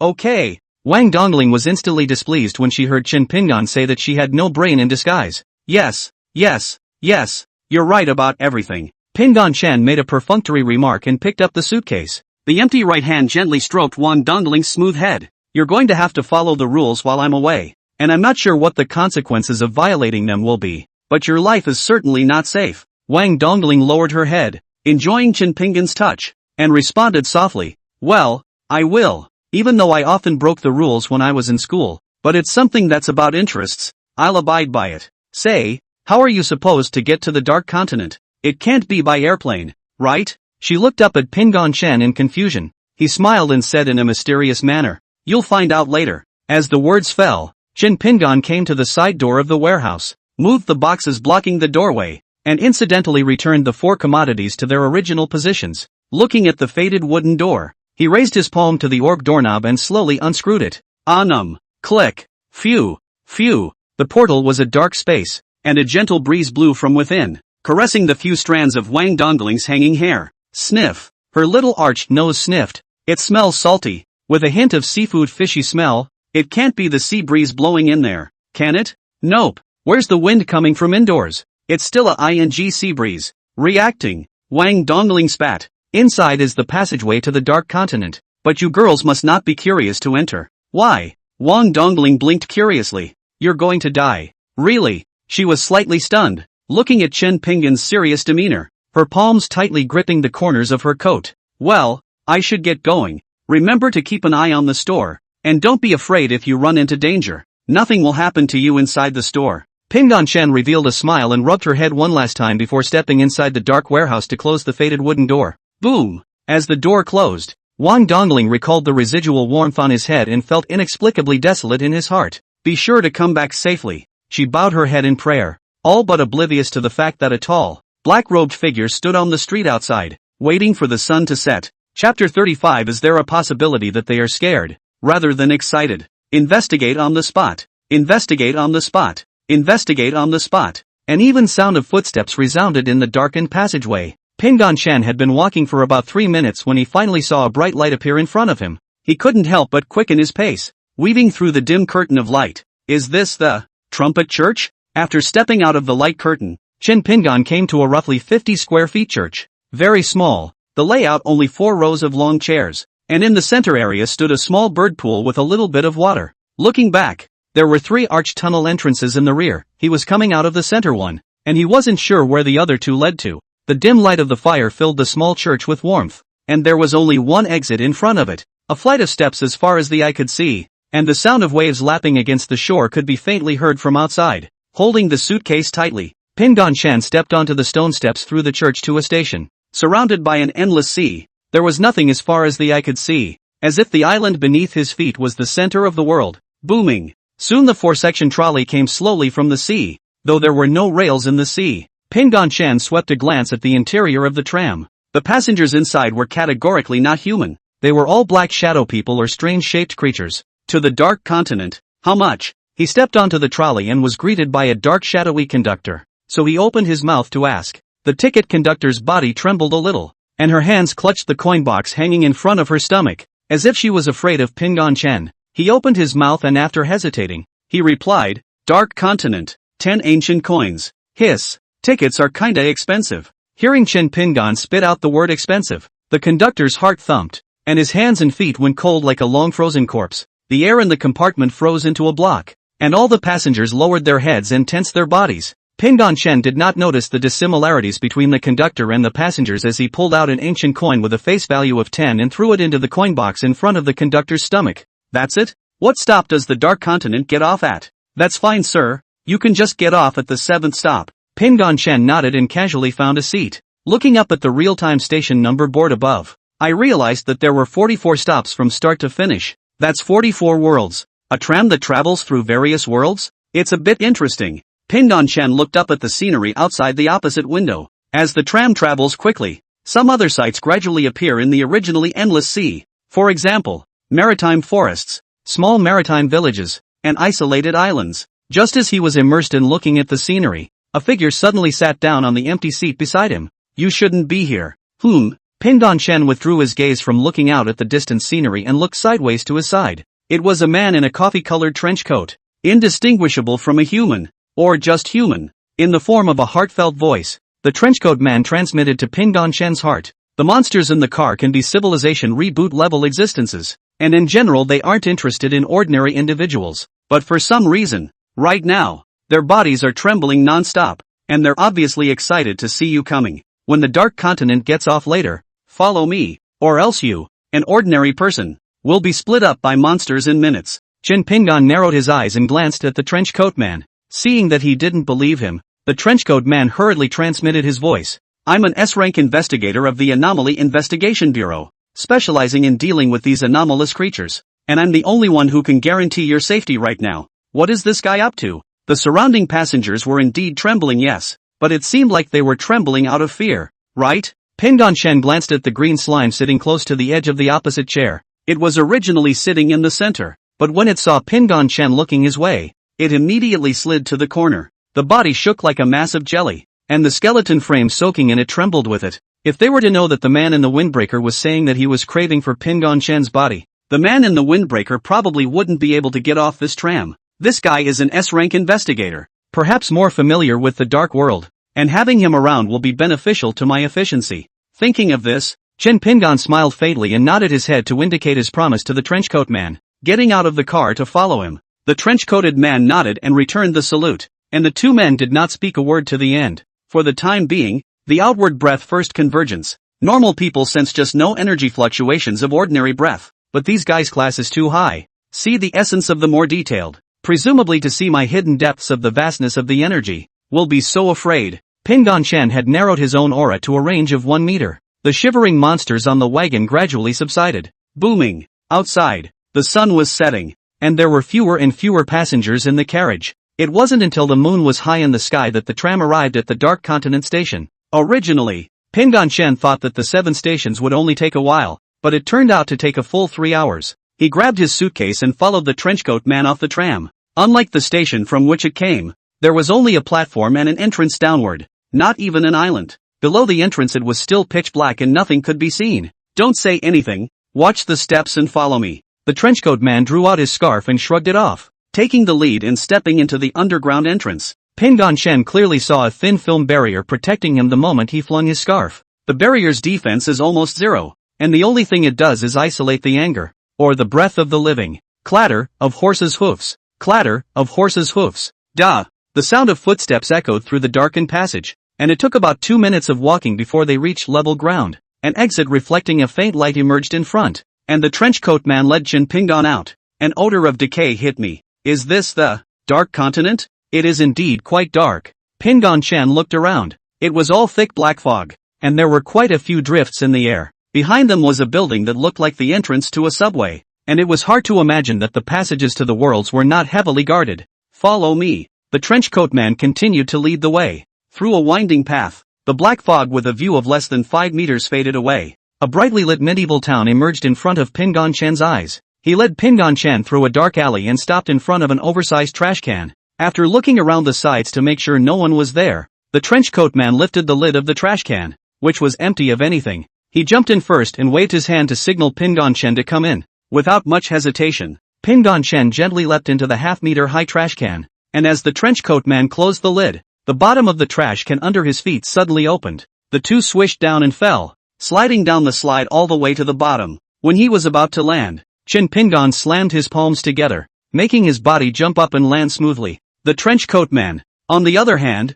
staggered several steps before stopping, and he couldn't help but be amazed at what Pingon Chen was doing, and that his hands were even better than his own. An S-class investigator. Alright, you can talk now. This is my stronghold, and with the jamming device in place, the Grand Duke won't be able to spot you. The trenchcoat man patted the dust on his body and took off his trenchcoat to hang it on a skeleton made of some sort of creature's bones. Grand Duke? Pingon Chen inquired suspiciously. At the same time did not forget to look around. It was a basement with more than 200 square feet. The layout was more compact than his own grocery store. Large piles of mechanical parts littered everywhere, bigger than a double bed on the table, filled with all kinds of miscellaneous items. The only lounge area consisted of a grayish bed. Chapter 36, It's Powerful? The trenchcoat man sat on his but on a rickety chair and looked at Chen Pingon as he spoke slowly. This town underneath your feet is called Black Sand Town, and it is considered the safest place in the Dark Continent. Its ruler is none other than the Grand Duke. That's a big monster that likes to collect human limbs,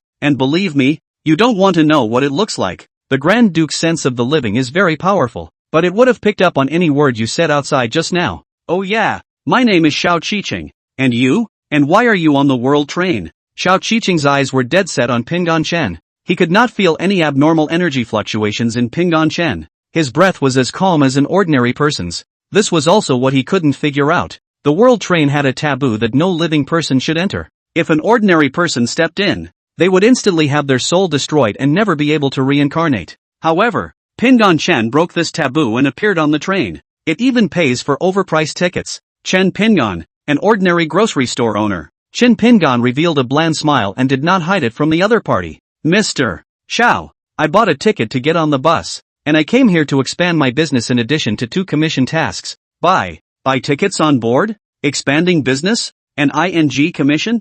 Who the hell are you? Xiao Qiqing's inner alarm bells rang loudly, and he immediately stood up and picked up a silver sword in his hand to be on guard. A drop of nervous sweat slipped off his forehead. The abnormal fluctuations within his body loomed large. He was afraid that Pinggan Shen was up to no good, and he was also afraid that he would reveal his position after exercising his ability. Pinggan Shen did not panic in the slightest, slowly putting down the case and taking out a picture from it and handing it to Xiao Qiqing. Oh, don't be nervous, Mr. Xiao. The Anomalous Investigation Bureau is aware of my existence, and as a matter of fact, there is a commission that still belongs to them. Anomaly Investigation Bureau? Xiao Qiqing's taut nerves loosened when he heard the Bureau of Investigation. Looking at Pinggan Shen's harmless appearance, unable to sense any malice on his part, Xiao Qiqing slowly approached to receive the photo. On it was clearly Su Ran's headshot. His name is Su Ran. He is the blood brother of one of my old customers. Looking for him who mistakenly entered the Dark Continent is exactly one of the purposes of my trip.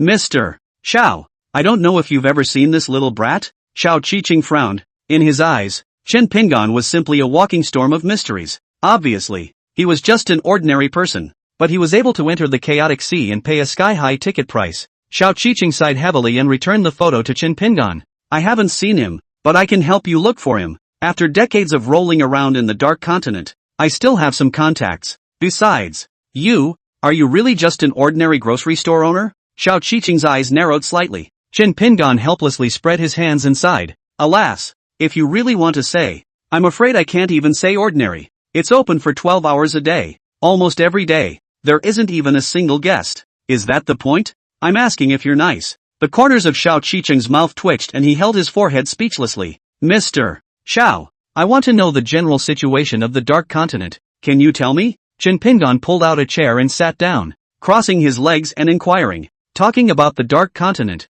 Xiao Qiqing's face instantly became grave. Although I have been here for 20 years, the information I know is very sparse. Xiao Qiqing was silent for a moment, and after weighing the situation, he eventually chose to trust Pinggan Shen and told him the information he knew. The Dark Continent has 3 Supreme Lords. They occupy a small territory but their authority spreads to the entire Dark Continent, and under their hands there are many loyal suitors. These suitors are all madmen. Don't talk to them or you will be compelled. I'm not sure about the other 2 Supreme Lords, but there is one lord that I know about and have even met once. Xiao Qiqing pointed to the floor under his feet and said, it is none other than the owner of this black sand town under his feet, the Thousand Faces Grand Duke. Chen Pinggan's eyes twinkled as he interrupted Xiao Qiqing with a socket. How does he compare to the Grand Duke on the tram? Xiao Qiqing was slightly stunned. He couldn't figure out why Pinggan Shen would ask this. Inexplicably, there's a touch of comparing the game's bosses to be awesome or not. The world is divided into levels. The characters that can go on the world train are all pillar-level existences of the higher worlds.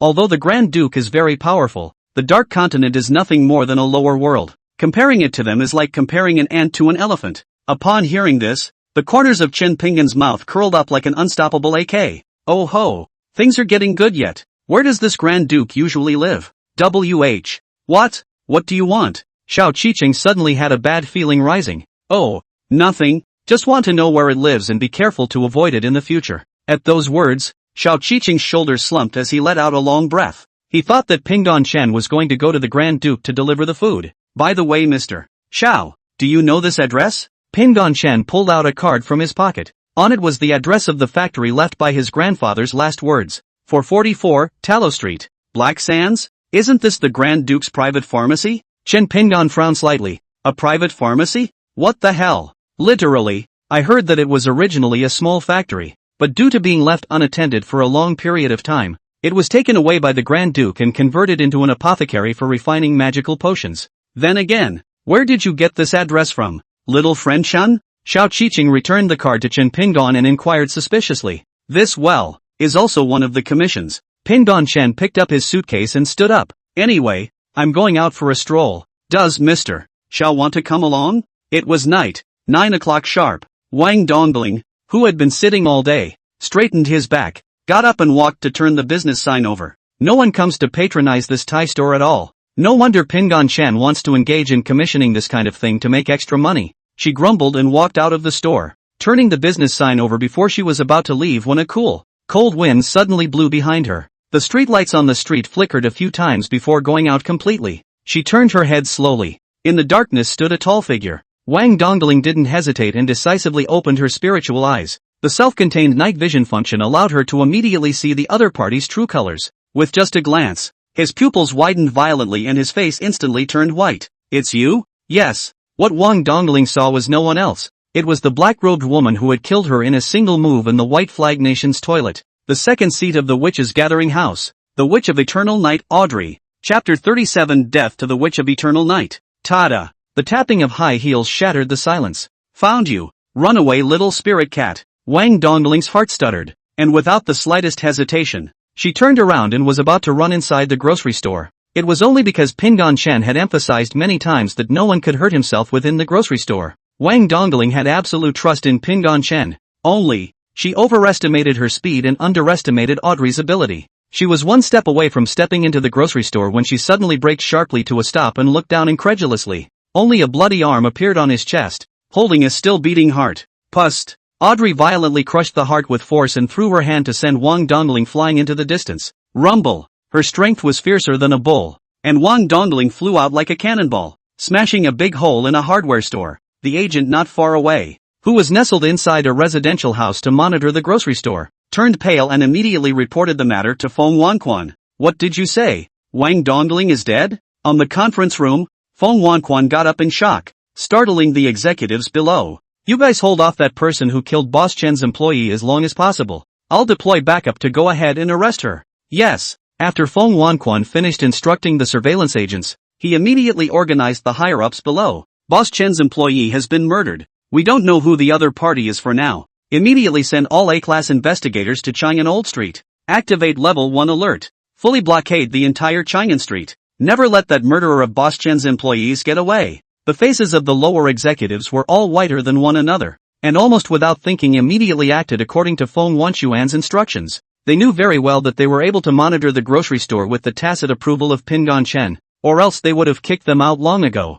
Saying it's a surveillance is actually more like a bodyguard. If something happens to the master's people and the bodyguard does nothing, their heads, I'm afraid, will be hanging on the gate of the investigation bureau the day Pingon Chen returns. The smoke is clearing. Audrey, of course, spotted the watchers hiding in the shadows, but she paid no attention to them. Flashing to the front of the cave entrance, he narrowed his eyes and looked at Wang Dongling, who was lying lifeless on the ruins. Now, finally dead through, right? Just as Audrey walked over to check it out, two shouts with warnings suddenly sounded behind her. Hello, who are you? The Bureau of Investigation has surrounded this place, so bind your hands. Audrey looked sideways to see that the two agents who had been snooping around the mansion now appeared behind her, armed with special rifles and wearing heavy armor. Humph, the mole crickets want to die. Then I'll fulfill you. Audrey raised her palm to end the two men when a piercing chill suddenly rose behind her. There was no hesitation, immediately choosing to dodge. Even so, her hood was still torn off by the attack behind her.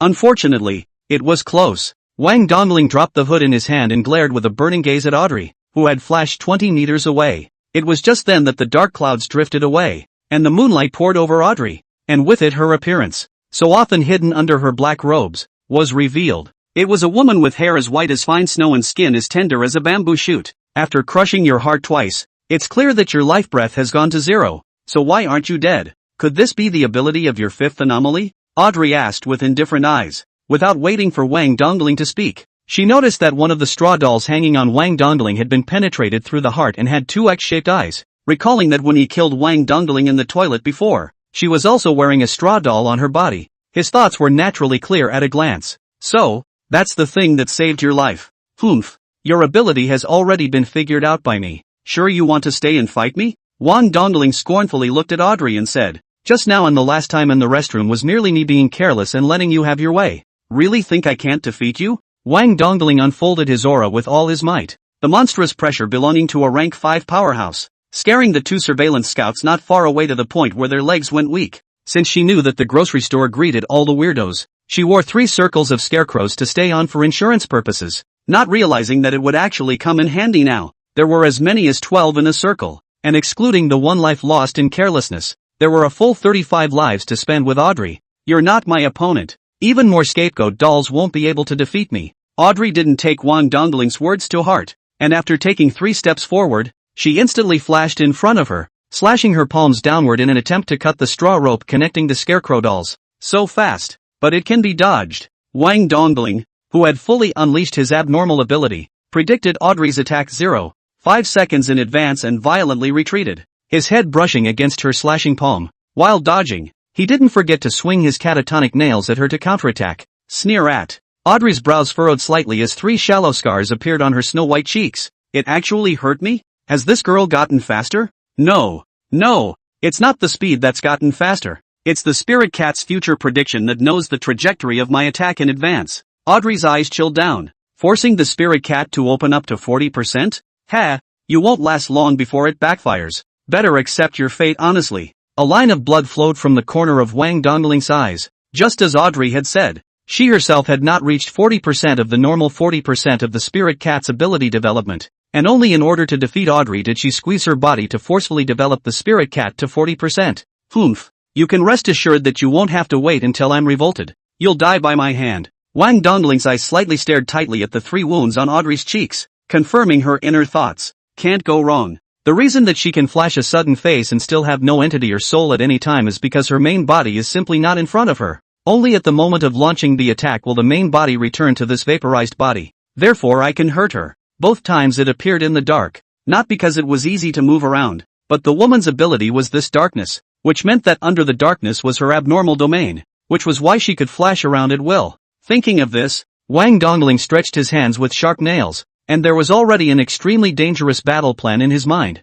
If he didn't grasp it well, he might be here in this life. Dead duck. Even if you can anticipate ahead, then I just need to speed up a bit. Before the words fell, Audrey flashed behind Wang Dongling in a flash. Only her hand sliced through the air and knocked her head off. The straw doll consumes one with it. Damn it! Before the head could grow back, Wang Dongling swung his claws back violently, but grabbed a lonely one. Audrey dodged into the distance to avoid the attack the moment it succeeded. Too slow. Pust. Wang Dongling's body is upside down. She's wasted. Straw doll -1. Pust. She's cozying up to Louis XVI again. Straw doll 1. Snap. Scarecrow -1 for a punch to the chest. The 2 surveillance agents who ran to the distance, looking at Wang Dongling who was abused to death, could do nothing but report the situation to their superiors with faces ashen. What to do? We can't even intervene in this level of battle. Going in is just cannon fodder. Headquarters support is 3 minutes away from arriving. Let's hope Wang can hold out.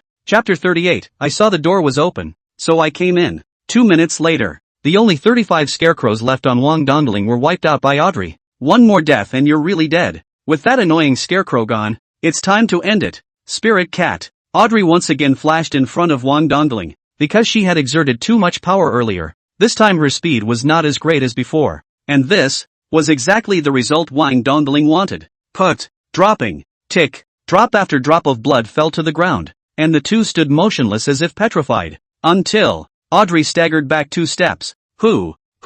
You lost. Wang Dongling panted heavily, his forehead wet with sweat. The right hand is covered in blood. Yes, she went through Audrey's heart first. How is it possible? Audrey looked at her empty heart and her body collapsed to the floor as she lost her strength. That was close. Almost went into the ground. Wang Dongling patted his chest and walked to Audrey, swinging his claws in a swift motion, tearing the tendons of her legs, just in case she sits up in shock from her dying sickness. Audrey stifled a grunt, completely losing all ability to resist, eyes dulled and staring into the night sky. You win. Can you tell me how you found the break? Wang Dongling glanced at her faintly and said, You don't think that I was simply standing in front of you to be beaten, do you? Flickering back and forth drained 35 of my lives. Even if your ability development is as high as it is, it's impossible to ignore the abnormal backlash, and frequent use of your ability will cause you to lose your stamina and spirit at an extremely rapid rate. After exhausting all my scarecrow dolls, you'll let your guard down considerably. And at the same time, how can a body on the verge of its limits be faster than my full form? Audrey squeezed out one last relieved smile and passed on. Coincidentally, that's when backup from the Bureau of Anomalous Investigations arrived on the scene. It's over already? I'm very sorry Ms. Wang, we're late. Feng Wanquan quickly ran to Wang Dongling and slightly bowed his head in apology. Wang Dongling ignored him, his eyes still focused on Audrey. Rather, the abnormal body inside her. With the help of spiritual eyes insight, Wang Dongling clearly saw a dark orb object, drilling out from Audrey's body, blending with the darkness of the night, attempting to sneak away from this place. It was true that ordinary inhumans were unable to discover its existence, but in Wang Dongling's eyes, it was like a loach wriggling in the sludge. Humph. Gotcha. She quickly grabbed into the void and a ball of furry textured coal appeared bouncing at her palm. Looking strangely cute, but with a fierce batch of abilities. Wang Dongling intended that when he tried to fuse the sixth anomaly in the future, this ball of black night fluff would be the first choice. Find out who she is. I'm going to bed. Take the car or whatever out. After Wang Dongling dropped a sentence, he returned to the grocery store without looking back, leaving Feng Wanquan and the others looking at each other. A certain Class A investigator observes the mostly destroyed neighborhood and asks worriedly, "That's quite a bit of damage. Chief, we're not going to have to work late tonight, are we?" Feng Wanquan rubbed the vaguely painful corner of his forehead and said, "Didn't you hear what Ms. Wang just said? Take this person back.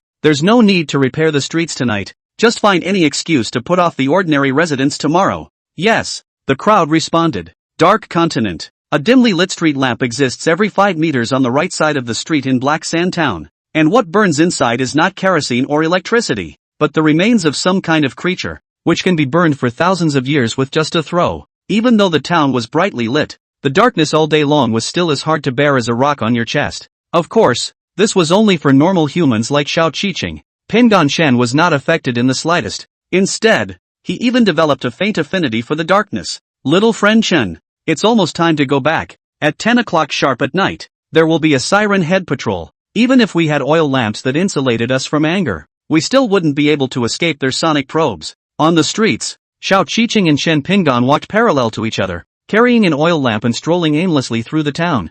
Pingan Shen stopped at a halt. "It's almost time to part ways. Mr. Xiao, as I said, I came here with several commissions to do, and finding information on that little brat will trouble you. Separately?" Xiao Qiqing was slightly stunned. His face immediately became serious. "Little friend Chen, the dark world is dangerous. This is not a joke. Although I don't know what you are capable of, but even if you are an S-class investigator, you are nothing more than a bottom-of-the-barrel existence in this world. Thanks for the kind words, Mr. Shaw. I have my own plans. No need to worry too much." Saying that, Shen Pingan carried the lamp in his right hand and the suitcase in his left, and went ahead. Xiao Qiqing was in a trance, looking at the distant back of Chen Pingan. His heart inexplicably produced a sense of touch that he was above everything. What the hell is HQ up to by sending a weirdo here? The mystery within Xiao Qiqing's head was like a fishing rod with a blown line. It was a mess. Forget it. I'd better help little friend Chen search for the whereabouts of that teenager named Su Ran. He shook his head violently and turned around to step inside the alley. After turning the corner and walking for a while, sensing that Xiao Qiqing was not following him, Pingan Shen reversed his direction and walked towards the tallest castle in Black Sand Town. Yes, that is the Grand Duke's residence. Coronet. There is a shortage of pure maidens falling red. The pure love potion can't be refined properly, and the desire sex order may be in default. Inside the castle, inside the dimly lit hall, a black-robed figure with 4 meters of height bent down towards the depths as black as an abyss to report. After a moment of silence in the depths of the darkness, a pair of crimson pupils lit up, and in a split second, they spread all over the darkness, at least tens of thousands of pairs. "There's no more. Won't you guys go to the Yang world to find it?" A very hunted-looking neck stuck out of the dark area, emitting a voice that sounded like a man or a woman or a young or old. Under the illumination of the faint light, above the head of the black-robed figure, a large centipede with 2 rows of human heads forming the body and arms forming the tentacles was mapped out. It was none other than the Grand Duke, one of the 3 great masters. Coronet. The Yang realm side has yet to completely merge with the Dark Continent, and I let a few weaklings underlings go over to search for materials earlier, but as a result, they have yet to return, and are probably already dead. The black-robed figure that spoke slowly looked up at the Grand Duke. The hood slipped off with it, revealing a dark centipede-like figure. The body was no different from an ordinary centipede, except for the head, which was an old human man with thinning hair. Bunch of losers. Recently the 2 worlds have collided. A lot of humans have fallen into the Dark Continent. There are quite a few human maidens imprisoned over there in the dungeon. Go and check them one by one. Pick out the ones that are purely knotted. Feed them the catalytic potion. And let's take as many drop reds as we can produce. I'll try to delay as long as possible on the Desire Cult order side. Centipede Man bowed deeply. Understood. It was about to retreat when the stone door of the Great Hall, which was concealed by a gap, was suddenly pushed open. The Grand Duke and the Centipede Man were slightly startled as a human with a suitcase and oil lamp appeared before them. "So what? I saw the door open and came in. May I ask if you know where the Grand Duke is? I have something to talk to him about." Pingan Shen put down the oil lamp and walked towards the confused Grand Duke. Chapter 39 Grandpa's Strange Cause of Death. Entering without closing the door? Is this your house? You can't just walk in? The Grand Duke was confused. This castle was its residence, which was basically known to all the beings in the Dark Continent. Trespassing on the Black Sandcastle is no different than going straight to hell. Kid, how dare you trespass the Black Sandcastle? How dare you? The centipede man bounced and started jumping to Pingon Chen, who was 50 meters away. In a flash, glaring viciously at him. At this time, the Grand Duke behind him stared at Chen Pingon and snapped in a deep voice. You are not a human being, nor are you an abnormal body. Who, exactly are you? A gust of terrifying pressure rose with the words, and the centipede man was so frightened that he almost curled up into a ball. Chen Pingon was not half affected and smiled. Just a grocery store owner. May I ask if you know where the Grand Duke is? I'm looking for it to talk about something. I can't believe I'm ignoring my death stare? This guy is not simple. But, is it too rude to ask who the Grand Duke is in front of the party? The Grand Duke was enraged. And the reason for the anger was not that Pingon Chen had rushed it, but that Pingon Chen actually didn't know who it was and kept asking the Grand Duke where it was. It gave the Grand Duke a touch of, well, being a little weird. Bastard thing. I am the Grand Duke. The Grand Duke squirmed out of the depths of darkness. The huge body twisted into the shape of a piece of,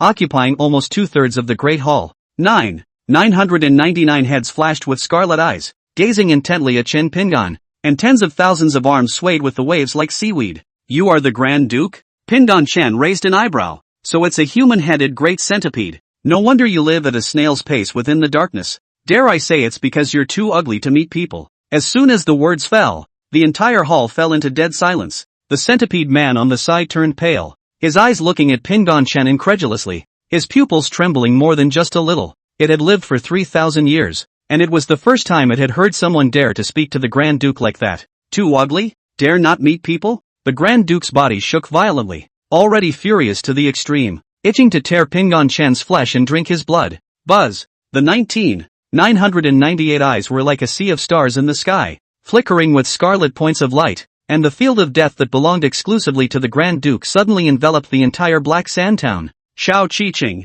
who was somewhere inquiring for information, was suddenly stunned and turned his head to look in the direction of Black Sand Castle. The field of death? The Grand Duke is furious? It shouldn't have anything to do with that guy, right? Xiao Qiqing's smiling appearance of Pingon Chen appeared within his mind. Inside the Great Hall, Chen Pingon, who was in the center of the death domain, did not feel the slightest discomfort, but instead was still a bit cool. It wasn't that the Grand Duke hadn't unleashed his attack yet. In fact, the attack descended the instant the domain was opened, as evidenced by the centipede man who turned into black water on the side. How did this happen? Why were you deathly haunted by death? The Grand Duke looked at the unharmed Pingon Chen and took a step back in horror. The more it looked at Pingon Chen's existence, the more it could not understand it. It's a bit cold. Let's turn off the fan and sit down to talk properly. After saying that, Pingon Chen took out his telescopic stick and slowly walked towards the Grand Duke. Don't think that I can't kill you if you ignore the domain. The Grand Duke, who had been insulted again and again,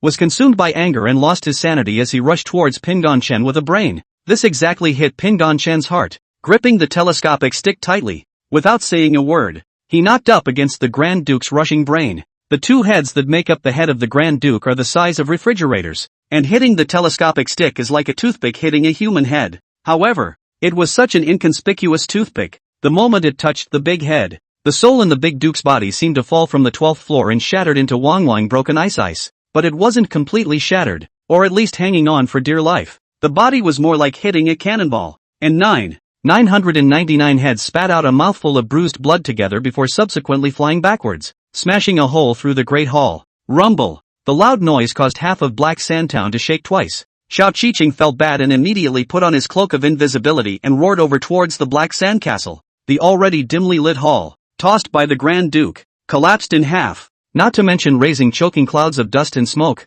Pingon Chen gently waved his hand to disperse the smoke and slowly walked over to the Grand Duke whose head had sprouted a large bag and whose soul had been shattered. Spare your life, my lord, spare your life. The Grand Duke weakly begged for mercy, his 9,999 heads clearing into a horrified expression. At the moment, it was so weak that a random kid could wipe it out by throwing a brick at it. I told you to sit down properly and talk, but you have to lie down and talk. Chen Pingon shook his head helplessly and took out a piece of fish scale as big as Lori's palm from his suitcase. Pressing it to the Grand Duke's forehead, he slowly fused it in. The fragmented souls instantly bonded as if they had encountered a magnet, slowly healing on. Soul restoration scales? 800 ancient coins apiece. On your tab. The Grand Duke was amazed after sensing the broken souls fused back together. Knowing that this kind of treasure for repairing the soul was not possessed even if it was one of the masters of the dark world. This makes it even more curious about what Pingon Shen's identity is. But 800 ancient coins apiece would have to bite the bullet for the Grand Duke as well.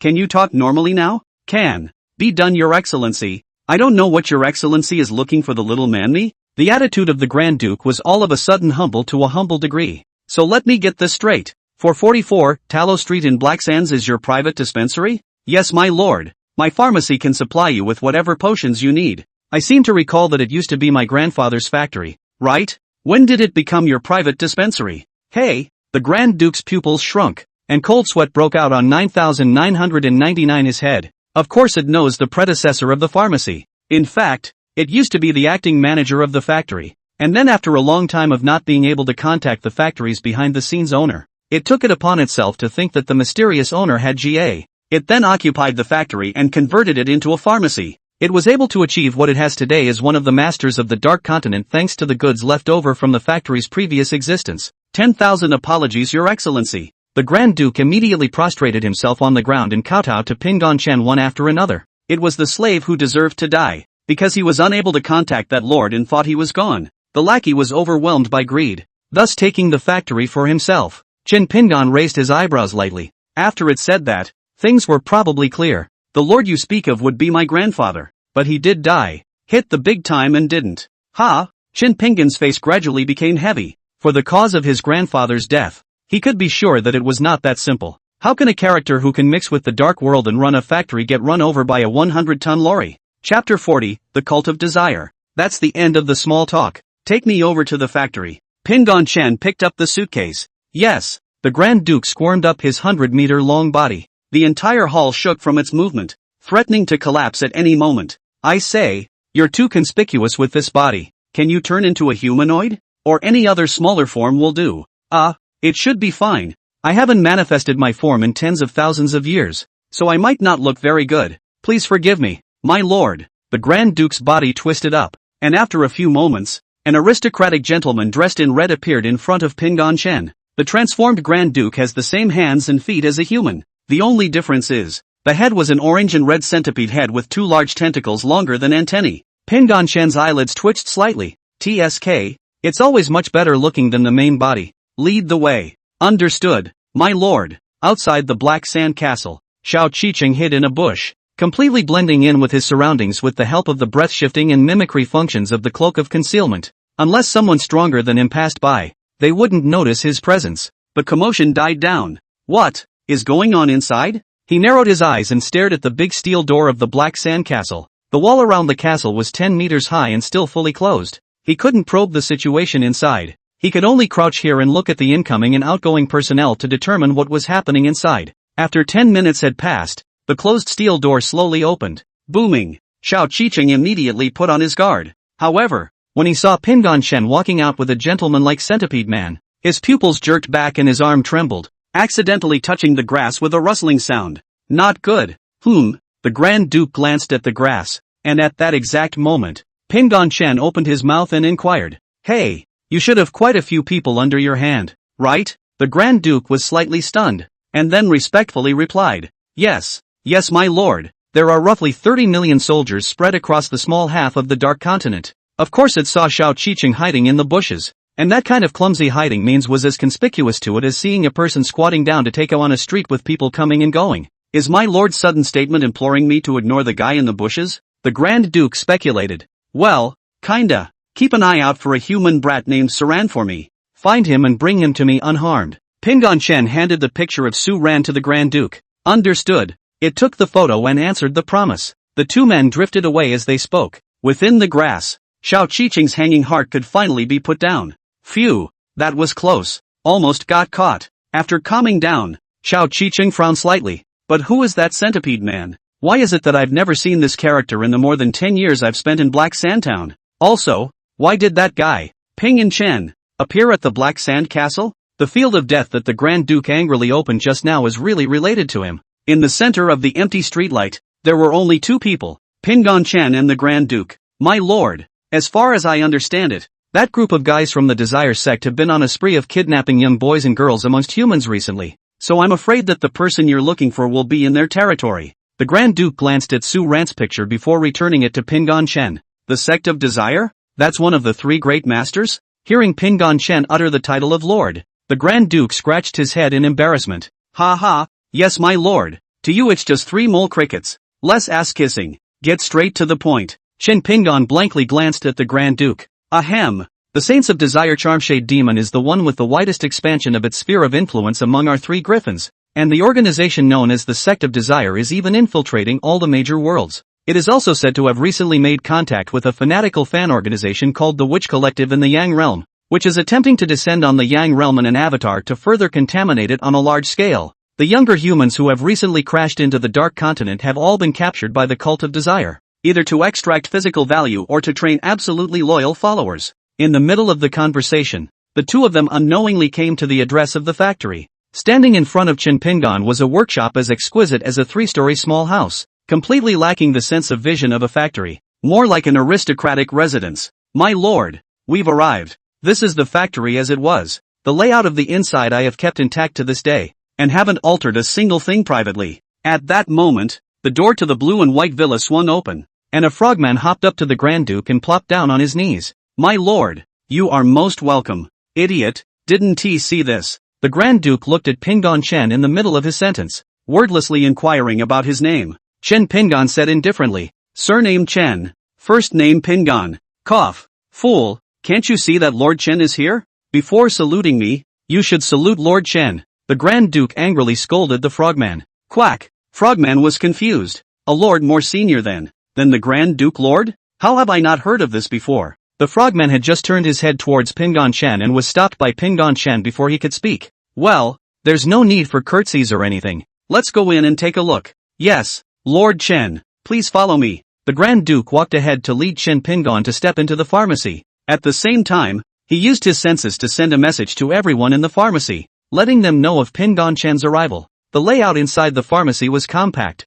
with aisles barely big enough for one person to pass through, and wooden medicine cabinets leaning against the surrounding walls, stacked with potions of varying colors, as well as storing 1,000 odd herbs. All that was left on the floor, besides plate after plate of finished potions, was a mouthful of crucibles in which the potions were being boiled. These potions are all your personal supplies? Pingon Chen said as he picked up a bottle of pink potion. Of course not. I'm not going to lie to you, my lord, but the pharmacy actually wasn't exclusive to private individuals 100 years ago. 100 years ago, the Mish Devil approached me about long-term cooperation in refining potions for their Desire sect, and after seeing the huge benefits, I agreed to do so, and up until now, the potions stored here have basically been supplied to the Desire sect. The bottle of potion in your hand, my lord, is called the Pure Love Potion, and it is the latest order, but due to the lack of the key ingredient, Pure Not Maiden's Falling Red, that's why it's been put aside here, resulting in a bit of a small space. Pingon Chen looked at the Grand Duke as if he were looking at a pervert.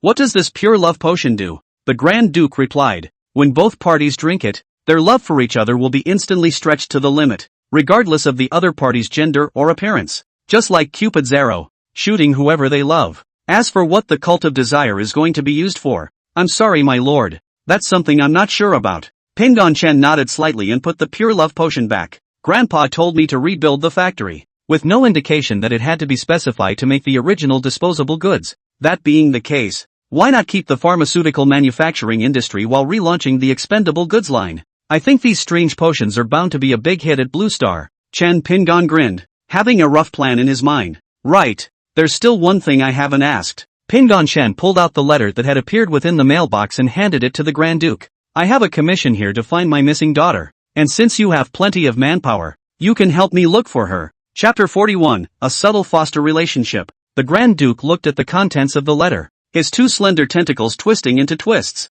My lord, if I remember correctly, the letter seems to be a trap. What is this saying? Pingon Chen furrowed his brows. It is my understanding that the letter was used by the Cult of Desire to attract outside alien use, and that they made up different reasons for doing so, but the ultimate purpose is the same. For the person who receives the letter, to go to the address on it to find the so-called Diana, and thus learn from its lips the crucial information that will lure it to a designated place. Then after that, well, I'm not sure. The Grand Duke helplessly shrugged his shoulders. Eyes then came down fiercely. But they are bold enough to actually dare to deceive Lord Chen. Ha, don't worry, my lord. I'll slaughter that group of villains who offended you later. Chin Pingon ignored the Grand Duke and held his own chin and thought, gee, big problem. If the commission is false, won't there be no big fish to slaughter? No big fish. No ancient coins. No way. Coming here cost me a whopping 10 guru bucks. How can I be fooled with a set for nothing? Ha, the Desire sect with the widest distribution of power? Sounds like a rich, fat, big fish to me. The corner of Chin Pingon's mouth curled up inadvertently. He looked to the Grand Duke and instructed, hey, centipede monster, later on, you will display all the potions that can be refined into a table, and write down the effects and the cost of manufacturing them. Also, I'll give you a shopping list later. Get everything on it in front of the workshop entrance. Understood, my lord. Just what is the form again? The Grand Duke scratched his head in uncertainty. Never mind, just align yourself neatly. As he spoke, Pingon Chen casually grabbed a piece of colored paper from the cluttered table, transferring the machine and a bunch of materials in his mind about manufacturing disposable goods to the paper, instantly forming ancient words that the Grand Duke and the others could understand. This memory, of course, had sprung up naturally after he had read his grandfather's second last words. My lord, are you going out? The Grand Duke asked as he took hold of the purchase list and looked towards Pingon Chen, who was turning to leave. Well, out for a while. By the way, where was the address on the top of that letter again? Pattering sound. Pattering sound. Inside the damp and dim dungeon, Su Ran's hands were bound by chains, hanging in mid-air. All that was left of his body, except for a pair of underwear, were bruises spread all over the place, as if he had traveled through a jungle of thorns, and not a single part of his body was intact. Besides him, there were dozens of young boys and girls hanging in the dungeon, but the look wasn't as wretched as his. At most the clothing was slightly dirty. Pattering sound. A drop of sweet water fell from the tip of the top stone, hitting Su Ran's dry, cracked lips with precision. Little by little, this parched earth is moisturized. Well, he opened his eyes in a daze, his head aching as if he were being pulled back and forth by a saw. Where is this? As Su Ran looked around, his head tingled violently as he recalled his memories from before he passed out. After inexplicably arriving in a strange world, he encounters an extremely terrifying anomaly before he even gets out of school. In a panic, he fled to the back of the school. Unexpectedly, the back of the mountain here is not the same as the original world. The original back of the mountain over is a prosperous city, but here the back of the mountain over is a thorn jungle that cannot be seen at first glance. Between death and pain, he chose pain without hesitation. Through a jungle of thorns, the ghost fire couldn't burn off the thorns, so he could only use his physical body to resist, which led to the clothes on his body being scratched thinly, and the wounds spread all over his body. He wasn't sure if the anomalies behind him were still chasing him, only that his consciousness was growing fuzzy. The thorns were poisonous, and it was too late to realize that. He collapsed, and in the moments before he lost consciousness, he vaguely saw a girl, naked, with a few thorns wrapped around her body to cover her vital parts, burrowing inside himself. Thinking of this, Su Ran's pupils widened violently, and his fuzzy consciousness then came to his senses. It's over. That kid can't be inside me? Su Ran tried to unleash the ghost fire and melt the chains that bound his hands, but, the S all over the place, and the ghost fire can't come out dead. It's as if something is blocking the valve that releases the ghost fire. Damn it, is it this iron chain? Su Ran would have noticed by now that the iron chain was unusual. Whenever he or she activated his or her ability, the chain would light up with a spell that he or she had never seen before. Just as he pondered his response, a thorn slowly emerged from his shoulder and poked him in the face. Stop it, I'm thinking. After a moment of silence, Su Ran felt a chill down his back. Wait, who just poked me in the face? His neck seemed like rusty machinery, and he turned his head in a stiff staccato, for eyes with a teenage girl's head that popped up over her shoulder. Wah-wah! A yell rang through the dungeon and several points of light lit up in the distance. Someone woke up? Let's see which little mouse it is that doesn't sleep well. A dwarf with hands 5 meters long walked up to the dungeon with an oil lamp and reached in to touch the hanging men one by one. Su Ran secretly said that it was not good, and when he tried his best to think of what to do, a thorn secretly dangled down from his back, and after touching the ground, it spread to the long-armed dwarf with lightning speed, not waiting for it to let out a scream. Its neck was tightened by strips of thorns. Pust! The bar of thorns tightened slightly, and the long-armed dwarf's head quarreled with his neck and finally moved. Click! Another thorny vine stretched out from behind Su Ran, cutting the chain that bound him easily, just like slicing a tofu without any hindrance. Whoa! Su Ran fell from a height of 4 meters and was about to land when he was suddenly caught by a pair of cold and tender hands. He was surprised to see that the person who caught him was an expressionless brunette. You!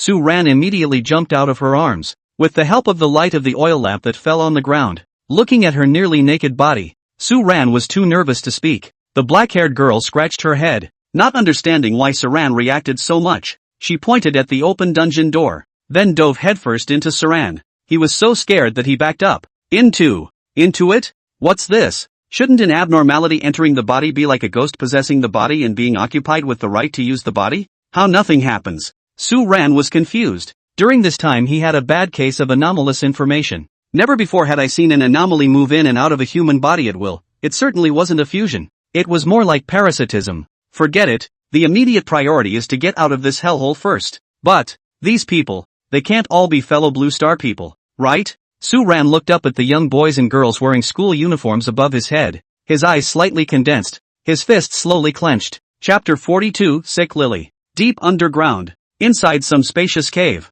tens of thousands of pure white candles floated in midair, dots of firelight illuminating every corner of the cave. Below the cave is an altar as big as a basketball court. Below the altar on the groove has a puddle of pink unidentified liquid, in which the altar in 8 directions stands up a high stone platform, on which each lies a pair of naked girls and young men. Their eyes were covered by a single rose petal and their hands rested on their stomachs in a dormant state. 3 liters of pure love potion to go, and the lust sacrifice grand formation is complete, with the sacrifice still missing a pair of pure love men and women. How many other young human boys and girls are in the dungeon? At the eye of the altar formation, the speaker was a pink-haired high priestess clad in red robes. Isadora-sama, there are about 30 people, all eligible young boys and girls. The servant standing beside her knelt on one knee and said, well, go pick out a good-looking pair and come over. As long as we wait for the Grand Duke to deliver the pure love potion, we can open the lust sacrifice. Isadora smiled and nodded her head, her eyes filled with fervor. At that time, my god will reach an unprecedented realm and completely master the Dark Continent. The flower of desire will one day bloom in all worlds. Isadora spread her hands, her eyes mesmerized with madness, and in her mind her hands were not embracing air, but her most beloved saint of desire, the Phantom Devil. Yes, she's a crazy extreme lily lover. Somewhere in a hidden corner of the cave, Su Ran, who had sneaked out, happened to catch a glimpse of the state of the altar, and also overheard their purpose. TSK, trouble, that pink-haired girl is strong just by looking at her, and yet the only exit is behind the altar, so you have to go through it to get out. Su Ran frowned. The layout of the crypt was not complicated. One could even say that it was concise and clear. It's just a straight line structure, with the dungeon and the overseer's room at the far end, and this spacious cave in the middle, through which is the exit of the cave. The problem now was that the exit was guarded by a big boss that he couldn't beat, and he couldn't think of any way to bypass the boss and go straight to the exit. Just as Su Ran was contemplating, Isadora's servant stepped down from the altar and walked towards him. Not good. That guy's coming over to this side of the dungeon to pick someone. Su Ran hurriedly ran back, his palms rolling with sweat. Damn it, if that servant finds the dead overseer it's over. What should I do? Should I kill him too? But, can I beat him? Will killing it alert the pink-haired girl? Su Ran's head was flooded with a large pile of ideas all at once and was about to burst his brain when a thorny vine poked his shoulder. What do you want again? Saran turned his head sideways and locked eyes with the brunette who emerged from over his shoulder. The dark-haired girl gazed into his eyes and told Su Ran what was in her mind through telepathy. At those words, Su Ran stared incredulously while a blush surfaced on her face. You, what a lunatic, but it'll have to do. Duh. The servant, wrapped in bandages, came to the front of the dungeon, bent at the waist, unable to stand upright. The long-armed dwarven overseer with his lamp had been waiting here for a long time. I need 2 good-looking sacrifices. The servant made a raspy sound. The long-armed dwarf laughed and stiffly raised his arm, pointing at Su Ran who was hanging in mid-air and said,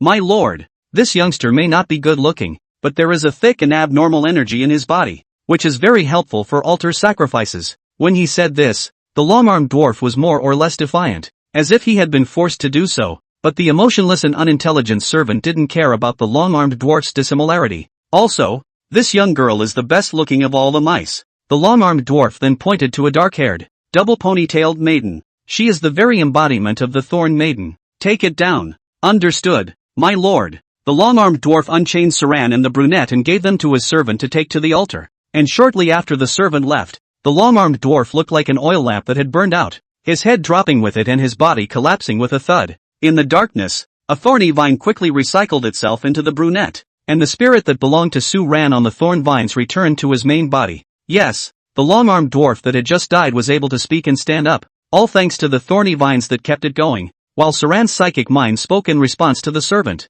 Lord Isadora, these are the two best offerings in there. The servant placed Saran and the black-haired girl in front of the pink-haired girl. The little girl is not bad-looking. This male is almost interesting, but the body contains abnormal energy, just enough to supplement the lack of appearance. Virginal aliens are already rare. I think that Lord will like it. Saran, who was in a state of fake sleep, almost stormed out in anger when he heard Isadora say that he couldn't look good. Old women don't know what they're talking about. I'm at least a top 10 schoolboy. How dare you say I can't look good? Isadora picked up the brunette and placed her on the center altar, removing her clothing and casually picking up a rose from the ground, biting off 2 petals and placing them over her closed eyes. Saran wasn't treated so well, directly being grabbed by the neck with one hand and dropped on the hard stone platform. After roughly removing his clothes, he casually pressed 2 pieces of roses to finish the job. The Thorn Maiden's plan was simple, to become a sacrifice on her own accord, and at the beginning of the sacrifice spell, suddenly storm out and attack Isadora, because Isadora had to preside over the altar.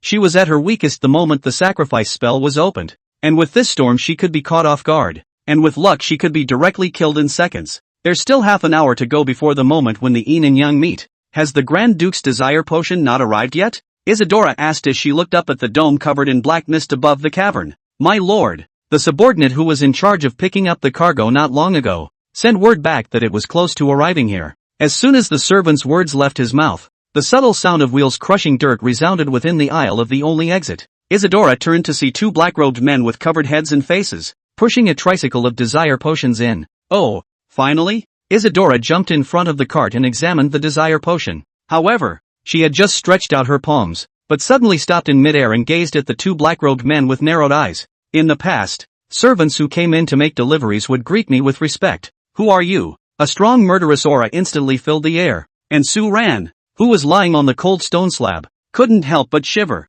What's going on? What happened again? He didn't dare to move for fear of being discovered by the enemy, but the killing intent emanating from the air made him shiver inwardly, and he had to do his best to restrain his body from trembling. After a moment of silence, one of the black-robed men, trembling his lips, murmured and whispered, and ****. Obviously the voice was smaller than a mosquito, but to Isadora's ears, it exploded like thunder in her head. No good. It's a spell. Without hesitation, she raised her hands and slammed them against her brain. It will hurt you, but it will dispel the discord in your head. Her servant, on the other hand, was not so lucky, melting into a puddle of blood the moment he heard the spell. Little friend Chen, you go save the children. I'll deal with this guy. The black-robed man chanting the whispered words took off his black robe, and it was clearly S-class investigator Xiao Qiqing. The other one, of course, is Pingon Chen. Chapter 43, This is 13. Too much sentimental panic. Damn it! Don't even think about destroying the altar.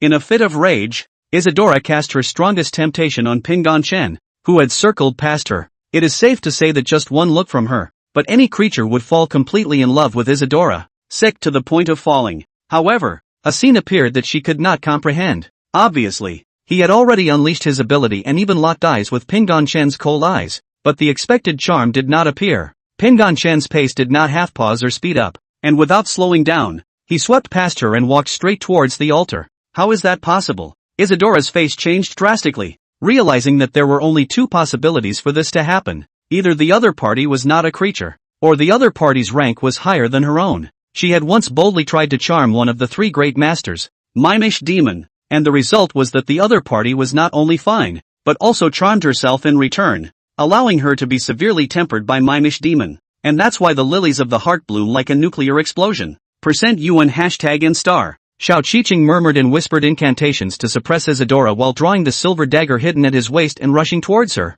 Ah! Don't get carried away, stinker. Isadora's pink eyes lit up high as she unleashed her charm ability once again. However, the eyes just flickered before going out. The charm ability disappeared? How is this possible? Isadora was in a trance, remembering that when Pingon Chen brushed past her just now, he seemed to be saying something out of his mouth. Ban? He blocked my ability? Isadora's pupils suddenly shrunk, and as she froze, Xiao Qiqing had already arrived in front of her. ******.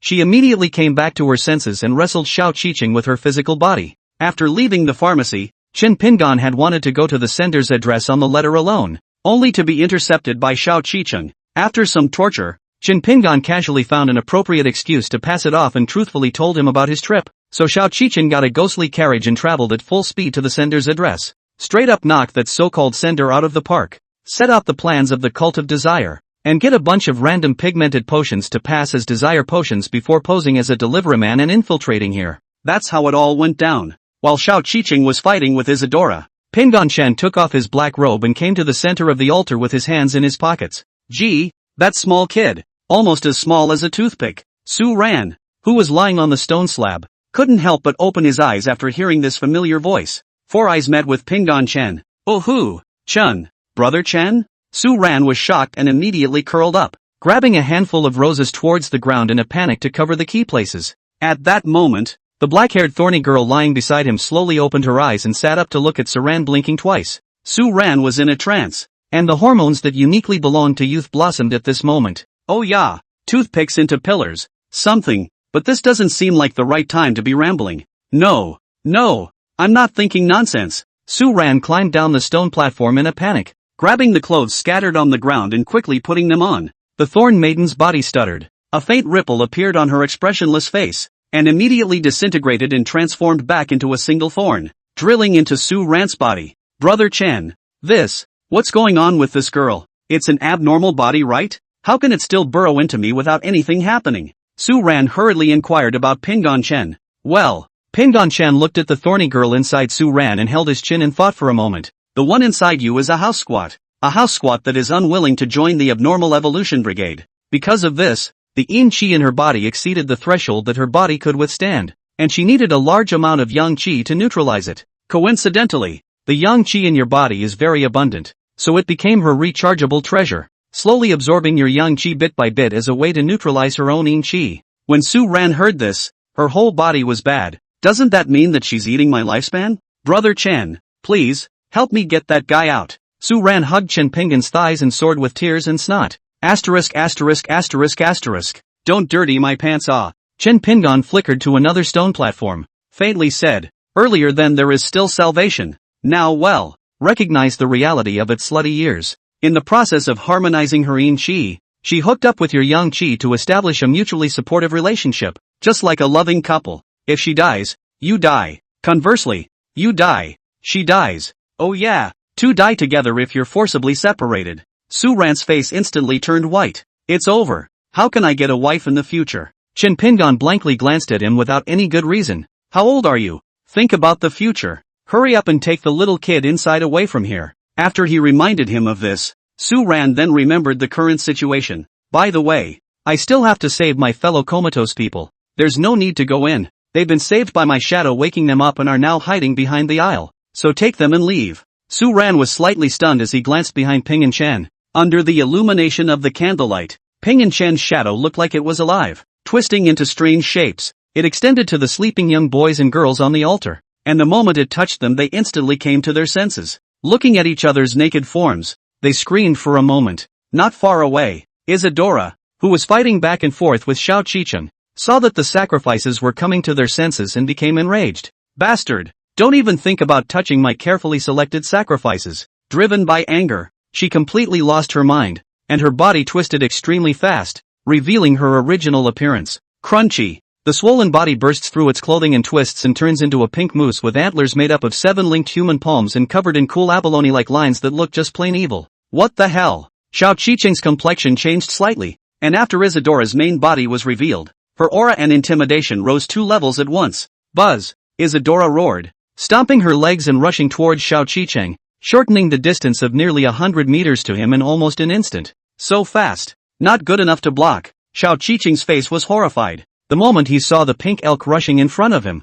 it was clear that he was no match for the pink elk. Just when he thought he was going to hang, a gale blew without warning. A large pink elk was lifted out by the gusts of wind and smashed into the wall of the cave, the groove at least 3 meters deep. Mr. Xiao, you take them out. I stay behind to pad the back, and incidentally, wait for a big fish to come over for me to slaughter. Like a ghost, Pingon Chen silently appeared behind Xiao Qicheng. Chen Xiaoyu. Xiao Qicheng did not have too many doubts this time, nodding towards Pingon Chen before immediately running off to help Su Ran lead the children to evacuate. Of course he knew that the seemingly harmless gust of wind just now had already hit the pink elk so hard that it was on the verge of death. The curiosity about Pingdong Chen in his heart increased by one more point. Once everyone had left the cavern, the pink elk set in the recess of the wall turned back into a pink-furred maiden and fell to the floor. On the white and tender body, there was only dust and minor abrasions on the surface, but the actual inner soul and bones had shattered into glass slivers. Ahem! Lord Saints! Save me! She cried out as she looked helplessly into the night sky that was clearing the black fog.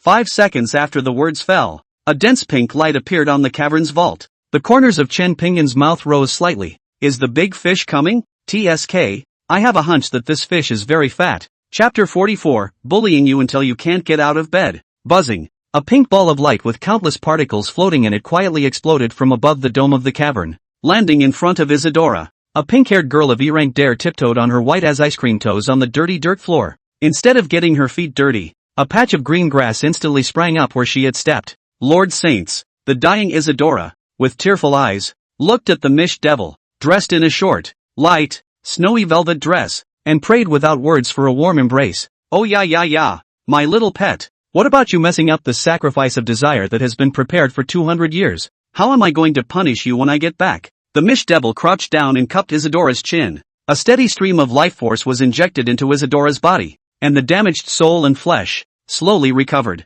I'm sorry, Saint Sama. I'm no match for that guy, so please punish me properly for my transgressions. After regaining a bit of strength, Isadora shuddered and puckered her body, facing towards the Mish Devil. Her face was flushed and hot, and her little mouth opened and closed in a loud gasp of what seemed to be excitement.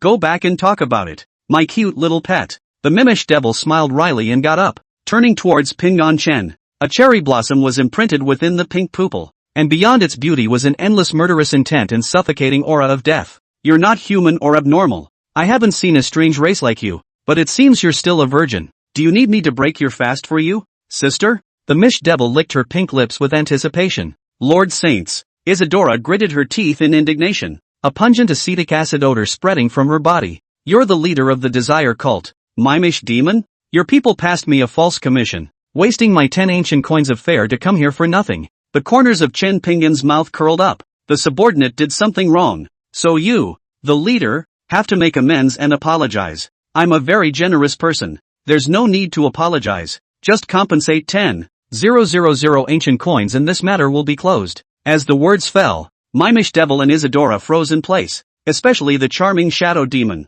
The moment she uttered her first words, she cast a charm on Pingdong Chen, which turned out to be of no use at all. She also told herself such big words as compensation of 10,000 ancient coins, although she was one of the richest masters, but stripping down her panties could at most come up with 4,000 ancient coins, and 10,000 was an extravagant value when looking at the middle and high level worlds. Are you kidding me? Mimoshi Demon's body trembled with anger, and his cherry blossom pupils were even lit up with a big fire. How dare a mere mundane creature open its mouth for 10,000 ancient coins to me as a master? Let's see if I don't suck your essence dry. Before the words fell, the Mimish Devil flashed in front of Pingdong Chen in the blink of an eye, and also set off a small fragrant breeze. Become a human stinky man. She pressed her delicate jade hand on Pingdong Chen's brain and decisively turned on her sperm-sucking ability. 5 seconds have passed. 20 seconds. 1 minute. In 2.5. Pingdong Chen remained standing in place as if he was looking at a little cutie.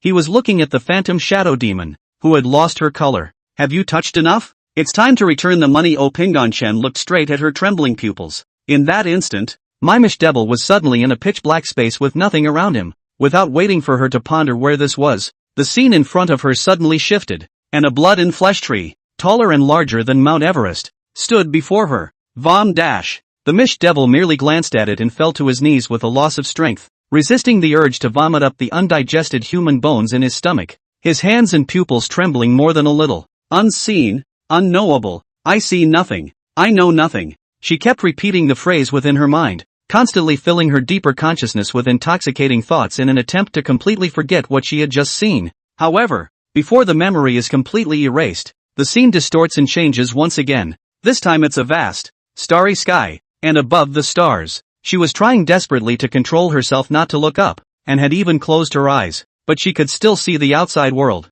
The view pulled upward one step at a time until a black ram's horn came into view and she couldn't hold back her crumpling yell any longer. The scene shattered with a bang, and she returned to reality, but was writhing on the ground in agony like a worm clutching her head. the terror on her face not half dissipated, and she couldn't stop the tears and snot and drool from clunking out. It's like being played out. Saint Sama. Isadora couldn't care about her injuries that hadn't fully recovered yet, and endured the sharp pain of her torn muscles even as she ran to the Charmshade demon's side and hugged her trembling body. I saw nothing. I know nothing. The murmur was repeated in a low voice from the mouth of the mimish devil. Don't be afraid, Lord Saints. Your favorite pet is holding you. Isadora tightly hugged Phantom Shadow Demon, not forgetting to viciously glare at Pingon Chen. Bastard. What the hell have you done to Lord Saints? Chen Pingon spread his hands helplessly. It's just letting her see some images of the depths. TSK. I didn't expect the mental capacity to be so poor. One glance and she's on the verge of collapse. At this point, the Mish Devil gradually came to his senses. She grabbed Isadora's arm and sat up straight, then pressed Isadora's head with one hand and together they kowtowed towards Pingon Chen. I'm very sorry. We are weak griffins and we failed to recognize a presence like your excellency. Saint Sama you are. Isadora couldn't believe that the scene in front of her was real. The mimish demon who was a lord was actually pulling herself to kowtow to a stranger. Don't say anything else. Apologize to the lord. The Mish Devil's tone was full of severity. It was the first time in the centuries Isadora had been by her side that she had seen her look serious. Alright. Kowtowing etiquette is dispensed with. Let's get back to the business of compensation. Chen Pingon rubbed his palms together excitedly, as if 10,000 ancient coins had already appeared on his palms. The Mish Devil laughed bitterly. This, Lord, I can only take out a maximum of 3,000 ancient coins when I empty my family's bottom, and the value of 10,000 is really not available. TSK, spoiler. Pingon Chen smacked his lips and sighed. You're at least one of the juggernauts with the widest spread of power, and you don't even have 10,000 ancient coins? I'm really sorry my lord. It's because the forces are so widely spread out that a large amount of ancient coin funds are needed to maintain the operation of each local base camp. But I can take what is left of my stock and give it to your lordship. There wasn't a piece of flesh on the mimish devil's body that was willing when he said those words. Isadora buried her head down and clenched her fists not knowing what she was thinking. After pondering for a moment, Pingon Chen responded. Forget it, keep it for now. The Mish Devil and Isadora were slightly stunned as they became increasingly confused as to what exactly Pingon Chen was doing.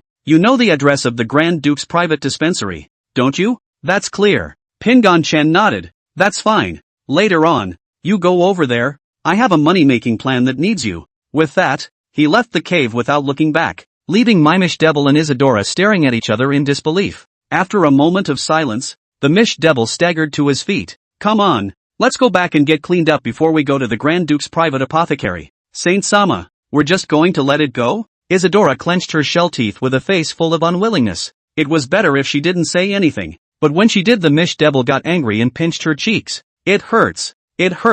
Lighten up, Lord Saint. Isadora slapped the Charmshade demon's palms and begged for mercy, except that the expression on her face was one of enthrallment, with no sign of pain at all. Humph, it's not because of you that I've fallen into this state? Stinky girl, even if you screw up the sacrifice, you still make me suffer humiliation. See if I don't go back and teach you a lesson until you can't get out of bed and walk. Chapter 45 Yin and Yang collide. Woo. Even though it was morning, the dark continent was still dark. The group that escaped the altar of the cavern hid in a trench covered with a suspended curtain of water so as not to be detected by the whimpering siren heads. For a long time, the sound faded. Xiao Qiqing then dared to poke his head out to check the situation. Under the effect of his abnormal ability, he vaguely saw the siren-headed monster with a height of more than 20 meters through the layers of black fog, disappearing into the dark forest. It's time for them to leave and come out. Xiao Qiqing picked up the younger child and climbed up the trench. It's wet all over. Uncle Xiao, what kind of monster is that line with two horns growing on its head? Su Ran shook her hair, trying her best to shake out the water droplets. Xiao Qiqing put the side counting the number of people while answering Su Ran. That's the siren head. It doesn't belong to any camp. It's the native creatures of the Dark Continent. They make the siren sound to detect the human beings, and once they are detected, they will become their food. They are usually out from 10 p.m. to 8 a.m., and after that time they are basically invisible. Luckily, their sound is easily isolated, and hiding under a water screen or in a well-sealed building will prevent them from being detected. Alright, everyone's here. Let's go. After Xiao Qiqing finished counting, he let the children hold hands to form a line while he led the way in front and Su Ran, the only inhuman, broke off. The vast majority of them were terrified, but fortunately they were obedient and did not appear to be crying out. It wasn't long before there was a sudden rush of footsteps not far away. Xiao Qiqing stopped and squinted his eyes at the dots of light that appeared in front of him. And soon, he realized that it was a horse carriage with 2 centipedes as its wheels, and he saw Pingon Chen waving at him from the front of the car. Yo, finally found you guys. Little friend Chen? Where did you find the extended centipede carriage? Xiao Qiqing looked at the 100-meter-long carriage in deep thought. It's Big Brother Chen. Great. We're saved. Su Ran, who was at the back of the group, could not see Pingon Chen's figure from a long distance away, but could hear his voice. Well, let's get in the car first. It's not safe here. Xiao Qiqing nodded solemnly and took the children on the centipede car. Although the wheels are made up of centipedes, the compartment is not oozing with anything but luxury. A big, super soft couch made of slime corpses, some kind of plush creature's fur for a rug, a corpse oil lamp that never goes out, and so on. So, with so many people, you have enough money to buy tickets to send them back? Pingon Chen asked as he sat on the cool Slimer sofa that looked like a lazy sofa and looked at Xiao Qiqing across from him. Cough cough. Car tickets. This is too extravagant for us. Xiao Qiqing almost choked on Pingon Chen's words. The last time I was able to catch the world train,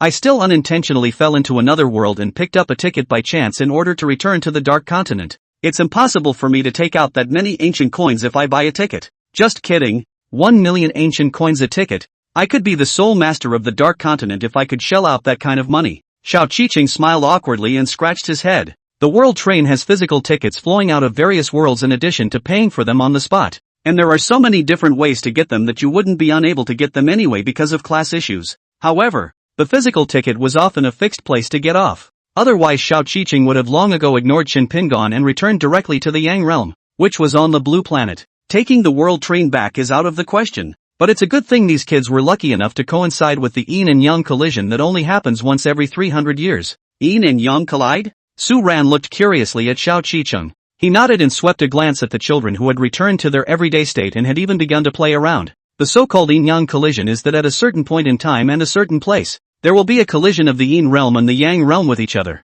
And at that time, a wide rift will be created. And the people of the two realms will be able to come to the opposite worlds through this rift. That's the only way we're leaving. Xiao Qiqing clasped his hands together and gazed earnestly at Qin Pingon. I've figured out the time and place. 1 week from now at 12 o'clock midnight, 3 kilometers west of Hesha town, is the location where yin and yang collide. Little friend Chen, you said that you have a close friend from the Black Sand Castle. I wonder if you can ask for its help at that time to stall the Grand Duke as much as possible and buy time for the children's evacuation. When Pingon Chen had perfunctorily dressed Xiao Qiqing earlier, he had described the Grand Duke's centipede man image as a friend who had befriended the Grand Duke. I was going to say it outright, but I always thought it would be taken as a joke. So I hid it. Well, I will. Pingon Chen nodded his head in agreement and then said, then, you guys definitely don't have anywhere to go next, so go and stay in the self-built housing area near my workshop. Xiao Qiqing was not polite and bowed slightly towards Pingon Chen. Then I'll thank young friend Chen for the children.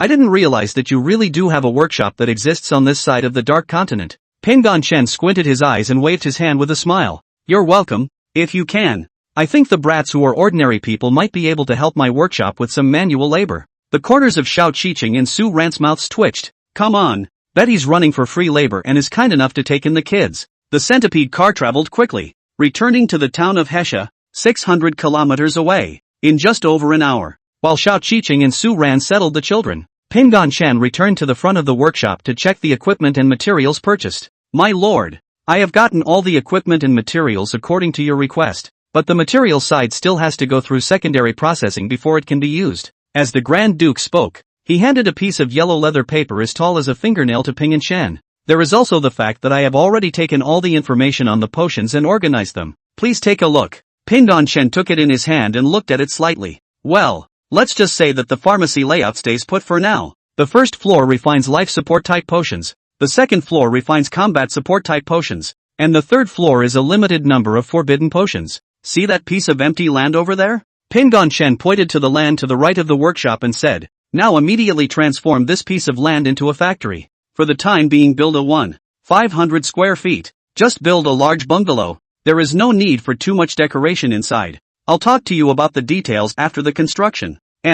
Understand. Before Pingon Chen even began to speak at the very beginning, the Grand Duke stretched out his 2 centipede tentacles and picked up his notebook and pen to write down in a hurry. Its brain remembers so well that even if it takes an advanced physics class, it can write down every word the teacher said in that physics class 3 days afterward. But head to head, Sincerity and surface work cannot be less. You must create a feeling that you are very reliable, so that the road can be wide in the future. At this time, a few pieces of cherry blossoms floated down not far in front of Pingon-chen. The Momoshi demon appeared from one of the cherry blossoms and knelt on one knee to Pingon-chen. Long time no see. My lord, my little daughter is late. It's you, Beaker? The Grand Duke's face fell as soon as it appeared that the person was a mimish demon. Who are you calling a beaker? The ugly bastard with only a head and no lower body. The Mish Devil kept his grin on while a few angry well signs popped up. Chapter 46, Sakurajima Commission. Kamisakura Family. My lord, there are 12 bottom worlds that I've infiltrated, but they aren't interested in magical pills, which is why the operation hasn't been able to go up. Inside the courtyard at the back of the workshop, the Mish Devil was holding an E-rank dare, his head hanging down. Pingon-chen took a sip of the Dark Continent's specialty black tea, which was said to be boiled with maiden drop infrared plus various rare herbs. Overly sweet, but quite complimentary. The blue stars are good for it, and this black tea is added to the extra production program. Yes, the Grand Duke immediately wrote down Pingon-chen's request. Pingon-chen put down his teacup and crossed his legs to look at the Mish Devil. Then again, what state are the worlds you invade in? But for any normal creature, I don't think anyone would refuse the temptation of a magic potion. The Mish Devil scratched his face and said, in fact, those worlds are not in a normal state. All of them are in a state of doom that is about to shatter. And there aren't many survivors left in the entire world. Otherwise I wouldn't have invaded so easily. Doomsday? Yes, my lord. All of these worlds are targeted by a certain existence as a way to spread despair, allowing the people of that world to voluntarily sacrifice themselves until the last person dies. Then the existence that spread despair can be promoted to become an ancient god. Sacrifice a planet's creatures to become an ancient god? Pingon-chen raised an eyebrow with considerable interest. Interesting, then why doesn't it directly destroy the world when it has the strength to do so? Wouldn't that make it faster to become an ancient god? The Mish Devil and the Grand Duke laughed awkwardly. Your Excellency is unaware that if you want to become an ancient god, you can't destroy the world with your own hands or by sending your men. You have to maneuver behind the scenes to lead the world towards destruction on its own, or else you won't be recognized by the will of chaos. The Grand Duke explained. The Mish Devil added a bit more. In addition to that, the level of despair and grade of the world also determines how strong or weak one will be after achieving an ancient god. Pingon-chen nodded, then fell silent. Since it's Armageddon, it's even better that the survivors fight back against despair by fighting. Maybe I can sell my expendable goods and acquire permanent power if I have the money. It's decided for now. Mimish Demon, you assist the Grand Duke and get the factory in place as soon as possible, as well as send out my store flyers to the worlds. My little daughter understands, and will certainly not fail your excellency. The Mish Devil bowed respectfully, and the watermelon in front of her trembled twice. Okay, it's not too late. Let's get started. With Chen Pingyin's order, the entire Black Sand town boiled over. On weekdays you don't see a single person on the street, but now not only the street, but even the alleys are crowded with people, either carrying building materials or processing this and that price. Even the children who had settled into their accommodations assembled downstairs in the dormitory to help process the raw materials. Of course, the raw materials here are not industrial goods like wood, stone and steel. Rather, gouge out the still squirming white-eyed bug eyes, remove the excess dirt from the screaming tree roots, take out the cool face-hugging palm bug heart, etc. At first they were quite scared, but as time passed, gradually they were not afraid, but also found it quite novel and fun. They will have their memories erased after they leave here, right? Su Ran asked in a low voice as he came over to Xiao Qiqing's side. Xiao Qiqing slowly shook his head. Eliminating memories is essentially utilizing abnormal abilities, and using abnormal abilities on ordinary people will increase the power to be targeted by abnormalities. Memory erasure won't be done, but a non-disclosure agreement will be signed, and shadowy men will have to be sent to monitor them for a week so they don't spread the word about the Dark Continent. Xiao Qiqing sighed and placed his gaze on the distant workshop. Then again, little friend Chen's side is too lively. His friend with the Grand Duke couldn't possibly have made it this far, could he? He had gone to look outside not long ago, and it turned out that the normally empty streets were packed with centipede people and other strange races. One could not help but wonder what the identity of the red-headed centipede man beside Ping and Chen was. At this time, Su Ran held his chin and made a bold guess. Is there a possibility that the friend of Big Brother Chen that Uncle Xiao mentioned is the so-called Grand Duke? Jing. The air froze for a moment. While Pingdon Chen's side was busy, there was also a customer on the grocery store that had been swatting flies. Jingle bell, Anam. Welcome to the Relief Grocery Store. Wang Dongling, who was sleeping on the counter, heard the bell ring at the door and got up in a panic to greet him. A long black girl wearing a Japanese shawl JK stood in front of the doorway with some restraint. Buckle mud. Ahem. Hello, I've come to entrust your store with a troublesome matter. The long black girl spoke a mouthful of rusty Chinese and bowed 90 degrees toward Wang Dongling, her head almost touching the cash register. Guests from Sakura Island? Wang Dongling pulled out a wooden chair and smiled as he invited her to sit down. There's no need to be formal. The visitor is a guest. Sit down and talk in detail. The long black straight girl did not refuse, and after receiving the cup of tea handed by Wang Dongling and saying thank you, she began to describe the commission. My name is Kamisakura Monet, and I am the contemporary head of the Kamisakura family. Wang Dongling covered her mouth in surprise. The Kamisakura surname? Is that the family that is passed down by bloodline? Amazing. You're only in your late teens and still in high school. Right. And you're the head of a family with heavy responsibilities? Kamisakura Mina humbly smiled and said, yes MS. Wang, it's actually not that impressive. The drawbacks are still huge. As you know, the scions of our Kamisakura family possess natural abnormal powers, and within a generation, an ordinary person without any abnormal abilities is often born. Although this commoner has no abnormal powers, blood that strengthens abnormal abilities flows within his body, thus attracting countless inhumans to covet the blood of the Kamisakura family head, especially the heart where abnormal energy is more pure. Kamisakura Monet gently rubbed her chest, her eyes darkening. My parents were tragically killed in an unusual invasion 5 years ago, and the burden of head of the family fell on me, who was only 11 years old at the time. Actually, not only am I the only ordinary person in this generation, but so is one of my sisters.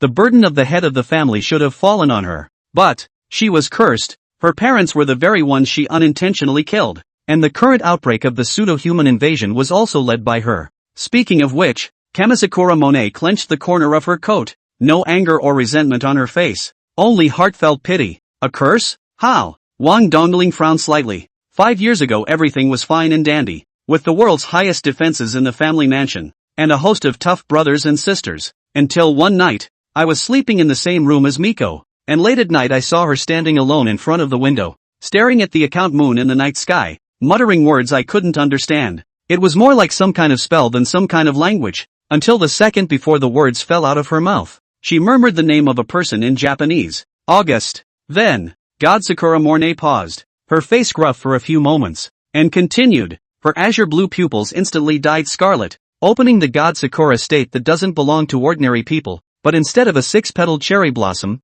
her pupils floated out to a blooming pi ***** flower. Chapter 47. The sun was rising, somewhere near a school in 100th City. An English-style dressed man, organizing his own clothes against a reflective window glass on the side of the road. That's when a young boy, who was running furiously towards school at breakneck speed, swerved and accidentally hit him. Goo. So hard. The little boy covered his head and screamed. Obviously hit a person. But the texture was like hitting a rock. TSK. The pants that were so hard to organize and clean have been wrinkled by you. Little one. How are you going to compensate for it? A wry smile appeared on the gentleman man's smiling face. The little boy couldn't help but shiver. Yeah, I'm sorry. I don't have any money. He forced himself to hold back his inner fear and apologized to the man. It's okay, just be careful in your next life. The man patted the little boy on the shoulder and whispered. He went pale, his legs went limp with fear, and he sat on his butt, his unzipped book bag exploding into a huge, page-long pile of homework. Looking at the assignments, the gentleman man's smile grew a few degrees more sinister. Oh, just kidding it. This way, little guy, you play guessing against the glass. If you win, let you go. Lose, well, it won't kill you, but the punishment is still there. The young boy's body shivered. He wasn't a good student, but he wasn't stupid enough to think he could win a guessing game with a mirror. But instinct told him that if he continued to make no move, the man in front of him would really kill himself.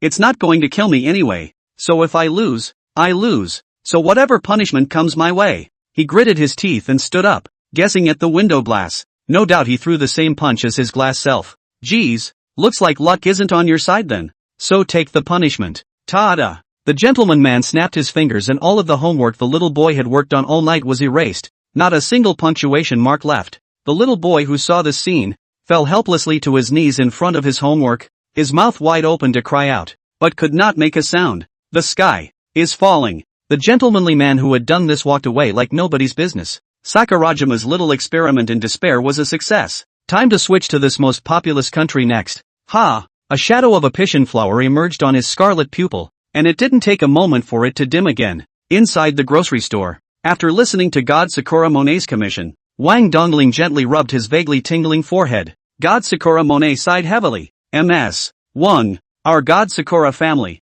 together with the other great families, have shared an intelligence network to search for information on August, but after 5 years, we still have no results, including the purpose of the pseudo-persons is not yet clear. Those pseudo-persons will only disguise themselves as a member of a family, blend into the family, kill someone at the family's happiest moment, and then eventually shed that family member's identity and move on to the next family. We have absolutely no idea what the false man is doing this for, and we're not sure of Miko-san's whereabouts. Having no choice but to hear that there is a number one in China who can even instantly resolve S-class abnormal bodies, I personally came over to invite them. God Sakura Mina left her seat and solemnly bowed towards Wang Dongling. Please, MS. Wang, even if you beg me so, alas, to be honest, I'd love to take this big order, but at the moment it's not good for me to step out of the store. Wait for a few days, when that guy Pingon Shen comes back, we'll take your commission. Since the death of the Witch of Eternal Night, Wang Dongling had never set foot outside the grocery store. God knows if there are any stronger witches out there coming after them, and the most recent outside commission was still left for Fairy Tail to fulfill alone. At those words, Kamizakura Monet's dark blue eyes regained their highlight. Arigato. Cough. Thank you for your offer, MS. 1. I will be staying in this neighborhood for 4 days, so if you want to leave for Sakurajima, please ring this number. God Sakura Mina was so excited that she spoke her native language, and after some thanks, she hurriedly pulled out a business card and handed it to Wang Dongling with both hands. Okay, I'll contact you when the guy gets back. Wang Dongling took the business card and sat back in his chair with his but after sending Kamizakura Mina away. Alas, a week has passed. Something won't happen to Pingon Shen, right? Meanwhile, the Dark Continent. A week went by in the blink of an eye, and the factory had long since been set up, with 3 complete production lines set up. For the time being, the Blue Star side is a big market. I'll find a way to get your incarnation out and open a chain of magic potion stores there, using ancient coins and abnormal bodies or human organs as the currency of exchange. Of course, the life system auxiliary type potions, which are geared towards ordinary people. It's fine to charge other currencies, and you, Grand Duke, are in charge of selling the anomalies traded from the magic pharmacy in the Dark Continent and other worlds. Pingon Shen instructed the Grand Duke and the mimic Shadow Demon. Understood. The 2 men responded in unison. Although the Yin and Yang collision would be open today, the 2 of them were too high in rank to enter the Blue Star through the Yin and Yang portal, so they had to be left to Pingon Shen to find a way to get the incarnation of the Mish Devil over there to run the magic pharmacy. My lord, those spell weapons from the factory, are we going to market them to other worlds? The Grand Duke asked when he saw that Pingon Shen did not mention the goods produced by the factory. Those things aren't for sale for now. Not many people use them in the Armageddon world, and the balance is too badly disrupted if Blue Star uses them. Alas, if only I had found a world that was at the peak of the war, Pingon Shen muttered in a small voice. Coincidentally, at this time, the hands of the clock tower's big clock came to 12 o'clock at midnight, and the dull sound of the clock echoed throughout the Black Sand Town. Dang dang dang, with a violent seismic tremor. A 2-boundary rift that unfolded in a fan shape appeared in the western direction of Black Sand Town, and the opposite side of the rift was somewhere among the mountains of Blue Star. The spatial tunnel that shuttles between the 2 realms is open. Quick! Run there immediately! Xiao Qiqing shouted and took the lead in stepping out of the crouching grass, leading the children to run towards the yin-yang boundary. When the last child stepped into the yin-yang boundary, Xiao Qiqing shouted to Su Ran, "You go in first to ensure the safety of the children. I'll stay behind to receive little friend Chen." "No need, Uncle Xiao. I looked for Big Brother Chen before. He said he wouldn't join us if he took the tram back." Su Ran ran to the yin-yang boundary and urged, "Let's go, Uncle Xiao. In case the children shuttle past and encounter abnormalities, it will be troublesome." Xiao Qiqing was slightly stunned as he looked behind him at the calm Black Sand Town as well as the restless forest, and he couldn't help but frown. According to the past, when this kind of spatial rift leading to the 2 worlds appeared, the monsters would surely come in like a tidal wave. But now that he couldn't even see a single bug, he couldn't help but suspect that Su Ran's previous guess was true. Little friend Chen, when did he have such a good social relationship with the Grand Duke? On the roof of the Black Sand Town workshop, Pingon Shan looked at the yin-yang boundary in the west, which was as bright as the stars, and drank the last mouthful of the specialty black tea. Farewell everyone, it's time for me to depart back. Chapter 48. Hey, have you guys heard? Once in 300 years, the yin and yang collide, occurring in my Chinese Dragon Ridge East at the periphery. A lot of foreigners went to prepare to hunt an enough. There is no group together? Just found out. Ha, I was all there. Picture. JPG. The top anomalies from various countries have arrived. Only this year it's very strange that apart from a group of people from our side escaping from the opposite Yin realm, there aren't half a dozen anomalies crossing the Yin-Yang boundary. Late at night at 12:30, Wang Dongling was lying on the cash register on the first floor, browsing the Inhuman forum on his cell phone. Hoo-hoo. The woolen doll fairy tale standing in front of her made a breathing sound inquiring if Wang Dongling wanted to make a trip herself. Ugh. You go go. Want to be someone else's prey? Wang Dongling did not have the good sense to blankly glance at fairy tale. Eager to show off, she unhappily drooped her head. Well, don't mope. It's been hard work running hundreds of commissions this week. Go get some rest. That guy Pingon-chan won't appear over there. And since the survivors of the Yin realm have come out, that means he's close. Wang Dongling looked up at the closed side door of the warehouse. Shortly after the site was touched, the rusty side door was suddenly pushed open. Phew! A salty sea breeze blew from inside, and Wang Dongling's hair behind her danced like a butterfly. Phew! I'm exhausted. Pingon-chan walked out the side door holding 2 large cardboard boxes and placed them on the grocery store floor. Ha! You're still up this late? He was surprised to see the frothing Wang Dongling behind the counter. Wow! You're finally back! Wang Dongling excitedly ran to Pingon-chan. When he was about to hug Pingon-chan, he was put in place by him with one hand against his head. Okay. Business trip for a week only, and it's not life and death. Hugs and whatnot are not necessary. Besides, there is some dirt on my body that is not visible to the naked eye. Infecting you with something to be stared at would not be good. Wang Dongling was full of disdain and skimmed the corners of her mouth. Shay, if dirty things dare to stick to my body, I'll punch them away. Say, why don't you go to bed yet? Boobs don't grow when you stay up late. My boobs were not small in the first place, okay? Wang Dongling retorted angrily, and then tilted her head with pride to explain. This didn't see the Inhuman news saying that today is a yin and yang collision? Just thought that you should come back tonight, so I sat behind the counter and waited. Chen Pingon helplessly shook his head. Really? Alas. Go upstairs and sleep. There is something to say tomorrow. Aha! Remember the little request you promised me before? Wang Dongling put his hands behind his back and smiled, revealing a mouthful of large white teeth. Sleeping together, right? Whatever you want as long as you don't grab my covers. Yeah, Dragon Ridge in China. A mysterious zone that is less than 30% developed. On the eastern periphery, dozens of helicopter gunships hovered overhead, and hundreds of high-powered lights illuminated the yin and yang boundaries on the surface. Thousands of Inhumans gathered here, not only to hunt the anomalies in order to make money, but more importantly to protect their families and homelands behind them. However, they had been on guard for 2 hours, and there was still no half-anomaly drilling out of the yin-yang boundary. It was only after 4 hours had passed that the colliding yin and yang boundaries slowly parted, and the spatial tunnels leading to the two worlds were shattered. And only then did the foreigners on the field relax their nerves after half a day of tautness. I've said that it was Big Brother Chen's power that stopped them from invading Blue Star. You guys non-believe me. The man-child Su Ran spread his hands helplessly. You brat. Come with me tomorrow to thank people properly. Su Fongfong twisted Su Ran's ear into a spiral, causing him to stand on his tiptoes and scream in pain. Ouch ouch ouch. Mind the occasion, sis. A lot of people are watching. Feng Wanquan and the other group of executives were already not surprised by this, as they continued to focus on Xiao Qicheng. Tough on you, old Shaw. It must have been a tough 20 years. Xiao Qicheng sighed heavily. I've disappointed you all. After more than 20 years, I still haven't found the missing them. At least in the Dark Continent, I haven't heard anything about them at all. Although Xiao Qicheng was an S-class investigator, he was the one with the thinnest seniority. 20 years ago he had inadvertently obtained a ticket to the Dark Continent, and had resolved to go over there, searching for the other missing seniors, so that they could come back to sit on Blue Star and wipe out the anomalies once and for all. However, this search has been going on for 20 years, and it has still come to a fruitless end. The other top brass lowered their heads in silence. The few talkers of the Watchers Alliance, on the contrary, had a lot of things they wanted to ask Xiao Qicheng. After all, there were also missing experts behind their organization. But the anticipation in his heart faded as he watched him lose his way. It doesn't matter, old Xiao. Feng Wanquan heavily patted Xiao Qicheng's shoulder. The fact that you can come back safely is the greatest joyous news.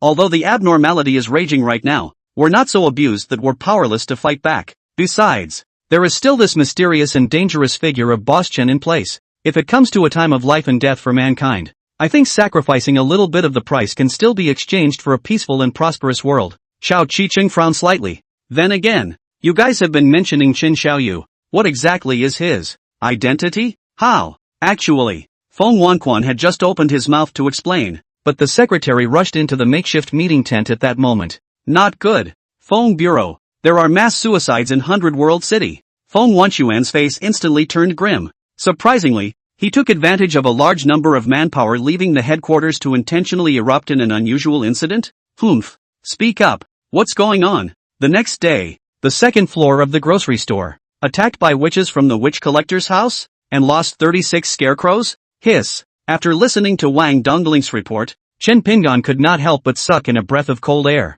Straw dolls worth 20 ancient coins apiece. A whole 700 ancient coins. It's a loss. When Wang Dongling heard this, he was instantly displeased. Humph. You mean my life is not as good as 700 ancient coins? She crossed her arms, her mouth bulging into an angry pufferfish. Cough cough. That's not it.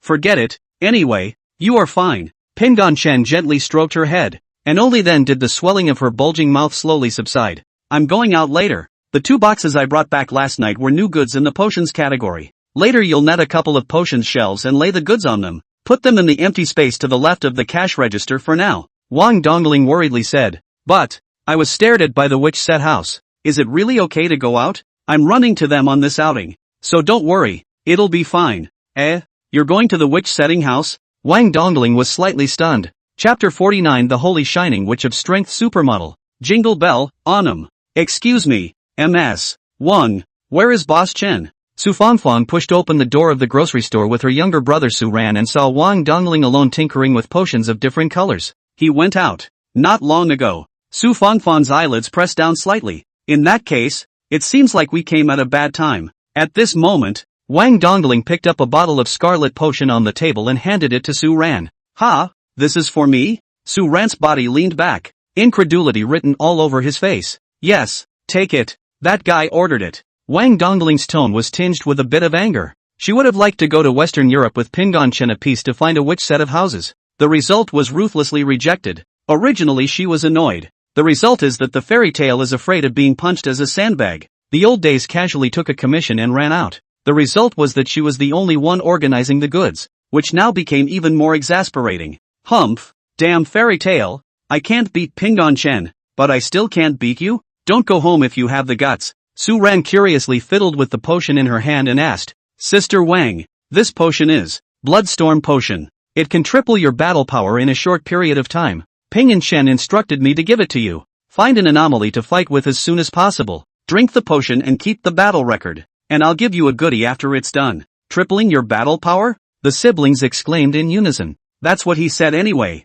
Wang Dongling shrugged. Also, he said that if he wanted to repay the favor of saving his life, he would get 10 anomalies to come over. Su Fangfang was stunned, then nodded seriously and replied, I understand. I'll try my best to take in some high-level abnormal bodies and give them to the grocery store. Western Europe, in some small mountain town, stands a mediocre sheep pasture, and 1,000 meters deep underneath the ranch was a cavern the size of 2.5 soccer fields, in which 6 witches surrounded a phalanx of 2 triangles intersecting each other. The witch with the lacy black hat exhaled a cloudy breath and spat a cherry-sized ball of energy out of her mouth. It took a week, but I finally finished converging the reserve energy. The holy witch slowly raised her head. A quick flash of viciousness flashed across her golden pupils. If you dare to kill my sister, no matter who you are, I will be buried with a city. You guys continue to maintain the grand formation. I'll go and return. The holy shine witch instructed the other witches. Yes. After confirming that the reserve energy sphere could replace herself and output energy to the spell formation to maintain it,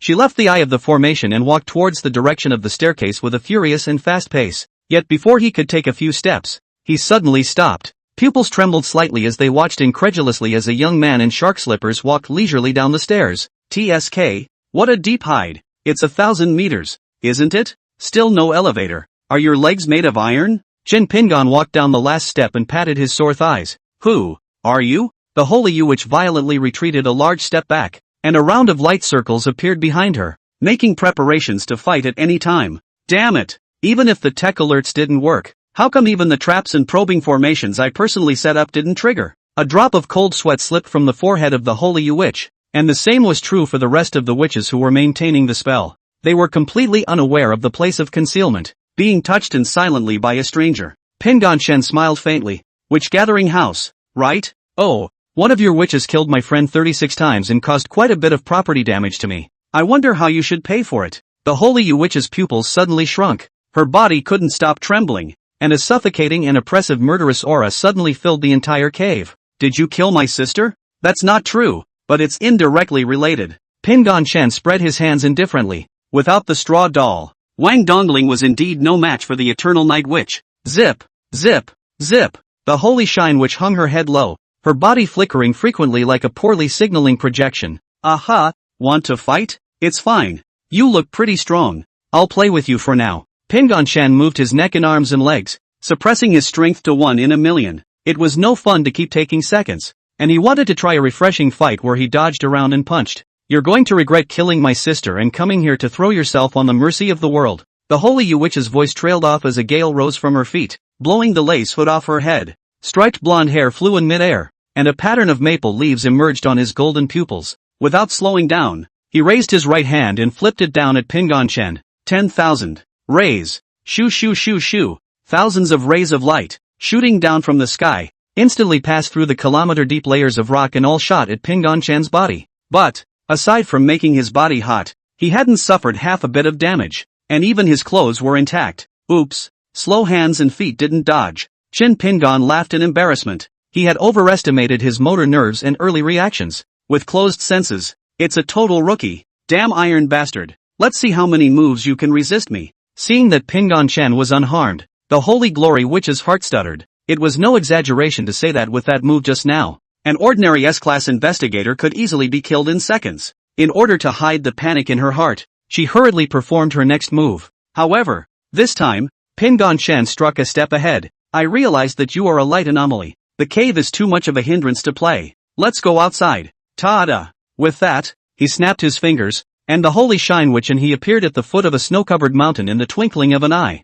What is this ability? I can't believe I didn't notice being caged. Can't stall. This guy's creepy. A few drops of cold sweat broke out on the Saint Yu witch's forehead, but she didn't back down from it, clenching her teeth and fully releasing her power despite the backlash. Let's decide the winner with one move. She floated into mid-air and bellowed. Manhwa mirror open. Click here. The surroundings suddenly shattered and distorted, making the sound of breaking glass. In the twinkling of an eye, the surroundings folded into one piece of reflective glass after another, and on each piece of glass there was the figure of the St. Yu witch, just like being within a kaleidoscopic world. Pingon Chen sighed with a slight nod. Interesting anomalous field, but unfortunately it's still a bit short of being able to influence reality. After the construction of the kaleidoscope world was completed, the holy Yu witch did not have an extra word of nonsense and immediately launched an attack on Pingon Chen. The lenses each she exists independently, meaning that there is no main body or doppelganger, and all the independent individuals have the same strength. The only thing that is the same is the sharing of an abnormal energy source. In order to reach the point where she could hold up hundreds or thousands of herself and cast spells without fear. For hundreds of years, the holy shine witch had been expanding her abnormal energy every moment, and it could be said that her amount of blue, even if all the other witches combined and multiplied by 3, was less than 1/10 of what she had. Die. Thousands of holy Yu witches simultaneously flung out a ray of light, running Pingon Chen through into a hedgehog. It wasn't over yet. The light that penetrated his body and hit the lenses would be returned to Pingon Chen for a second, third, and countless more times, and it would continue to penetrate until the holy Yu witch swung to a halt. Each ray of light has a different effect. There are rays that make the loins fail instantly. There are slow as a snail slow-moving rays. There are high-temperature rays comparable to the explosion of a hydrogen bomb. There are also aging rays that steal millennia of life in the blink of an eye. It's over. Even if you're as mysterious and weird as you are, as long as you enter my Manhwa mirror's domain, you'll only die. Countless rays penetrated back and forth through Pingon Chen. The place he was in was surrounded by the steam generated by the high-temperature rays, and the energy was too turbulent for the sacred radiance which to perceive his situation. But the holy Yu witch was confident that Pingon Chen had already cooled off. 10 minutes later, the holy Yu witch on the verge of her limit was about to withdraw her ray attack when a lazy voice suddenly came out from within the steamy fog. Sunbathing is still weirdly comfortable, but I have things to do, so I won't continue. What? The holy Yu witch's face changed drastically. Inside her wide pupils, she saw a flat, unassuming fist, sticking out of the steamy mist and smashing heavily against a piece of reflective glass. Snap! The kaleidoscope anomaly field was like an omelet dropped to the ground from a high place, shattering beyond repair. Wow! Suffering a heavy blow and abnormal backlash, the holy Yu witch spat out a mouthful of red to black bruised blood and collapsed onto the grass, her body flickering at a faster frequency. and even the phenomenon of a snowflake screen appeared. Chapter 50, The Flower of the Deadly Will. Kill me. The holy Yu witch exerted her last ounce of strength and begged Shen Pingon to kill herself. The unpleasantness of being abnormally backfired is akin to being undressed and tumbling around in a glass slag, and then drinking pure sulfuric acid into your belly. However, these hard feelings were not the key to the holy Yu witch's desire to seek death. She had already been completely revolted by the anomaly and could not turn back. Once the reserve energy on the summoning spell ran out, then this ritual that had been prepared for 100 years would go back to being liberated. She couldn't accept this result and wanted to end her life with the hand of Pingon Shen to ease some of her guilt. Pingon Shen walked up to her, squatted down and lifted his finger, pressing it against her forehead. You're quite interesting. Maybe you can help me look after the affiliated store. With that said, an invisible energy fluctuation spread out from Pingon Shen's fingertips. The restless anomalies within the holy Yu witch were suppressed to death by this energy and fell into a state of deadlock. The characteristics of being revolted came to an abrupt end, and although the injuries were still there, without the pain of the revulsion, the holy shine witch was still able to stand up and get up. Why? Cough cough cough. The holy glory witch coughed out the bruises that had accumulated in her chest, the resentment in the depths of her eyes increasing instead of decreasing. Are you deliberately mocking me? Killing my sister and not letting me go to hell to accompany her? Deliberately trying to make me experience pain, right? Chen Pingon gave her a breathless blank look. This brain circuit of yours is quite novel. It's a pity that you guessed wrong. I don't have a fetish for abusing people. Keeping you alive is merely because you are useful. Pingon Shen waved his fingers and a dark flame appeared on his fingertips. The holy Yu witch looked at the fire, her eyes staring incredulously wide. Your sister's obsession is quite deep, and even though she's dead, there's still a remnant of her soul remaining on the Black Knight anomaly. If you perform well, perhaps I will consider bringing your sister back to life as well. Puff! The holy shine witch knelt down at light speed and looked at the fire on his fingertips, unable to stop the tears from welling up. Please, whatever I have to do, just please bring my sister her back to life. Completely resurrecting a person with just a wisp of a soul, the holy Yu witch had heard of such a means, but that was something that only the legendary ancient gods could do, and even the saints of desire that she believed in couldn't do it. Recalling that just now, Pingon Shen had shattered his own anomaly domain with a single punch, as well as easily suppressing the anomaly body in his body that was about to backfire on the main body. The sacred glory sorceress dared to conclude that he was a certain ancient god. Get up. As long as you work hard, I will resurrect your sister. Pingon Shen had never tried resurrecting an entire person with a single strand of soul, but his intuition told him that it was entirely possible. Once the holy shine witch was on her feet, he snapped his fingers and once again went back inside the underground cavern. Is your lordship trying to destroy the summoning spell? I can do it myself. The holy Yu witch sorceress speculated on Pingon Shen's purpose. The other witches stared incredulously at her words, looking at each other to make sure they hadn't heard her wrong. Sabotage? No. My proper business here is to help you activate the spell. In the St. Yu witch's dumbfounded gaze, Shen Pingon walked over to the eye of the formation and violently raised his leg and stomped his foot. Buzz! The missing spirit cat totem immediately lit up, connecting with the other totems to form a line. Rumble! A shaking of the ground spread throughout Western Europe. Fortunately, the cave was protected by a spell formation, otherwise it would have been caved in. This was activated by a radical. Lord St. Yu, what the hell is this? Once the spell was activated, there was no need for the witches to maintain it, and all of them, with their heads full of questions, came over to the side of the St. Yu witches, who were also full of doubts. Rumble of a stomach. The spell twisted into a puddle of pink liquid that bubbled like water from a barbecue. Pingon Shen stepped back to the side. Not long after, a phantom topped with an E-rated World Cup slowly rose from the water. Seeing her appearance, the witches, including the holy Yu witch, knelt down and bowed their heads. The phantom, who looked like a Benji character, was clearly the Mish Devil, one of the three masters of the Dark Continent. The Mish Devil tossed her wet hair behind her, her smooth and delicate jade feet stepping on the horizontal surface, kneeling down on one knee towards Pingon Shen, greeting him with a smile. Good morning, my lord. I wonder if you've eaten breakfast yet. I have papaya milk to drink here. She's holding up 2 world cups and the so-called papaya milk speaks for itself. The witches' bodies trembled, wondering why the god they believed in would call Pingon Shen a human. Lord. Only the holy Yu witch showed an expression of I knew it. Chen Pingon boasts that he is a promising young man, but after recently inheriting the grocery store, in addition to Qing Mei Wan dongling, even greater temptations cannot set off half a wave inside. I used to love the big ball, but now that I've seen it with my own eyes, I'm not interested at all. Well, get up, and the witches in the back don't kneel. The Mish Devil and the holy shine witch rose at the same time. The other witches wondered why their big sister was doing this, but followed suit and stood up slowly, keeping their eyes on the floor, not daring to look straight ahead. My lord, the passageway is stable. It's perfectly fine to transport goods normally, and it can even allow some weaker subordinates to pass through. The Mish Devil reported on the situation of the summoned passageway. Pingon Chen nodded. You're in avatar form right now, right? Can you use abilities? The Mish Devil shook his head regretfully. I'm sorry, my lord. This incarnation is the weakest one. It can't perform any abilities, and if it wasn't forcibly released, this passageway would have collapsed. In that case, then this incarnation of yours will be an ordinary person. She will protect the head. You just need to let go of the need to start a magic pharmacy. Pingon Chen pointed to the holy glory which not far behind him. All as you wish, the Mish Devil said respectfully. Inside an office building in Centennial City. Xiao Yang, hurry up and tally up this document. The others quickly go to dinner and hurry back after eating. A sharp-tongued male supervisor gave Yang Wei, who had just joined the company, a large pile of documents and walked out of the office to go to dinner. Ouch, my old back. I'll have to have a couple slices of pork loin for lunch to make up for it. Hey, if your back doesn't work, it's something wrong with your kidneys. Just take some 64 flavored Dihuang pills, preferably as a meal, packaged with supplements. The other co-workers bragged as they stretched and walked quickly out of the office. And in a flash he was left alone in the empty office. Bang! Filled with resentment, Janeway slammed her fist on the table so heavily that the doll on the table jumped 3 times after her. Just bullying the newbies. It's so hard to be a human being. It's better to just die, he muttered in exasperation, his eyes glancing at the potted plant by the window. Unlike the usual potted plants that were greener than a boss's head, at some point a bright red petunia flower appeared in the midst of a patch of green on top. Looking away, Janeway's pupils dilated,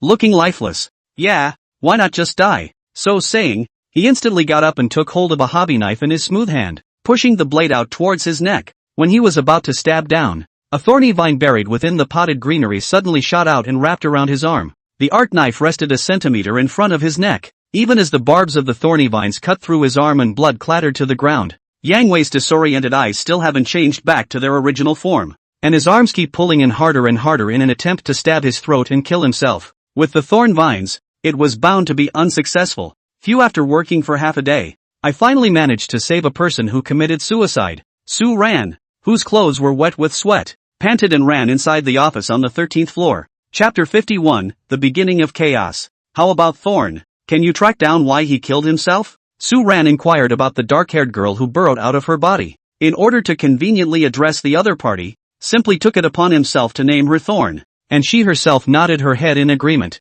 Although there was no expression at that time, Su Ran could tell that she liked the name, but just didn't know how to express her emotions. Thorn walked over to Janeway and looked into his lost eyes and dull expression, holding his chin thoughtfully. A few moments later, she, who could not speak yet, sent what she wanted to say back to Su Ran through the mind connection. Are you saying that before he committed suicide, he already had a deep intention of seeking death in himself? And then the figure of a pishy flower appeared in his eyes, amplifying this determination to seek death to the limit? Su Ran frowned. As of early this morning, there have been 64 such suicides, and it can be roughly confirmed that the suicides were people with a death wish. But it has not yet been found that the suicides were caught in a near madness of suicide because they had seen the other side of the flower or something else. He thought that the highest probability of suicide is the office building where cattle and horses gather. So he came over early to let the thorn vines lurk on all corners of the office building, and did not expect to catch a suicide. Flowers on the other side? But this is only green to the point of panic greenery.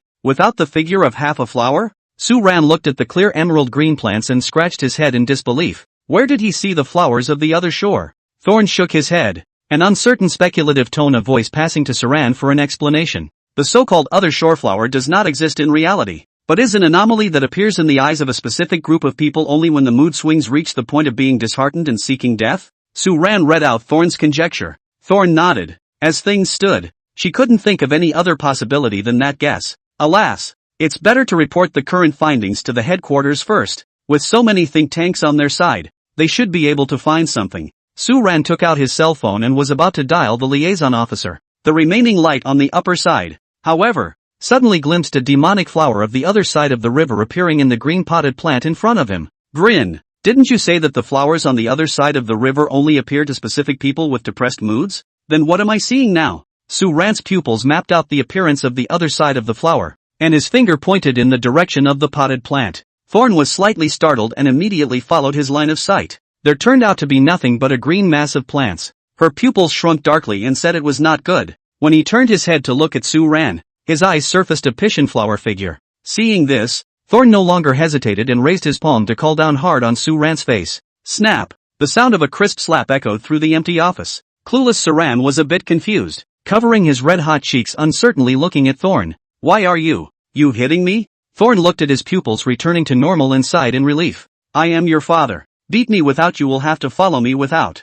Thorn blankly glanced at Su Ran with a face full of contempt, and without any goodwill, informed him of what had just happened. Oh, I'm being targeted by the other side? Su Ran scratched his head as he completely lost the memory of what had just happened. I only remember seeing a demonic flower on the other side of the river, and then I forget what happened. Strange, didn't you say that the other side flower only appears on people who have a death wish? I don't have suicidal tendencies either? Su Ran frowned in question. Thorn was silent for a moment, offering his own conjecture. 1. The other party is warning themselves, and 2. The Pisces have advanced, and all crowds have become targets? Well, the purpose of the Pisson flower anomaly is becoming more and more inscrutable, and it always feels like the mastermind behind it is purely trying to destroy the world. Su Ran mumbled out his guess. He picked up his cell phone again, intending to contact headquarters to turn in the suicide survivor he found and a bunch of intel, before he could dial the number. However, the liaison at headquarters called himself, and it's still a red emergency, a number that only rings when there's an emergency that requires the deployment of a large number of investigators. Without much hesitation, Su Ran immediately pressed answer. The suicide incident has escalated. C-rank investigator Su Ran, please proceed to North Mountain Road immediately to block the Flower Sea mob. I'll explain the situation to you in detail on the way. Understood. Su Ran threw out 2 thorn vines and wrapped the suicidal Yangwei into a dumpling, then pulled Thorn's small hand and broke the window. Thorny vines shot out of his palms connecting one tall building after another, in the guise of a failed man, swinging his way to North Hill Road. At this moment, the greater half of 100 World City was in a state of panic. Cars were like bullets without eyes, racing down the road in a frenzy, with collisions and explosions everywhere. The people fleeing in the streets don't know what's going on, they just follow the masses anyway. However, the more people there are under anomalous influences, the more dangerous they tend to be. Inside a subway platform so crowded that a fat man could squeeze a liter of oil out of it, a certain white-collar man suddenly breaks into an oozing smile, the corners of his mouth spreading out to the base of his ears, and his arms raised in the air as if he's embracing something. Is that you, my sweet girl? Great, I found you. Let's father and daughter never be apart again. He muttered to himself into the air, the noisy and annoyed crowd not even caring that he was different. They just wanted to squeeze out of this tie station. Next, bang! The white-collar man's head instantly exploded, blood splattering all over the people nearby as screams rang out, fear driving them to a complete loss of sanity as they pushed their way out regardless. Some short unlucky guy gets caught in a stampede and turns into a pancake. And after the white-collar man's head exploded, a scarlet petunia regrew inside his neck. Good girl, daddy's coming for you. White-collar man issued a low voice. Petunia head out of the rolling red mist, absorbed the person. Immediately 2 eyes rolled white, foaming at the mouth, fell to the ground convulsions. In the blink of an eye, the crowded subway platforms were spacious all of a sudden. Ah! There's a monster killing people. Get out of here. What are the people in the front doing? Those who were squeezed in the back vaguely heard the face swipe failed beep coming from the front, and they couldn't wait to rush up and kick the gate right now, just when they thought they were dead. Several strips of thorns spread into the subway station, tearing the petunia-headed man to pieces. What the hell is going on here? Su Ran stood on a building and looked down at Beishan Street, which was in flames below. Hundreds of humans emerged within the firelight, their heads turning into various flowers. Unlike the bustling downtown area, the old Chang'an Street on the outskirts of the city remains peaceful. Inside the grocery store, Pingon Chen took a small sip of the nourishing black tea that had just been brewed and looked at the red-eyed god Sakura Mina. Heart as a reward?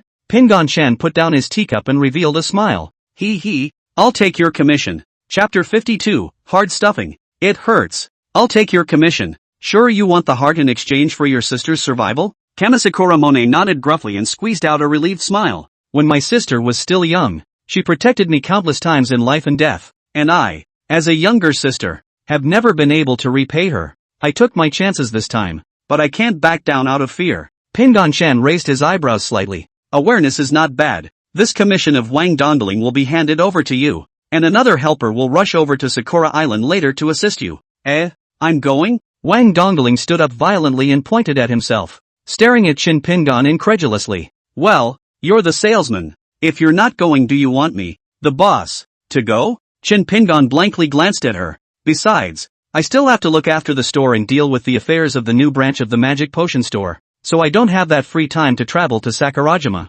Wang Dongling's face was filled with black lines, wanting to open her mouth to refute Chen Pingon, but realizing that she could not find a reason to do so, and ultimately thought about it as if there was only the path of compromise. So it's okay for me to bring in a few rounds of scarecrows, right? That thing's 20 guineas apiece. Doesn't it cost anything? Pingon Chen glared back at her. Don't bring any props, just bring that mass of Black Knight anomalies. At the mention of the Black Knight anomaly, Wang Dongling's dull hairs that stood up on top of his head drooped, and he sat back in his chair sheepishly, muttering with his head hanging low. You found out? Pingon Chen shook his head inside. Ha, how does a hard plug feel? It hurts, right? I was wrong. Like a child who had done something wrong, Wang Dongling apologized with a red face. During the time that Chen Pingon was away, she had tried fusing the darkness anomaly, and the method was very crude. That is, she desperately disliked it inside her body. The consequence of this is such as the soul was torn like pain. Ordinary people endure 5 seconds has been the limit,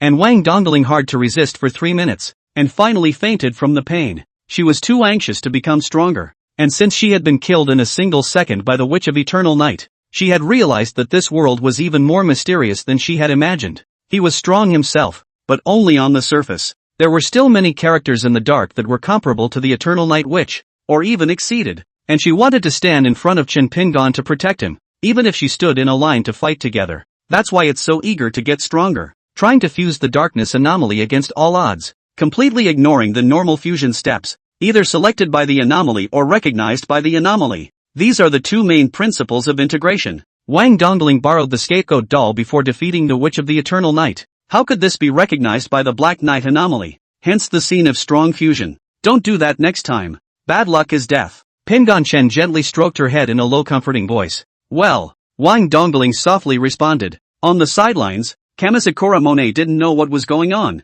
so she had to keep her stiff smile and sit at the table sipping her black tea. Pingon Chen opened his mouth to say something, but after hesitating, he closed his mouth and did not say anything after all. In fact, if he wanted Wang Dongling to fuse on the Black Knight anomaly, it was only a matter of a word or even a glare, but doing so would only deepen Wang Dongling's inner stubbornness of wanting to protect herself. Alas, Grandpa, you're old and confused. What kind of strange ideas are you putting into this girl's head? Is it bad to let her be a silly white girl? Really, one by one do everything to make me bother. Chen Pingon sighed deeply. It's getting late. Let's set off. Finish the commission early and go home early. I will work hard. Wang Dongling swept away the haze on her face and resumed the strong young girl whose fighting spirit couldn't be burned out before. Please come with me, Ms. Wang. The plane is ready. Kamisakura Mina said as she walked to the front of the store and made an inviting gesture. After they stepped out of the store, Chen Pingon eventually couldn't hold back from raising his head and glaring at the dark anomalous body inside through the backpack behind Wang Dongling.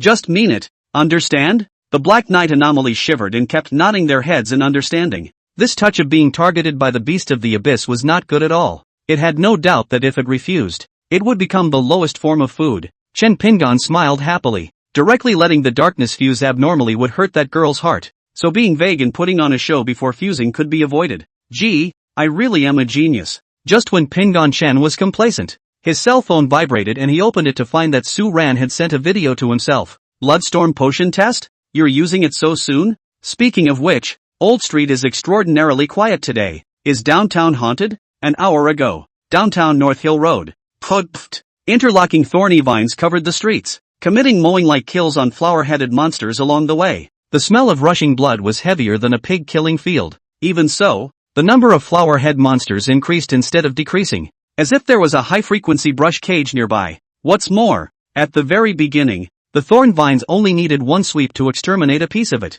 whereas by now after 15 minutes had passed, it would take at least 5 sweeps of the thorn vines to completely kill a flower-head monster. It's like having an elementally adapted boss in an RPG, greatly increasing the resistance of the appropriate element over time. It's just swapping out elemental resistances for physical resistances. It's almost too much to carry. Where are the other investigators? Saran yelled at the liaison across the Bluetooth headset. I'm sorry, Your Excellency Saran. The other investigators are also in a crisis and will not be able to come to your support for the time being. Seeing that he couldn't wait for the support to come, Su Ran took out the Bloodstorm potion in his pocket and fell into a short silence.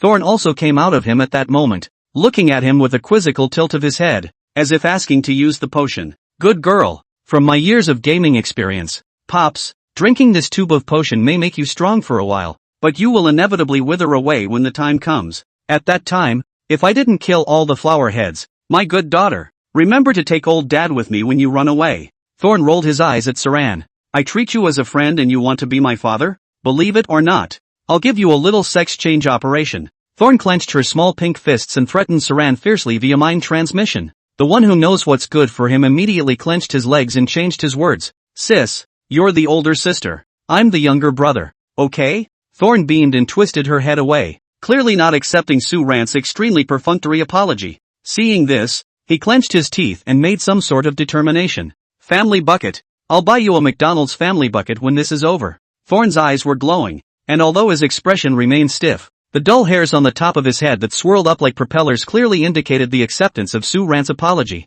Alas, after all, they are children and can be fooled with one meal. Saran breathed a sigh of relief and opened the cap of the Bloodstorm potion bottle. A fragrant strawberry flavor rushed straight to his head. I'm going on. Remember to shrivel up and take me on the run. He tilted his head back and drank the potion in one gulp. 3 seconds later, there was a sudden burst of heat coming from the body, followed by growth at a rate visible to the naked eye. In the blink of an eye, it grew from 160 centimeters to 1 meter 9 before stopping. The outer change is not so great, but the inner change is comparable to a change of heaven. The boiling blood was constantly generating abnormal energy to supply the whole body, and the body strength was at least 5 times higher than it was originally, which meant that one could recklessly turn on the extreme mode and develop the ghost flame abnormality in the body to 50%, while the abnormal power brought by the thorns originally had a 100% development progress. Nay, the body strength couldn't keep up with it, and was merely able to unleash 15% on a daily basis. Now that it was augmented by the Bloodstorm potion, maintaining a 50% development was not a problem. Facing thousands of flower heads, Saran waved his hand lightly. Hundreds of thorny vines tainted with ghost fire exploded out, burning into a puddle of ashes the moment they touched the flower's head. The wide streets were cleared in a matter of moments. Hiss! Saran looked incredulously at his palm and sucked in a breath of cold air. This is the power after abnormal development of 50%? The consumed anomalous energy instantly returned to full strength. It's almost like it's ing on. Chapter 53, side effect is shrinking the sub back? Thumbs up. Saran, in the Bloodstorm state, released his abilities with reckless abandon, like a man with no flat A. In no time at all, the flower heads on North Hill Road are cleared out, and a hidden brush cage is found in a building on one side of the street. It was a cool dahlia-like creature with a mouth that opened and closed to spew out dense spores. These spores land on a flower near the dahlia and will mate with it, giving birth to a flower-headed monster in just 10 seconds. Saran looked at the great king flower and instantly realized.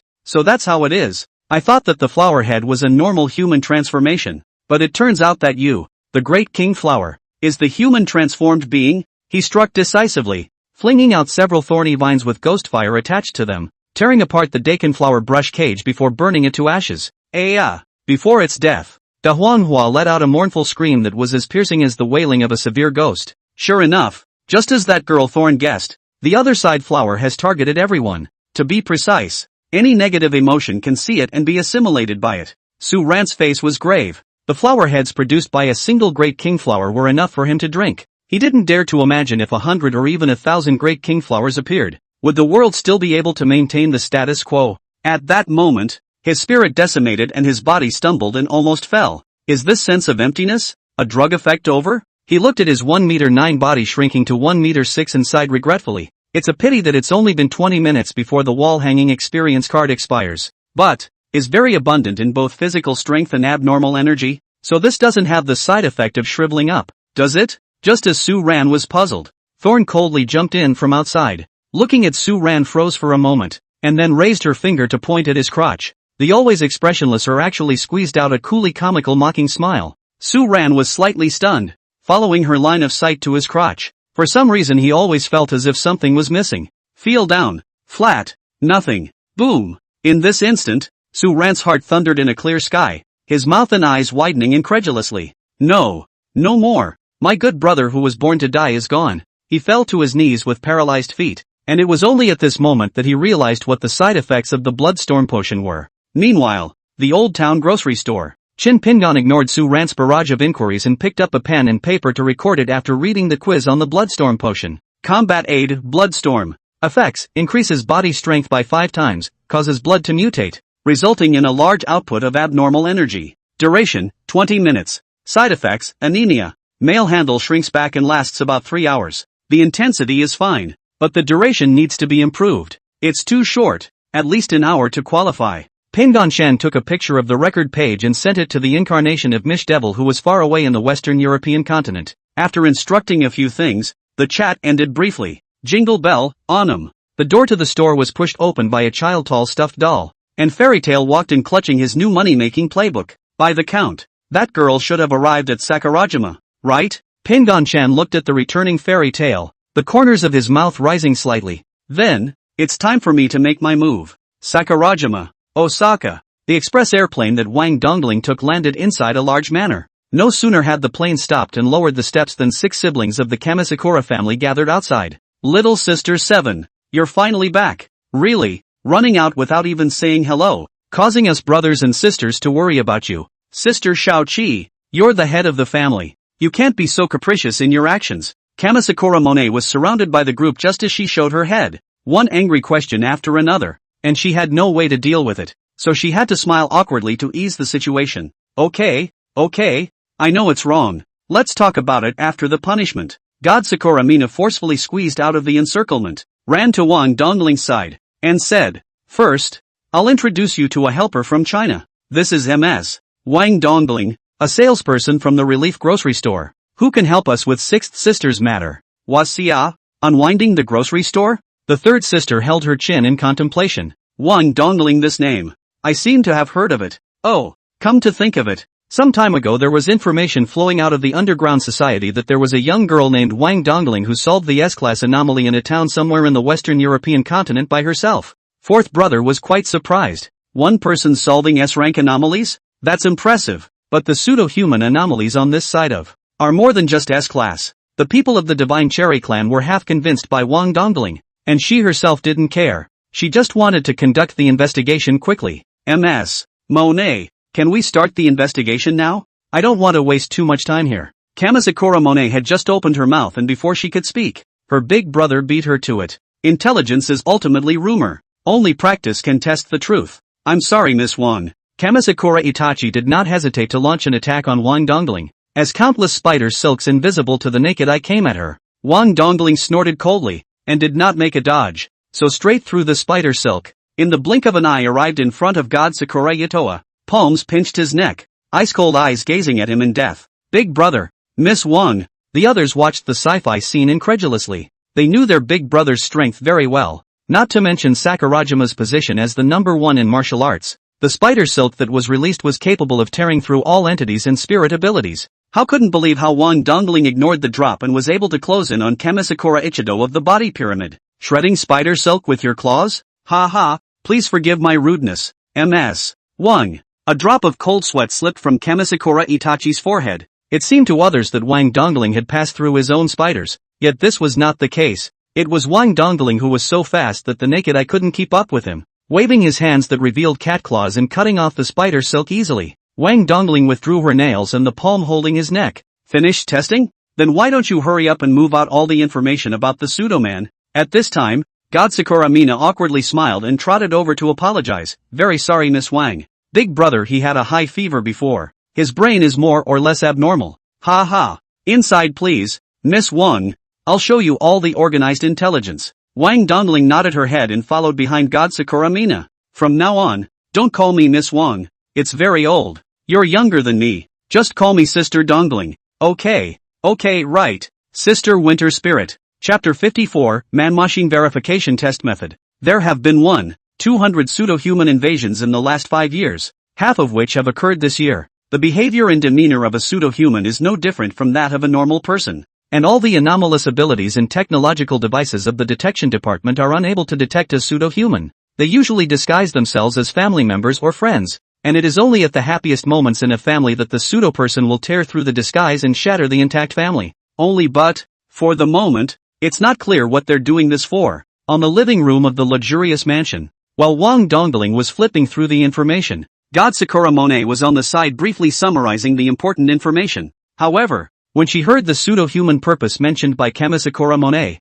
Her brow furrowed as she put down the information in her hands and gazed at Kamisakura Monet. Are you sure that they will only tear through the disguise and destroy that happiness at someone's happiest moment? God Sakura Mina nodded her head with great certainty. Yes, Sister Winter Spirit. My God Sakura family is a big head of intelligence. It's impossible for this bit of information to be wrong. Despair. Sacrifice. Wang Dongling's face instantly turned white as she scratched her hair in annoyance. Ah, that bastard Pingon Chen must have known about it and deliberately sent me here. She had curiously inquired about Chen Pingon's dark continent before she went to bed on the night he returned, and as she talked, she inadvertently learned about the promotion to Ancient God, now associate the pseudo-human specializing in creating despair in exactly the same way as promoting an Ancient God. Let the world fall into despair until the last living being dies in agony and despair, and the culprit behind the scenes who caused all this will be promoted to an unspeakable Ancient God. The fact that the first signs of desperation are now happening on Sakurajima means that there really is someone terrible behind the scenes hiding behind the scenes and stirring up the storm.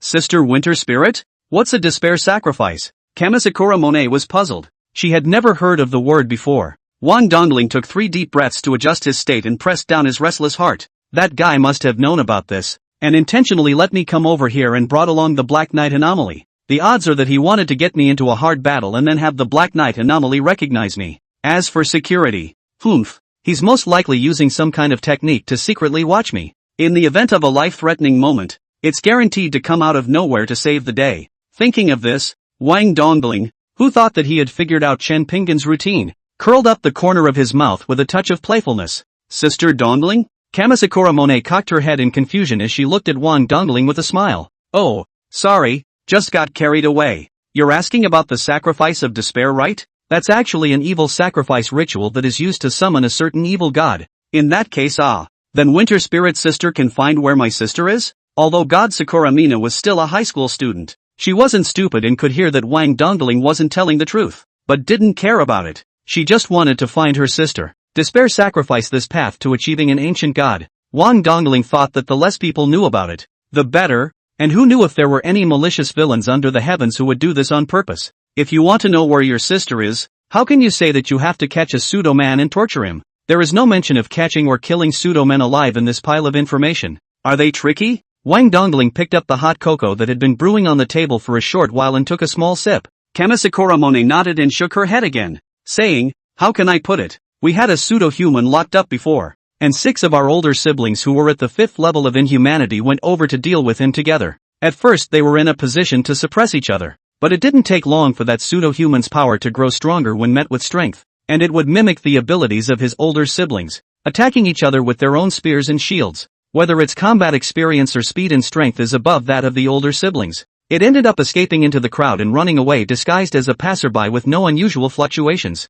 God Sakura Mina looked at Wang Dongling with a grave expression. Sister Dongling, recently we locked down a family. The mistress of that family said that her husband was a bit off. She wasn't sure of the specific details. It was just an intuitive feeling that something wasn't right. We suspect that the male owner may be a pseudo-human and have so far kept watch and have not rushed into action. Wang Dongling drank all the hot cocoa, stretched out her little pink tongue to lick clean near her lips, and stood up. In that case, what are we waiting for? Let's get going and find the false man. That fast? Do you need help from your older siblings? God Sakura Mina hurriedly got up and walked towards the gate with Wang Dongling. There's no need. As you said, the pseudo-people are stronger when they meet strength. The more people there are instead, the worse they are to deal with. I understand. I'll go arrange for a vehicle. Walking out the door, during the time he was waiting for God Sakura Mina to arrange matters, Wang Dongling walked to a cherry tree with a trunk as thick as a 100-story office building, reaching out to catch a falling piece of cherry blossom. A cherry tree that contains abnormal energy? Is this the divine cherry tree of Sakurajima? She had heard many rumors about the divine cherry tree, and the other most controversial one was that the abnormal energy contained in the blood of the divine cherry clan's head of family was tied to the divine cherry tree. Simply put, the Kamisakura family master is a medium that connects to the Kamisakura tree, which supplies abnormal energy that flows into the family master, who then breeds newborns, resulting in the birth of humans born with abnormal powers. Of course, that's just a rumor. Reality has yet to be verified by anyone, not even the Kamisakura family. After all, the divine cherry tree was as sacred to Sakurajima as Jerusalem in the West, and no one dared to take a shot at the divine cherry tree unless he wanted to suffer the whole of Sakurajima hunting him down. The Kamisakura family is not the owner of the Kamisakura tree, but merely holds the position of guardian. Sister Winter Spirit, the car is ready. God Sakura Mina stood in the distance and shouted and waved at Wang Dongling. Coming. Wang Dongling withdrew his sight from the divine cherry tree and instantly floated into the car as a mist, heading to downtown Osaka. Along the way, there are not a few cars on the road. The commercial street merchants close doors. Pedestrians can occasionally see one or two. The formerly prosperous and crowded downtown Osaka has experienced a pseudo-human invasion disaster, and the government has had to spread false information about a virus leak to force people to go out less. Even so, the number of pseudo-human invasions continues only to increase. Half an hour later, the vehicle pulled up slowly in front of a one-family building in a residential area. Sister Winter Spirit. Our current status is that of government comfort workers, a newly created position after the outbreak of the unknown virus, to comfort longtime residents with happiness concerns, mental health, and other things. In the car, Kamasakura Monet informs Wang Dongling of his identity. I understand. Stay in the car. I'll be right back. Wang Dongling was just about to open the door when God Sakura Mina held her hand and refused. No, Sister Dongling is unfamiliar with this side of things, and if the male owner is really a pseudo-human, he will poke holes in Sister Dongling's identity. Please also ask me to follow in. Wang Dongling frowned slightly. You're just an ordinary person. If a fight breaks out, I can't guarantee your safety. I've been ready to realize that from the moment I got in this car. Sister Winterling. Looking at her determined eyes, Wang Dongling sighed helplessly. Alright, feel free to follow me. Don't blame me if something happens. Thank you, Sister Winter Spirit. Do you have a way to verify if a male is a pseudo-human yet?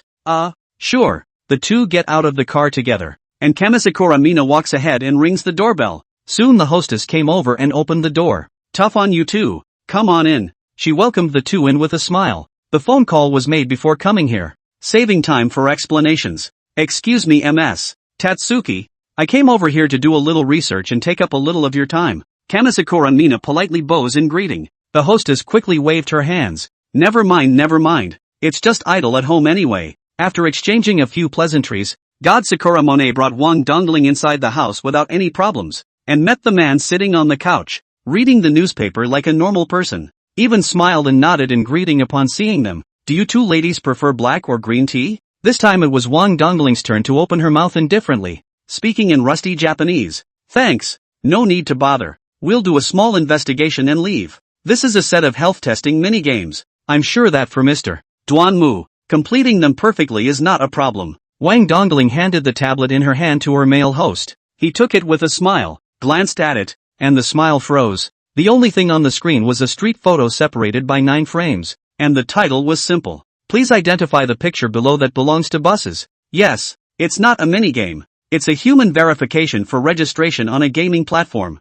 Chapter 55, The Imitator Pseudoman. Verification doesn't pass. Try a different set of pictures. 10 times in a row. The man still failed the man-machine verification. At this moment, he was sweating profusely, and conversely, Wang Dongling on the opposite side of the table revealed a smug smile. Eyes glanced twice at Kamasakura Monet, signaling her to take her mistress out of the area. Kamasakura Mina understood, then turned her head to cast a gentle glance at her mistress. How about letting us take a walk outside? Ma'am, there is a special investigation just waiting for your participation. Oh, okay. The mistress nodded slowly as she seemed to sense that something was wrong with the atmosphere and immediately followed Kamasakura Mina out of the house. Only Wang Dongling and the male host remained in the house. Just at that moment, the message on the screen once again relentlessly declared a verification failure, as if mocking the male owner's efforts. Verification failed. Try another set of pictures. The male owner's face grimaced as he lowered the tablet in his hands, the pupils in his eyes gradually dilating until the black eyes took over the entirety of his sockets.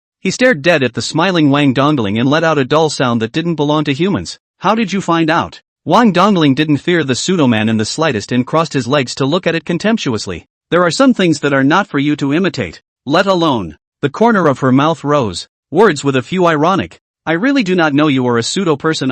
Just your own red worm tearing your face. Slap and go. The veins on the pseudo-man's body rippled and snaked like snakes. His anger was like the omen before a volcano erupts. He was completely enraged by Wang Dongling. Immediately, he leaped up and swung his fist at Wang Dongling, who was sitting naturally on the sofa in Tairua. She quickly raised her leg and kicked the pseudo-man's fist. The strong reaction force caused the couch to tilt back while she used the momentum to nimbly roll over and gracefully stabilize herself. Brute strength alone but no skill. So that's how it is. The abilities and combat experience you had earlier in imitating others are not permanent and will disappear after a while. Which is why, at one point, one of you was able to overpower a sibling of the Kamisakura family, only to make a hasty escape at some critical point. With just one move, Wang Dongling saw through the key information of the pseudo-person. A drop of cold sweat slid down its forehead, originally thinking that catching the other party off guard would force out some kind of Wang Dongling's ability, but in the end, it gained nothing. Even so, it didn't panic in the slightest.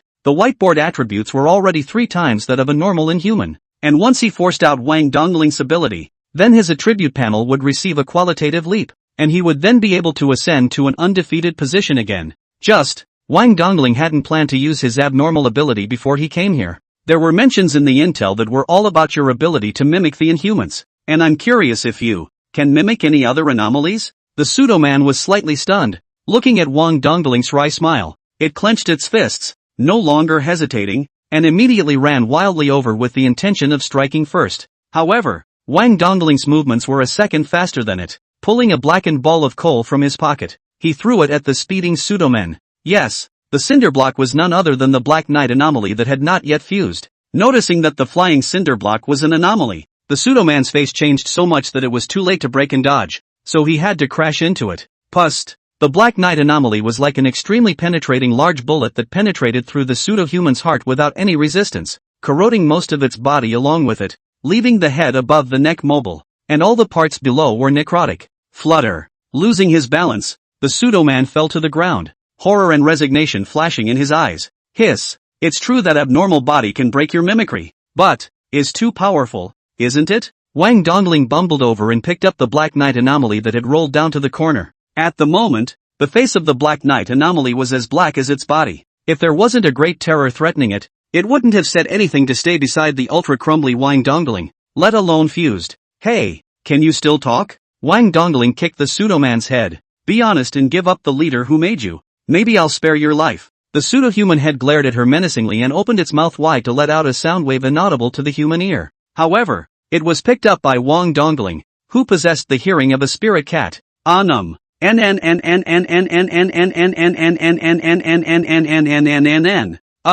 The air resounded with a weird murmur, making Wang Dongling suffer. She tightly covered her ears and kept backing up to the wall. It felt like someone was scraping the blackboard with their fingernails in their ears. That kind of sharp and piercing sound made one's body full of goosebumps. Ear sound. When Wang Dongling was about to throw out the Black Knight anomaly again, the ear-piercing sound came to an abrupt end, and the pseudo-human's head dissipated at that moment. The humanoid it mimicked quickly twisted and shrank until it took the form of a cockroach. Is this the true face of a pseudo-human? A big, mediocre cockroach? Wang Dongling rubbed his aching temples as he approached the already stiff cockroach and found an empty jar in his hand to fill it up. That damn scream sounded like a call for company. I've got to hurry up and get Monet's sister ready for the big fight. She shook her still buzzing head vigorously and staggered toward the door. P.S. I have something to do tomorrow. Take a day off. Chapter 56, Sakurajima is finished?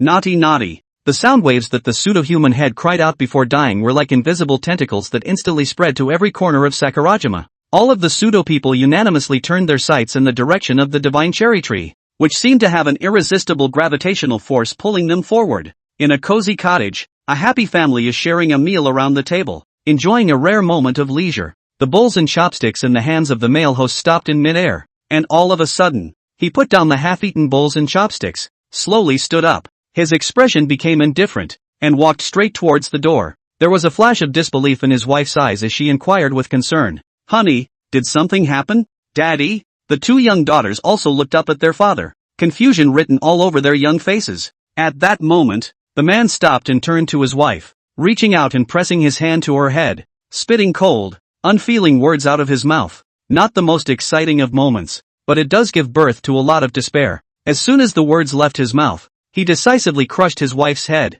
Pust! Scarlet blood mixed with ghastly white brain matter splattered all over the meal, and the 2 daughters sitting across from each other were even smeared all over their faces. The daughters' pupils contracted dramatically, filled with endless fear, and their entire bodies were covered in blood, becoming part of the tragedy. And the man who did this walked out the door as if nothing had happened. On the street, countless similar figures converged into a torrent, heading towards the divine cherry tree in the divine cherry family's front yard. Whoa. A piercing siren cuts through the quiet. Affiliated with the government's Inhuman Division, the Enforcers, fully mobilized to deal with the pseudo-men roaming the streets. Even though they knew the information that the pseudo-human would mimic, they still chose to use their abnormal power to fight hard. This is also something that can't be helped. Not to mention that technological weapons can't cause the slightest bit of lethality to the pseudo-persons, and even the gold and silver weapons that have always been exceptionally restrained are also ineffective, which is why they have no choice but to make this kind of subterfuge. It's no good.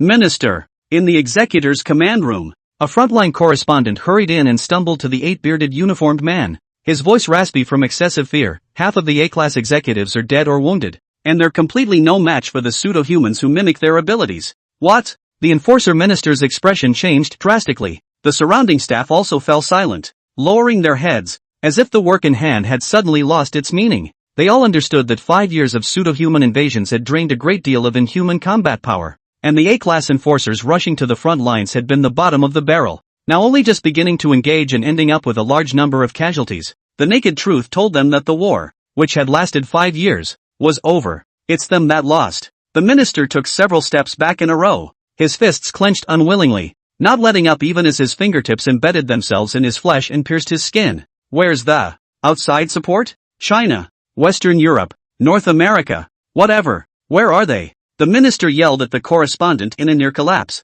The correspondent's body trembled unceasingly. Bean-sized tears smashed down on the ground. His face showed as if falling into an abyss of despair, with no trace of light to speak of. No more support. Minister. China has erupted with the Pilgrim Flower anomaly. Western Europe is in a civil war, and North America has still not been half heard of since it was sealed to this day. Now on our island of Sakurajima, only the Kamisakura family and the forces of the underworld are left in a final struggle. Puff! The minister sat on his butt, his gray, lifeless eyes gazing at the fallen regions on the big screen, and murmured feebly, "Is that so? Sakurajima is going to perish all." In the command room, everyone took out the family photos they had been carrying with them, taking one last look at the family that brought them joy and hope in this moment of despair. Even if you have to leave, don't have any regrets. Yet just at this moment of silence, the clear blue sky outside the window suddenly flipped over into a starry black night. For some reason, they had the inexplicable illusion that this seemingly black and numb night sky was a representation of hope to come.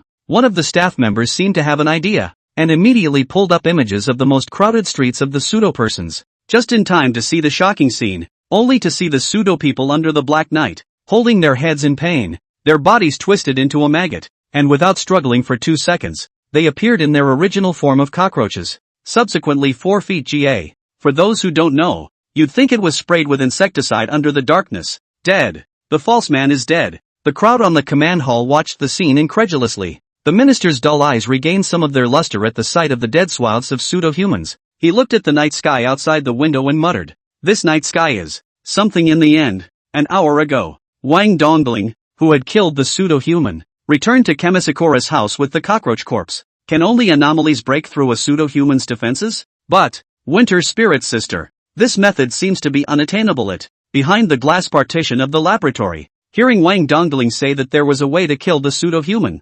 Originally, God Sakura Mina was quite excited. That excitement immediately disappeared until after she said she wanted an abnormal body. Anomalies are like a tiger that can't be fed, and not just anyone can harness them without fusion. At least at the moment, the only person known to God Sakura Monet who didn't use the silver seal and allowed the anomalies to move freely and still help kill the enemy was Wang Dongling. This is just one of the methods discovered so far. Don't be discouraged, Sister Melnai. Wang Dongling patted her shoulder comfortingly. God Sakura Monet revealed a smile and firmly looked at Wang Dongling. I'm fine, Sister Dongling. I'm sure you'll be able to solve the pseudo-man crisis to retrieve my sister. Wang Dongling rubbed his forehead and said, Don't have such high expectations. Do you really use me as a master key? Grin. How long will it take to study this cockroach through? God Sakura Monet tapped her chin in thought. Well, it'll probably take a good 30 minutes. Fifth brother is very experienced in this aspect of abnormal scientific research. This is already the fastest speed. Wang Dongling nodded and was about to speak when a red warning light suddenly flashed in the corridor.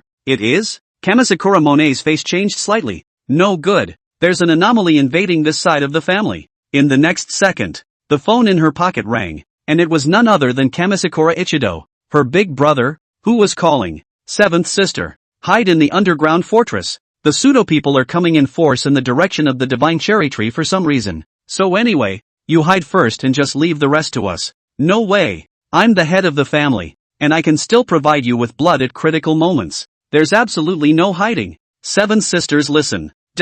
Before Kamasakura Ichido could finish his sentence, Kamasakura Mina hung up on him. Wang Dongling, who was on the side, furrowed his brows into a bark-like frown when he heard their conversation. Wasn't the purpose of the false man to create despair? Why are they coming toward the sacred cherry tree? Sister Winter Spirit, I'm going up to fight with my brothers and sisters. The commission only allows you to find your sister. This kind of battle. Let's go together. I'm quite curious about the true purpose of these pseudo-people. Before God Sakura Mina could finish her sentence, she was mercilessly interrupted by Wang Dongling. But, God Sakura Mina wanted to say something else, only for Wang Dongling to pick her up in a princess hug. Well, let's go up. Hey, I can walk by myself. Sister Winter Spirit. Chapter 57, 200% Emancipation in Overdrive. Only 20% of energy left. Warning, warning, warning. Guardian shield about to shatter. Kamasakura Kazuto looked with a furrowed brow at the energy shield that was on the verge of being riddled with cracks. Hundreds of pseudo-humans were out there constantly attacking the energy shields that could resist the 10 shots of the little boy,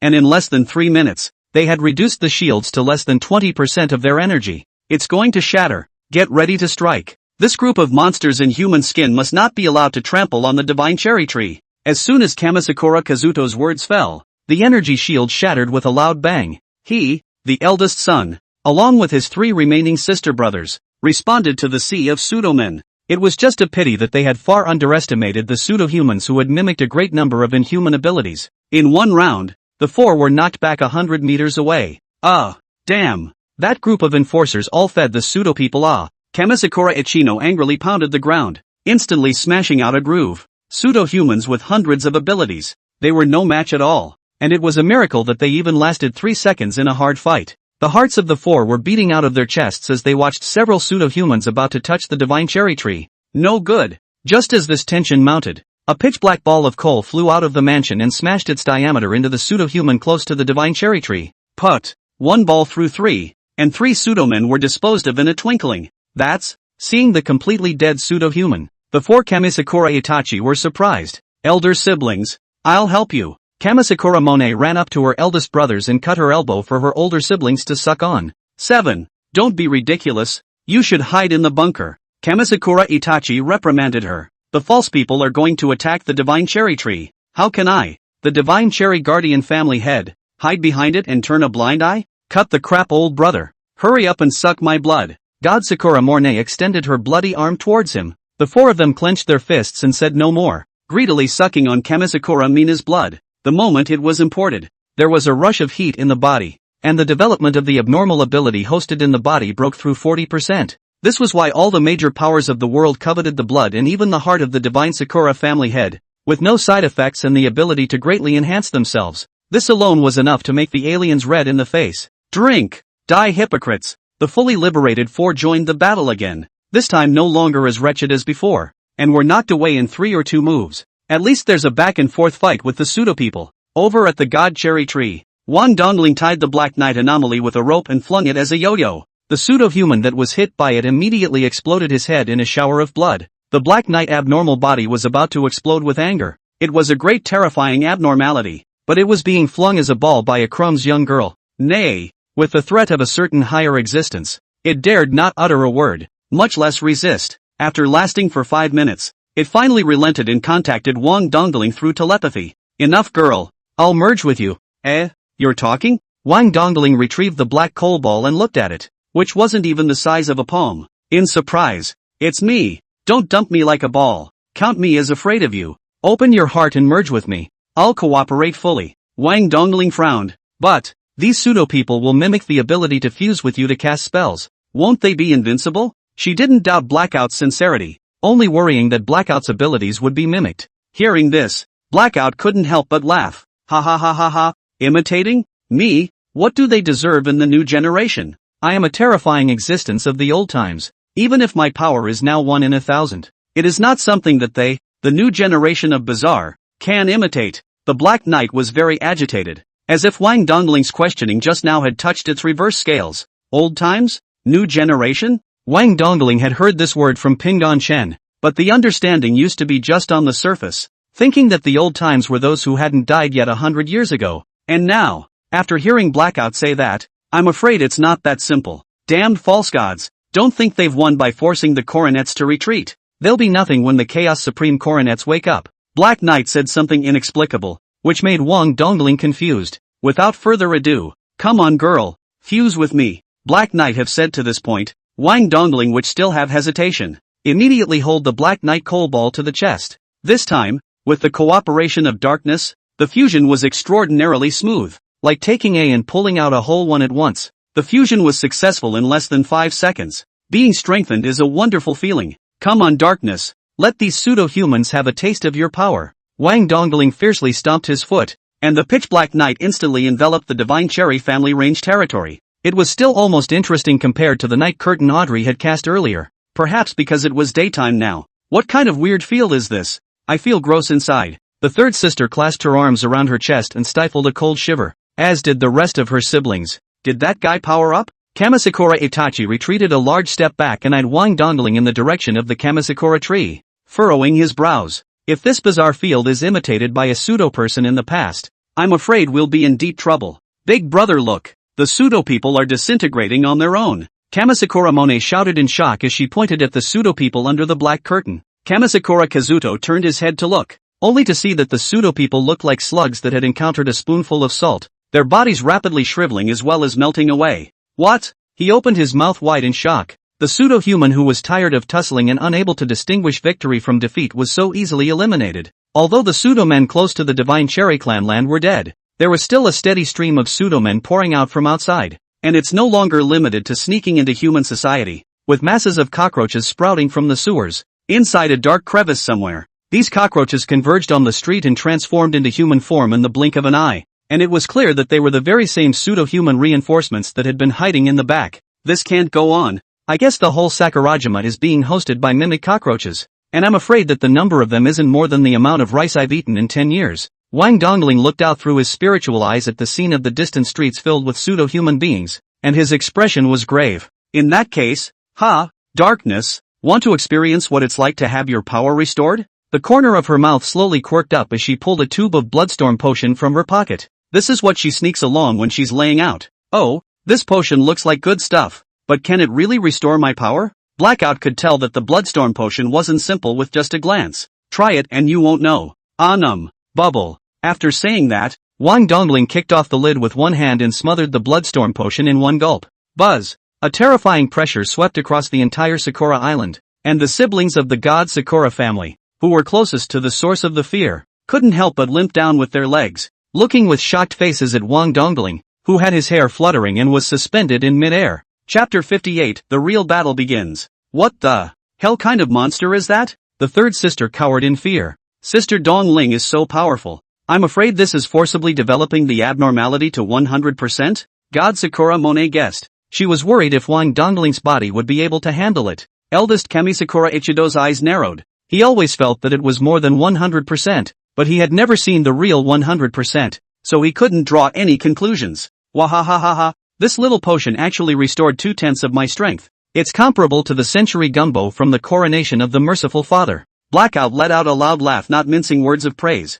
In fact, the tube of Bloodstorm potion that Wang Dongling drank belonged to the collector's item rank, and was a modified creation of Chen Pingon, selling for more than 10 times higher than ordinary Bloodstorm potion. The potions placed in his store were all improved collectibles. After all, there was already a magic potion outlet, so Pingon Chen did not lay out unusual goods in his small grocery store. Phew, it's time to end this battle. Wang Dongling let out a long breath of turbid air. After familiarizing himself with the vast energy within, he rubbed his hands together quickly, rubbing out a small black hole, then slammed it hard and shattered it. Bang! The field of darkness covered the entire Sakurajima in an instant, and the pseudo-people had nowhere to escape. No matter where they were hiding or where they had yet to hatch, all of them were eroded away by the darkness of the night, leaving roach remains all over the place. Eldest brother, all the pseudo-humans from all over Sakurajima are dead. The second sister of the god Sakura family pulled up the surveillance of hundreds of streets and looked at the cockroach corpses all over the ground in shock. What a terrifying fellow.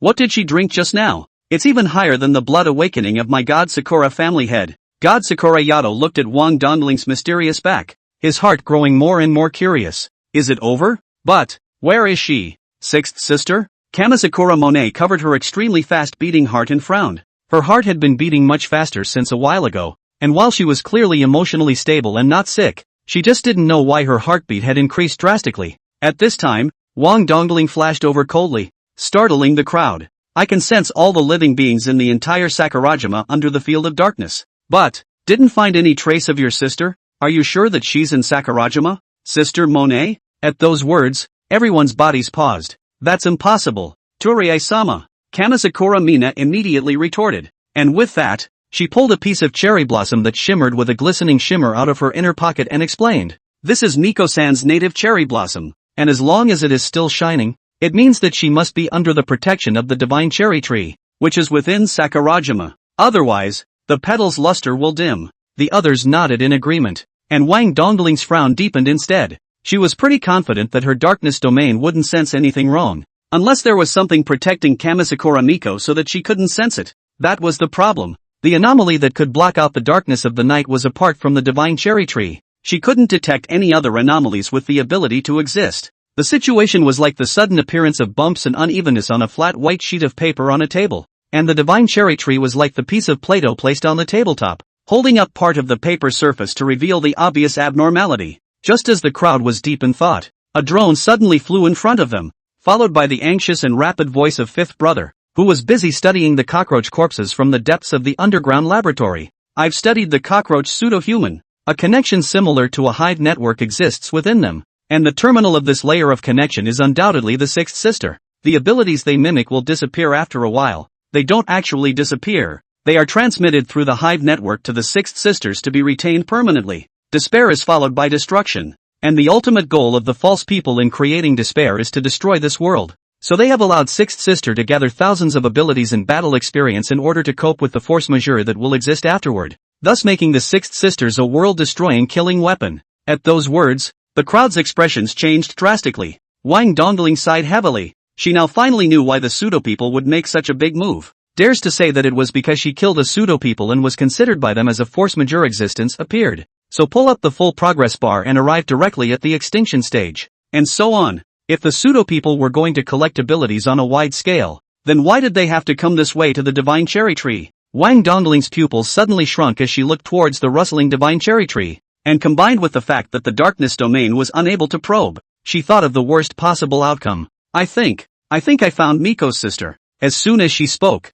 the divine cherry tree suddenly trembled violently, and countless cherry blossoms drifted down. The sound of wood tearing resounded from within, and everyone looked to the divine cherry tree in unison. And at that moment, the fifth brother's voice continued to ring out. By the way, everyone, I can confirm through the hive network that the sixth sister, most likely, is hiding within the divine cherry tree. The divine cherry tree is probably aware of her abnormality and deliberately hid it inside to protect it. But the darkness abnormal field just now hit the divine cherry tree's protection system hard. And sixth sister, she's going to wake up. Snap. As soon as the words fell, the trunk of the divine cherry tree suddenly exploded. A young white-haired girl in a white dress stretched out of her huddled state and jumped to the ground. A crimson flower of the other side was mapped on the cold, unfeeling eyes. Sister Miko. Kamasakura Monet took a step forward and raised her arm to try and caress the other man's cheek, and without uttering a word, Kamasakura Miko immediately attacked her, blazing ice picks appearing out of thin air and bursting towards Kamasakura Mina. Look out! The quick-eyed Wang Dongling immediately pulled Kamasakura Mina, and the sharp ice pick brushed against her head, taking away a few hairs. The shot exploded in the clearing in a shower of ice big enough to destroy a shopping mall. Miko! Sixth sister! Wake up! The siblings of the Kamasakura family shouted in unison in an attempt to wake up Miko Kamasakura, but doing so did not do half as much as answering her attacks. Shoo shoo shoo! Thousands of black spikes flew at them. TSK, don't mess me up here if you don't want to give up. Wang Dongling's large hand pressed downwards, crushing all the black thorns into powder by compressing the energy of the darkness domain. Get the hell out of here! She's not for you to deal with, she yelled without looking back. God Sakura Mina clenched her teeth, knowing that staying would only drag Wang Dongling down. Sister Winter Spirit, please spare Sister Mei's account if you can. She didn't mean it. Please, MS. Wang. The others pleaded with clenched fists together. Wang Dongling glanced at them while blocking the other party's attack and snorted coldly. My commission is to retrieve your sister,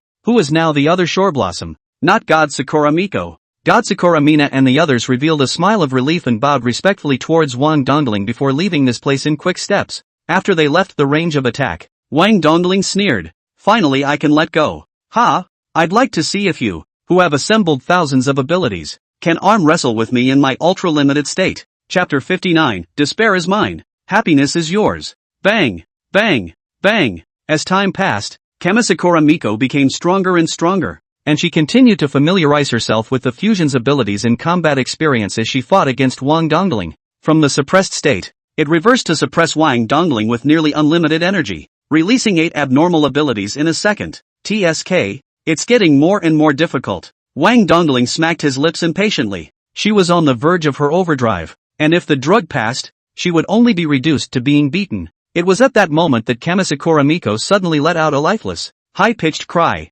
Interge, boo-hoo. The sound wave spread throughout the entire Sakurajima in an instant, and also after the sound was made, the dead cockroaches on the ground miraculously came back to life and reappeared as an army of pseudo-humans. It's not over, is it? Wang Dongling's brows furrowed as she realized that her Black Knight domain was no longer fatally erosive to pseudo-humans. Now it only barely slows the pseudo-people down, and can't even do any damage. My domain was deciphered? Humph. Underestimating this new generation fusion monster. Girl, the only way to completely exterminate those cockroaches is to utilize half of my power at its peak, which means you'll have to boost it by another 300% while overshooting the limits. Hearing Black Knight's words, Wang Dongling's face was covered in black lines. Of course I know that the stronger the better, but the problem is that I'm on the verge of not being able to do it in overdrive mode. I should have known better than to smuggle away a few more tubes of potion. Just as Wang Dongling was spitting out a flurry of words, the Black Knight realm was suddenly poked through by several rays of holy light. Snap! The entire Sakura Island shattered into pieces of mirror image fragments,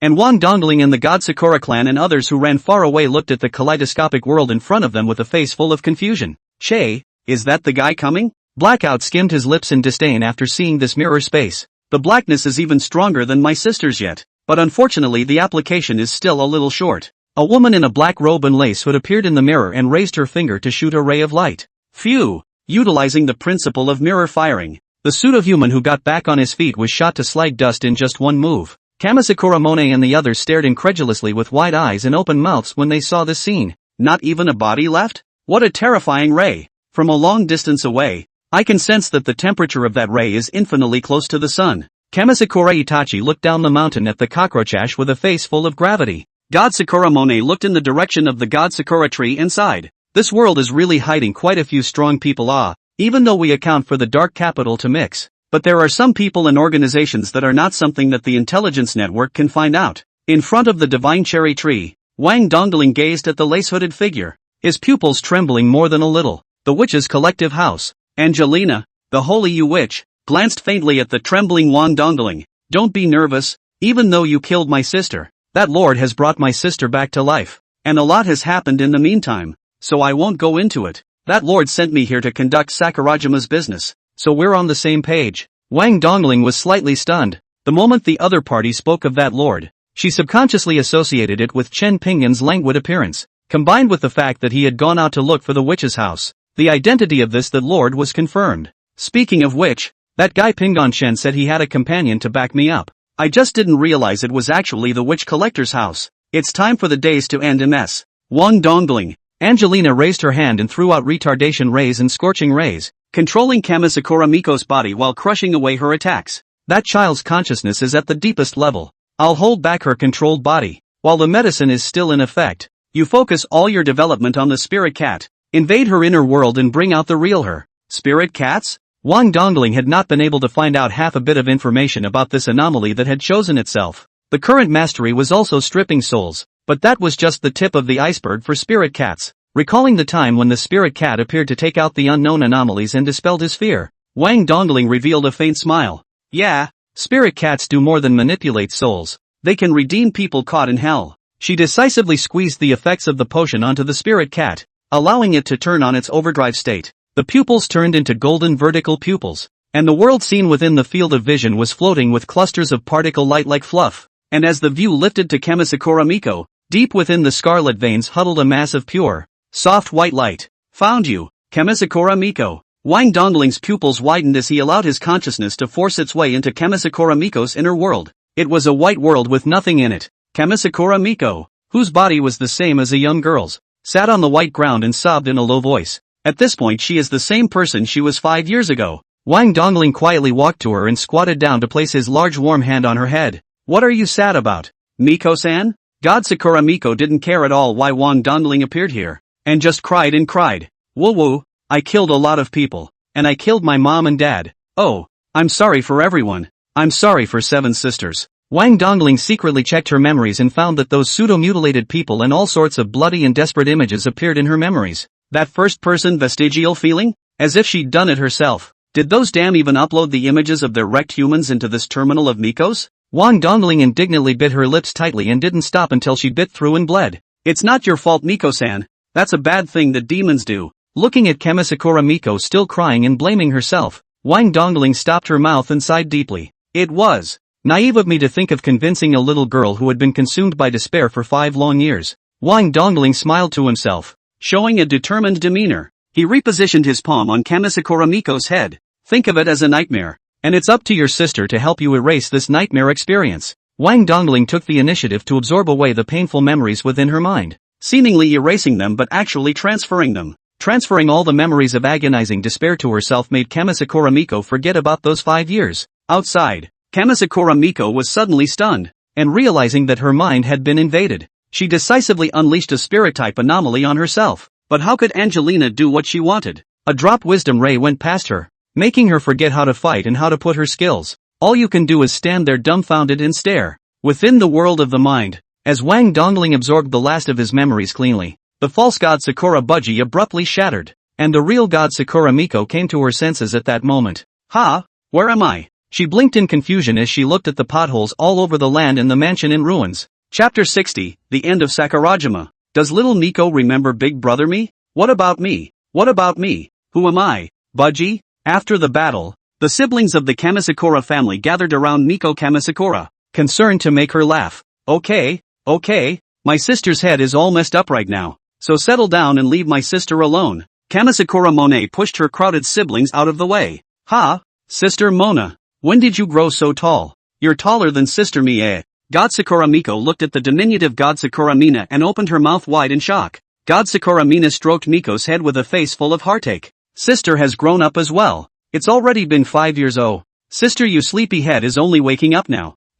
Miko's face was full of questions. She glanced down and realized that her original petite frame had been transformed into a pudgy young woman with breasts that were not as plump as Monet's, but at least they weren't flat. What the hell is going on here? She frowned, her head completely devoid of memories from the past 5 years. The last memory of it was when he slept with Kamisakura Mina 5 years ago. It's okay, sis. Don't force yourself. Anyway, it's the greatest luck that you're back. Kamisakura Mina hugged Miko tightly, a line of tears of joy falling from under the corner of her eyes. On the other side of the grass, looking at the reunited Kamisakura family, Wang Dongling breathed a long sigh of relief. It's finally over. Ahem. Are you okay? Angelina looked at Wang Dongling's difficult appearance and proposed. After absorbing 5 years of cruel memories, if you can't stand it you can transfer it to mine. Anyway, I'm used to it. She waved her hand to reject the other woman's kindness. It's fine. My mental capacity isn't that weak. You're so brave. You little ninny, memories that don't belong to you.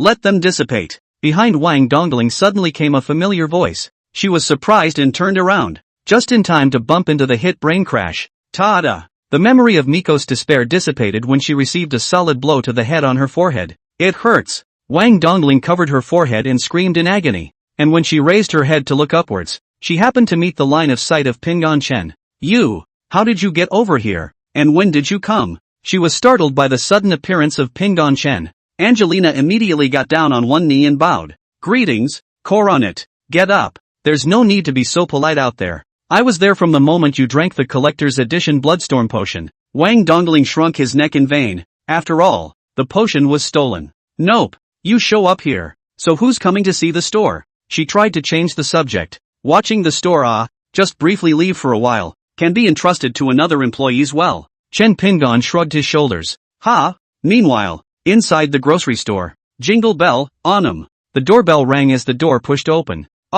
Where's Boss Chen? Su Fongfong walked into the store and scanned around, only to see a woolen doll sitting in front of the counter playing with a playbook. Hey race, da thin Q, blue thin mushroom, hang, 2 heads in 1 shot? The woolly wizard has no mom, if you're a vegetable. You practice more. FW. The fairy tale without mom affectionately questioned the family across the street at a rate of 10 words per second. A good game turns into a family defense. Su Fongfang stood in front of the doorway at a bit of a loss for words. She had called out to fairy tale for several times now, and as a result, There was no half-hearted response. Cell phones are not in the service area. Where did Boss Chin go? Sakurajima. On the ruins of the Kamisakura family. So, you let that stupid doll watch the store? Wang Dongling's eyelids fluttered wildly. Well, there's enough to look after the store. It's not like there are many serious customers anyway. Saying that, Chin Pingon walked straight towards God Sakura Mina, who was not far away with his hands in his pockets. Kamasakura Itachi and the others watched the stranger approach and subconsciously became wary.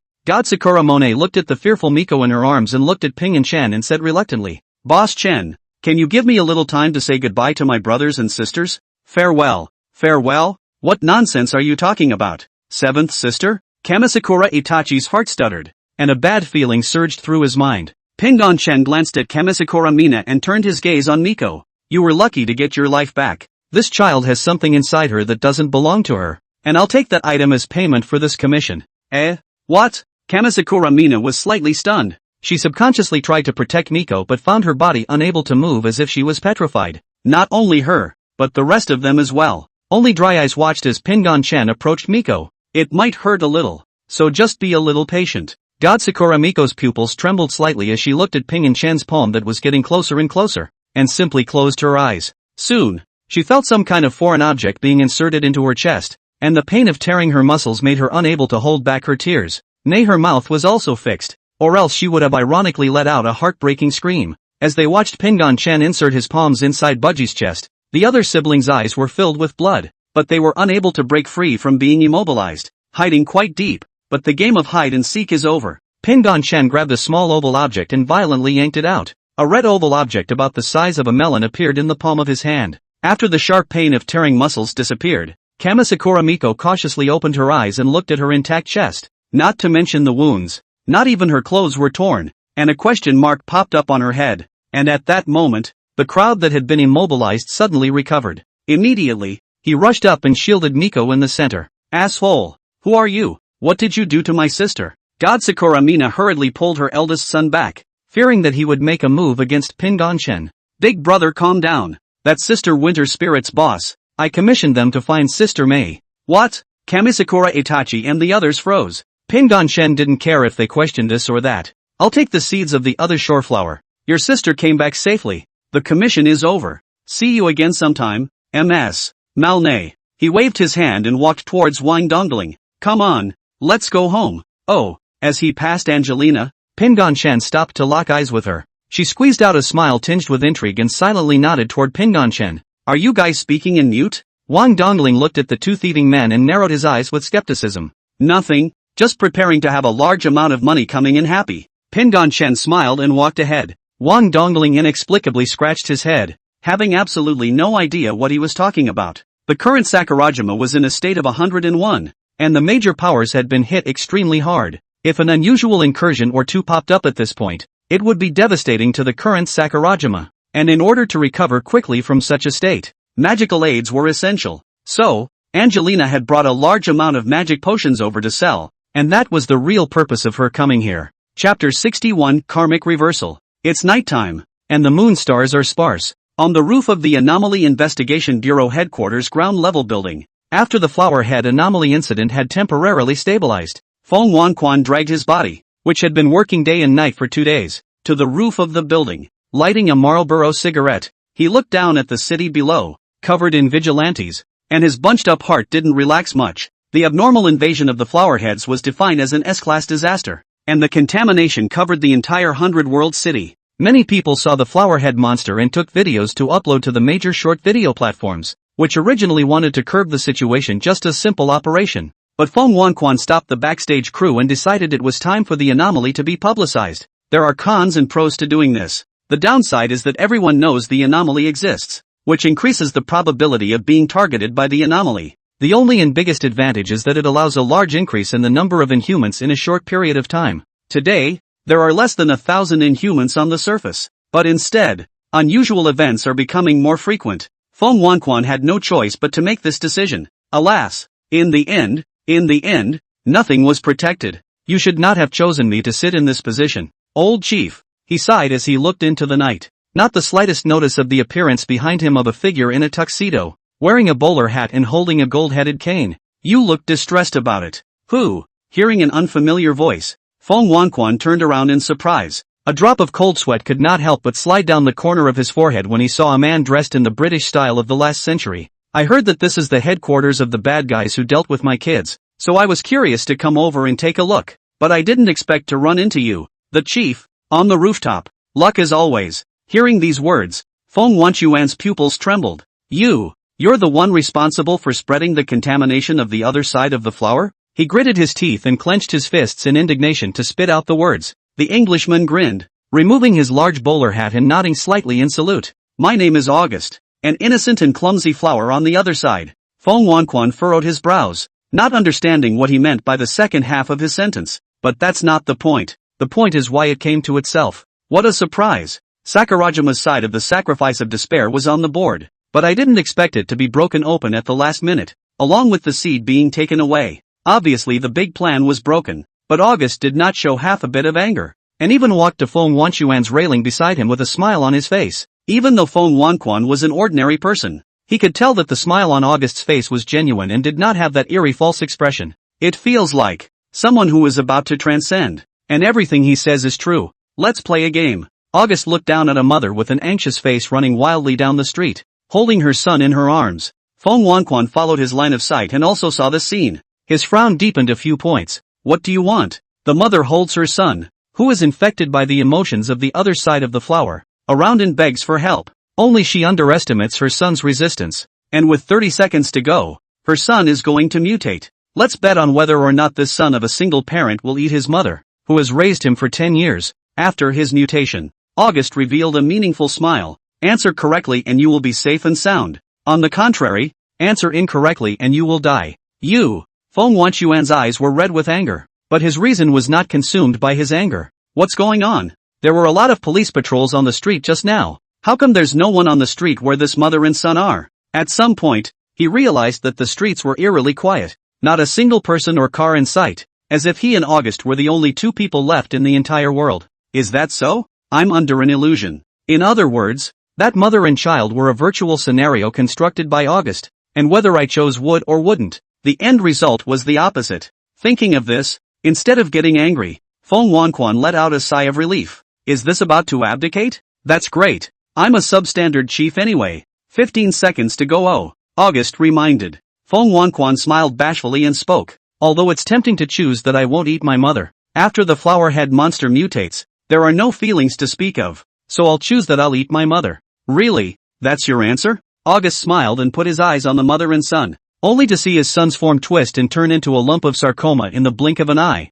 falling heavily to the ground. That mother held the sarcoma and wailed in agony. Sadly, you guessed wrong then. I said it was a mutation, but I didn't say it would necessarily turn into a flower demon. August grinned. However, the expected violent death of Feng Wanquan did not occur. The keychain he had hung around his waist, however, shattered into two halves with a loud bang at that moment. Snap. This is? August touched the blood gushing out from under his nose and eyes and looked incredulously at the shattered keychain on the floor. Equally confused was Feng Wanquan. This is the keychain named Destiny Together that I bought at the grocery store the other day? Was my life saved by this prop? Karma backfires. August suddenly laughed up at the sky. Ha ha ha. So what the fortune teller said is true. I really can't get through today.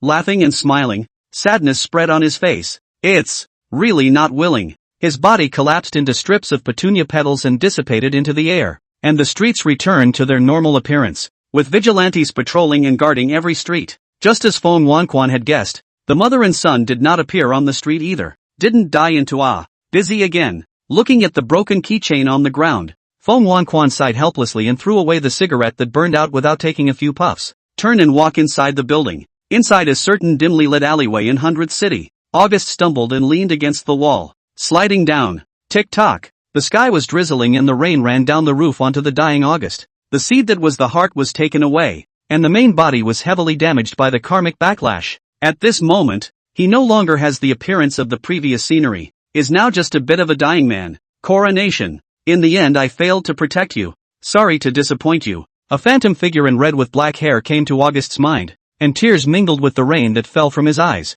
And that's when a pair of pale blue shark head slippers appeared in front of his lowered vision. An umbrella sits on top of your head, blocking the rain from soaking your body. You're from the old era, right? Why do you want to join the new generation? August slowly raised his head and locked eyes with the expressionless Pingon Chen. You are just a mediocre grocery store owner. P.S. The author is alive and well and will be more tonight. Time, 12:16. Chapter 62. Perhaps the birth of a spirit is the biggest mistake of all. Tick-tock. Rain dripped down the umbrella. The splatters had long since soiled August's tuxedo. A mediocre grocery store owner? Oh, you are modest. August braced his hands on the ground and tried to get up, but found that he couldn't make it. The karmic backlash has already overdrawn your life cleanly. Move less. At least you can still go slow for a while. Pingon Chen faintly opened his mouth to persuade. August resigned himself to his fate. He leaned against the wall under the falling ash and let out a feeble laugh. Ho ho ho. I'm such an idiot. I knew there was a tiger in the mountain, but I went for it and they ended up taking advantage of me. August laboriously looked up at Chen Pingon, his voice getting weaker and weaker. Are you willing to listen to a little story of mine? A story of a ridiculous man who presumed to disobey the fate of heaven. You say. Pingon Chen did not refuse. He was also curious as to why deadpan old-time characters would join the new generation. August squeezed out a relieved smile and spoke slowly. My name is August, a flower on the other shore that accompanies Lord Manjusri. The red moon hangs high. On the night sky, there are no clouds or stars, only a red moon that never sinks. And the world beneath this red moon is a fantasy world spread to every corner by the flowers of the other side. There were no extra trees or mountains, just an endless sea of flowers on the other side of the river, and a river of forgetfulness that led to nowhere. Within this sea of otherworldly flowers stood a six-sided veiled gazebo. Through the veil it was possible to see a young girl sitting inside. She had black hair that hung down to her waist and wore a scarlet robe. In his hand rested a particularly dazzling pigeon flower, gently caressing the petals on it as if he were nursing a recently born baby. Growing up quite a bit again. Egu. In another 300 years, you should be able to take form, and then you'll be the second pilgrim flower to have a human form yet. The young girl let out a laugh that sounded just like a silver bell, deeply imprinted in the mind of August, who had opened up his spiritual wisdom. After another 100 years, August could talk, but was still far from being incarnated. Lord Manjusri, why is our world so lonely? August, who was still in the form of the pilgrim flower, lay between the young girl's thighs and let out a childish voice. Lonely? Manjusri gazed at the red moon. A million years had passed since she had become conscious, long forgotten what loneliness is. She covered her heart, the emptiness inside unchanged. I just don't know if it was due to August's birth of a spirit, but this emptiness showed signs of filling up a bit. Lord Manjusri, why don't I take over your job when I have a human form, so you can go out and see the outside world? August uttered naive words that belonged to that age. Manjusri was slightly stunned as the word outzoomed within her mind. It's out there. She is a deity, a foreign god who extradites dead souls. Those undead don't talk like August, just like a man machine, pointing where to go, much less telling you a story, or else Manjusri's emptiness would have filled up long ago. Well, the outside world is definitely much more lively than this dead and dull underland. When I grow up, I'll make sure to let you go out to see it. Lord Manjushri, ha. You little guy, it's still early for you to want to take over my job. Wait for at least 100,000 years. Oh, it's going to take so long? Hearing that unattainable number, young August felt the sky fall. 500 years passed in the blink of an eye. The flower on the other side of the river at the beginning has now turned into a handsome teenager. He took Manjushri's hand and strolled through the sea of flowers on the other side. At this moment, Manjushava, the inner sense of emptiness has long been filled by August, but also for the first time tasted the flavor of fulfillment. Originally unsmiling, she now kept a smile on her face throughout her confrontation with August. Lord Manjushri, walking over to the river of forgetfulness, August stopped to look at Manjushri. I would like to go out and see what's going on with you. Sound of the wind or the breathing of SB, who was sound asleep. A breeze blew, and Manju Shahwa froze on the spot, her hair blowing in the wind. Her heart seemed to want to follow the wind and fly to the outside world. She smiled, a natural, wide smile, but there is sadness revealed in this splendor and nature. Silly child, I am the master of the underland. If I leave, this place will collapse, and those dead souls will wander around and become orphans for the rest of their lives. Manjushri gently stroked August's head. He silently lowered his head and opened his mouth to say something else, but never had the courage to say it. I see. Lord Manjusri, can I go out and look around outside? It's just me. Manjusri smiled slightly. Of course, Ege, you are just a flower on the other side of the river. The underland will not bind you in any way. You can go wherever you want to go, just like a free wind. Her words revealed envy. August clenched his fists, seeming to make some sort of determination at this moment. Manjusri-sama, wait for me. I will definitely take over. After that day, he left the underworld with the help of Manjushri, come to a world called Blue Star. Being new to the city, he became very interested and curious about everything. It was also while roaming the booming city that he saw the advertisement for a diamond ring on a big screen poster. The only one in your life. Take the diamond ring to find her in your heart. Take action, teenager. It's not too late. Diamond ring. Marriage? August's lips twitched slightly as he clenched the two words. In fact, the words he didn't say out loud that day were that he wanted to marry Manjusri. He had learned that the owner of the underworld was Manjusri, yes, but if he married her, then the owner of the underworld would split into two. At that time, as long as he stayed in the underworld, Manju Shahwa would go out without any constraints and see the prosperity of the outside world. Proposal ring? It's so beautiful. I wonder if Lord Manjusri would like it. August looked at the advertising poster and clenched his fists, secretly vowing to buy the best diamond ring back. And so, next he did everything, whether it was lifting bricks from a construction site or demonic deliverance. And so little by little the money accumulates. Finally, a year later, he bought a diamond ring worth $188,000, as he wished. Satisfied, I set off for home with my diamond ring. However, fate seemed to play a joke on him. When he re-entered the underworld, what met his eyes was not the scarlet sea of flowers on the other side. Instead, it's a tawny, wilted piece of the other side. The red moon that never sets in the sky is gone, and the little gazebo is just a pile of rubble. Chapter 63, The Guest of the Edge in the fourth row of shelves. So that beloved one you love so much has left the underworld? Pingon Shen interjected to interrupt August. He shook his head slowly, his voice raspy. Lord Manjusri, she's not like that. She wouldn't leave without a word. That day, I dug long and hard in the ruins and found a torn wedding invitation. He paused, as if each word was squeezed from his heart, and after piecing it together, the bride's name was clearly Manjushava Lord, and the groom was a named Black Mountain Heavenly Dog. When he said these words, August's body trembled violently due to his anger. The nails of his clenched fists were embedded deeply into his flesh, and he didn't loosen them even when blood flowed out, as if he couldn't feel the pain. Chen Pingon raised his eyebrows slightly, somewhat sympathizing with this brother who had been bullied. So you joined the new generation later to get your wife back? August lowered his head and was silent for a long time. Then I inquired about where Lord Manjusri was, but I didn't have enough power to set foot there. Forced to do so, I contacted a newborn outer god and delivered my soul to him, and he granted me a new identity as well as greater power. He told me the way to advance quickly is to sacrifice the world. So I came here. That experiment in Sakurajima at the very beginning. I actually buried my life seed in that eligible girl as a way to break away from that outer god's control. I just didn't expect to be cut off halfway through and have him find out about my little maneuver. That's what led to this wager with an ordinary man. And the fact is that even without that treasure that reverses karma, I would have been liquidated by him. That common man is wrong no matter what he chooses. And why shouldn't I be? August's voice held bitterness and helplessness. Perhaps I should never have been born a spirit in the first place. He hung his head. His life completely dissipated in this moment, leaving this world with a grudge. His soul body was shattered, and there was no possibility of reincarnation. Only a dirty tuxedo remained in the alley. Pingon Shen silently squatted down and pulled out a diamond ring box that he had failed to give away in the pocket where his tuxedo had bulged up. When I opened it, there was a 5-carat diamond ring lying quietly inside. Alas, another ownerless item. The fourth row of shelves is blessed. He put away the diamond ring and left the alley. Since then, the disaster has drawn to a close. Jingle bell, Onam. The grocery store door was pushed open by Pingon Shen. He put away the umbrella and put it in the umbrella tube, and turned his head to look inside the grocery store. And the person sitting behind the cash register was not Wang Dongling, but Fairy Tale the gaming doll kid's sister. Ha, where is she? Wang Dongling? Didn't you ask her to look after the store? Where did she go again?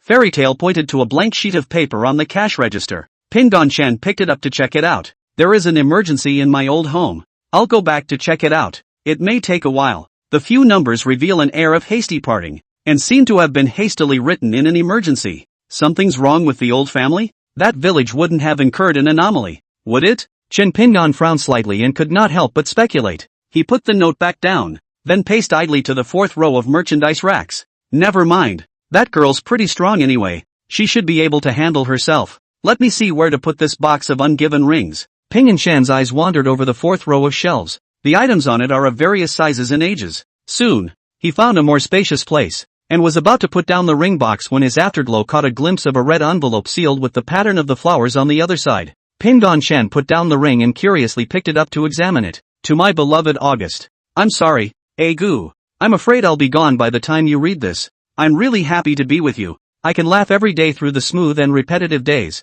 but with you around, these boring days gradually become richer and richer. Thanks again for the company. Agu. Though there was some unpleasantness later on due to the exit of the old era and the entrance of the new generation. But I'm not married to that black dog. He won't get away with it. I'll be reduced to nothingness later and he'll get nothing. Sorry Agu, I've shortchanged you. On the day you left, I did something bad behind your back and got pregnant with your baby. Luckily, I had that baby before disaster struck, only to have her sent off to the other world before she could even open her eyes to look at me. If you could have met the boy, Agu, you would have recognized him at once. So, here I am, praying for you and our children to be happy in the future. Manzanita. After reading the letter, Chen Pingan had mixed feelings in his heart. He sighed deeply and slipped the envelope back. Alas, both have dissipated. Is this a reunion of sorts? Before the words were out of his mouth, the bell at the door was disturbed by the push of the store door. Jingle bell, Onam. Chen Pingan turned his head to look and found a young girl wearing a yellow raincoat with blue rain boots,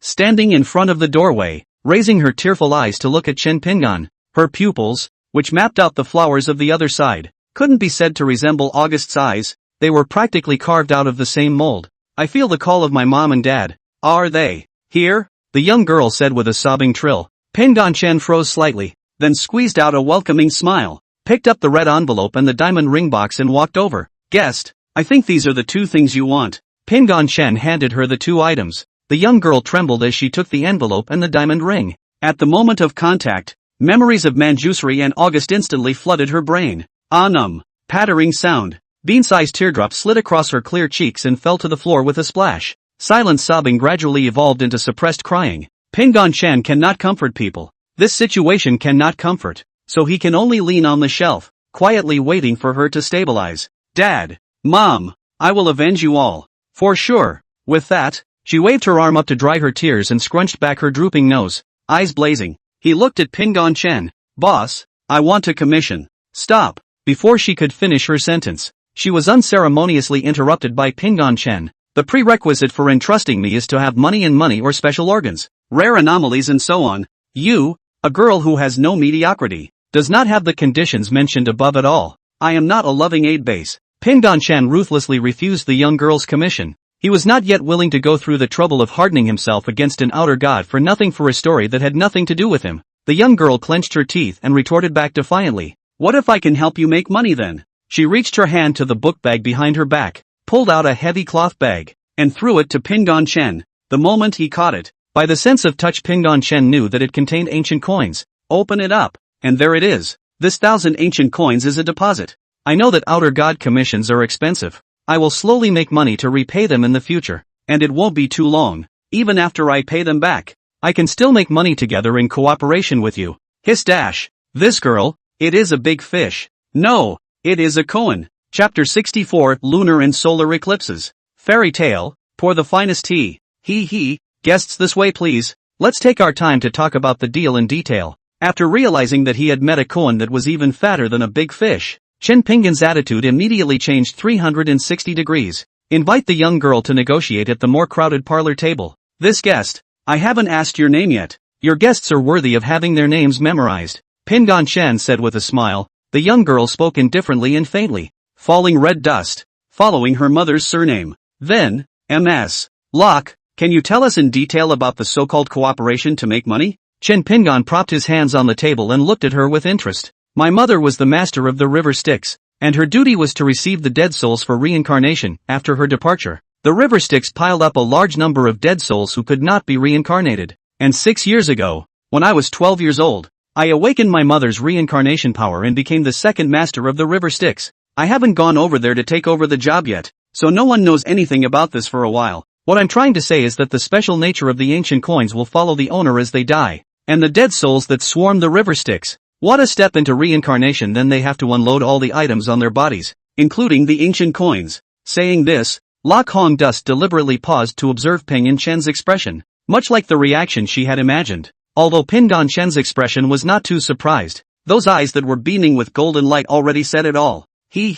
Miss Locke, rather than me killing your enemy directly, it would be better for you to do it yourself and torture your enemy to death bit by bit. Falling red dust's eyes flickered. Forcibly suppressing his excitement, he calmly asked, you have a solution? That's a new generation of outer gods. I'm not even an ancient god right now. Pingon-chen smiled mysteriously. Of course, this is the relief grocery store. Just grab any pig and I can make it commit deicide. Falling Red Dust took a deep breath to calm his inner shock. So, what's the price? Pingon-chen raised the palm of his hand and put up 3 fingers that were together in one piece, retracted and then re-put up his thumb, index finger, and middle finger to indicate 7. In the future, the proceeds of the ancient coins of the river Styx will be divided 37. 3 for you and 7 for me. Falling Red Dust furrowed his brows slightly and fell silent. The split isn't too much. If he really gives me the power to avenge my death, it's worth it. It didn't take long to think about it before Falling Red Dust gave his reply. Yes. Upon hearing this, the smile on Chen Pingon's face widened by a few points, and he got up to shake hands towards her. Good cooperation. Wait here for a moment. I'll go get you something. With that, he turned toward the second row of shelves, which were for old-time figures only. Although Falling Red Dust was born in the recent era, the mother's clan that her bloodline continued from was undoubtedly a member of the old era. She sat on a chair and curiously watched as Pingon-chen rummaged through a pile of mediocre clutter. He wouldn't be a scammer, would he? From the moment I entered just now, I couldn't sense anything special about this place, especially this crooked businessman, who didn't have half a bit of abnormal energy fluctuation on his body. Falling Red Dust couldn't help but wonder if he had been tricked. The only reason she knew about this place was because she was inexplicably sent over here last night in a dream by her mother,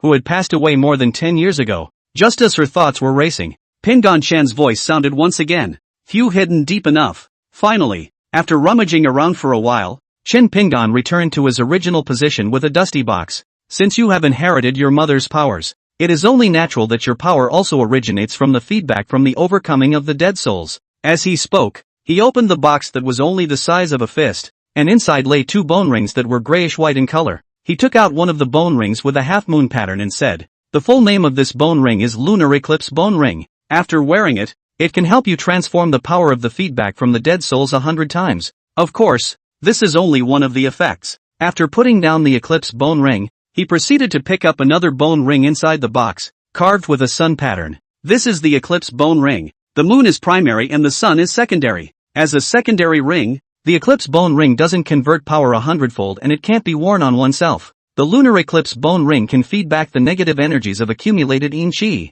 resentment, malice, and so on to the Solar Eclipse Bone Ring, and if it is passed on to someone whose attribute is masculine, then it will be heavily injured without even realizing it, and the end result will be that the skin and flesh will fall off until the life withers away. So the eclipse is for enemies to wear. Pingon-chen placed the 2 rings back inside the box and closed it, then pushed the box to Lock Hong Dust, who was filled with a grave look. I've told you the function. I'm not going to give you any tips on how to do it. It's all up to you. Falling Red Dust looked at the not-so-small black box on the table, and his fists clenched involuntarily. Dad! Mom! I'll avenge you! She took the black box after a silent prayer. Thank you. If I survive after this trip, I will definitely fulfill my previous promise and give you 70% of the proceeds gained. Falling Red Dust stood up and bowed deeply to Pingon-chen. It then strides out of the grocery store and disappears around the corner of the alley across the street. After completing this big order, I should be able to lie down flat. Chen Pingon stretched his back, his eyelids lowered, revealing fatigue. Tired. Time to rest. Fairy Tale, take this 1,000 ancient coins and put them into the gas storage tank. And remember to close at 9 o'clock sharp. He tossed the heavy cloth bag to Fairy Tale behind the cash register before going upstairs. Snap! Fairy had just raised her hand when the bag of money had slammed into her forehead. The lines of her mouth collapsed in aggravation as she opened the cloth bag and picked up the ancient coins and put them one by one into a gas tank behind the register. Black as nothing and shaped like a cloud. In fact, all the ancient coins that Pingon-chen had earned were stuffed into this money storage jar. The black cloud money storage jar was clearly only as big as a loli's head, and the ancient coins stuffed into it added up to half the size of his body. Yet he didn't see the money storage jar being filled. After the 1,000 ancient coins went down this time, I don't know if it was an illusion, but Fairy Tale always felt that the black cloud money storage jar was a living thing. Nah, it wasn't like it had a basis. Just a vague feeling that someone was staring at them from behind as they turned their backs to the gas storage tanks. After bidding farewell to the grocery store, Falling Red Dust drove around the alleyway, shaking off the stalker from the Bureau of Unusual Investigations. Come to the edge of a nondescript pond on the outskirts of town, murmuring obscure incantations into the water that reflected the moonlight. %Yuan. Hashtag and asterisk. The next second, the water rippled flat out. A dark green vortex formed immediately afterward. This was the portal to the river Styx. Only this was the first time Falling Red Dust had opened it. After she inherited Manjusri's power, she had not dared to go to the river Styx rashly because she was afraid of being sensed by the enemies of the new generation. But now that she had made up her mind to explicitly take revenge on the new generation, there was no need for her to continue hiding. Just wait, Black Tengu. Your death is not far off. Falling Red Dust's eyes were sinister, and after putting on that lunar eclipse bone ring, he decisively jumped inside the dark green vortex. Chapter 65, Heavenly Dogs of Montenegro. River Styx, large bubbles rising from the calm water. Gollum. Puff. The water rolled over and a head burrowed out of the water, gasping for air. Who? Almost drowned. So the portal distance is this deep? Falling Red Dust patted his stunned chest and swam to shore. She had obviously come out of the water, but strangely there wasn't a drop of water on her. Her clothes and hair were dry. The living don't get wet, only the dead do. And not only do you get wet, you sink to the bottom, representing eternity. This is what makes the river Styx so special. It is also a place of reincarnation and a place of eternal rest. Without the judgment of the Lord of the Styx, the result of crossing the river privately is to sink to the bottom and sleep forever. Falling Red Dust raised his head. The endless wasteland was crowded with densely packed wandering souls. After the departure of Manjushri, at least 18 years of wandering souls who failed to reincarnate have accumulated here. It is either at a loss or helpless. Upon seeing the arrival of Falling Red Dust, the only living person, they seemed to perceive that she could help them transmigrate, and they scrambled to float over to her. Falling Red Dust looked at the wandering souls that rushed over like a sea or a tide, frowned deeply, and after clearing her throat, she loudly and delicately shouted, "Enough! Stop!" The aura belonging to the reincarnation powers spread out, filling the entire river Styx in the blink of an eye. The wandering souls immediately break to a halt, their bodies appearing to tremble vaguely, obviously frightened by the oppression of that equity energy. Of course, they are more afraid that the Falling Red Dust will not give them reincarnation, or deliberately hit the road. After they calmed down, Falling Red Dust spoke faintly. "I am the second master of the river Styx. If you want to step into the wheel of reincarnation, then line up properly for me, one by one. By the way, put aside the items you carry yourself and come back for the round of extradition." The voice was not loud, but it spread throughout the river Styx. Upon hearing this, the wandering souls immediately lined up in an orderly fashion. And there was no queue jumping. Anyway, they had waited for more than 10 years, so what if they waited for a few more days? Just like that, Falling Red Dust took over Styx and got the gears moving that hadn't been running for 18 years. With every wandering soul she transcended, the strength of her flesh increased by a few points. The experience bar that hadn't moved for years began to upgrade at a rapid pace at this moment. Of course, the rerun of the river Styx was ironically going to be targeted by other forces. Somewhere in a world that is always in darkness, where the earth is nothing but rolling hills. On top of a mountain higher than Mount Everest stands an ancient mansion. Lighting is all by lanterns and candles. Inside the master bedroom at this time, lay a creature with the head of a black dog and the underbelly of a normal human. The Black Mountain Sky Dog snapped open his golden vertical pupils and sat up to look out the window. "The river Styx is running again?" it murmured to itself, its tone filled with shock and disbelief. The reincarnation powers really haven't disappeared. If they are inherited, they must be that woman's offspring. The Black Mountain Heavenly Dog's eyes condensed slightly, revealing a gust of harsh killing aura. "Humph, the hiding is really deep. I actually didn't realize it after so many years. If she had never come back, I wouldn't have been able to find out. But now that she dares to come back, then don't blame me for not being polite. If I can't enjoy you, can I still not enjoy your daughter?" The Black Mountain Heavenly Dog grinned, revealing sharp teeth with a very lewd appearance. He's a horny dog and never plays second hand, including the fact that he won't have a second time if he's ate himself once. That's because all the women it's ate have gone into its belly. That's how it's promoted. By eating each other after mating, it can access all of the other's power, including some powers that are hard to control. Years ago, craving for Manjusri, apart from her beauty, was the reincarnation power. Puff puff. The window opened and a human-headed dodo fluttered its wings and stopped in front of it, gathering its wings and respectfully bowing its head toward the Black Mountain Sky Dog. "You called for me, my lord? 7 days from now, I'm going to hold a big wedding. Go to the river Styx and inform that daughter of Manjusri that she should come to me in 7 days. And bring her the wedding clothes, by the way.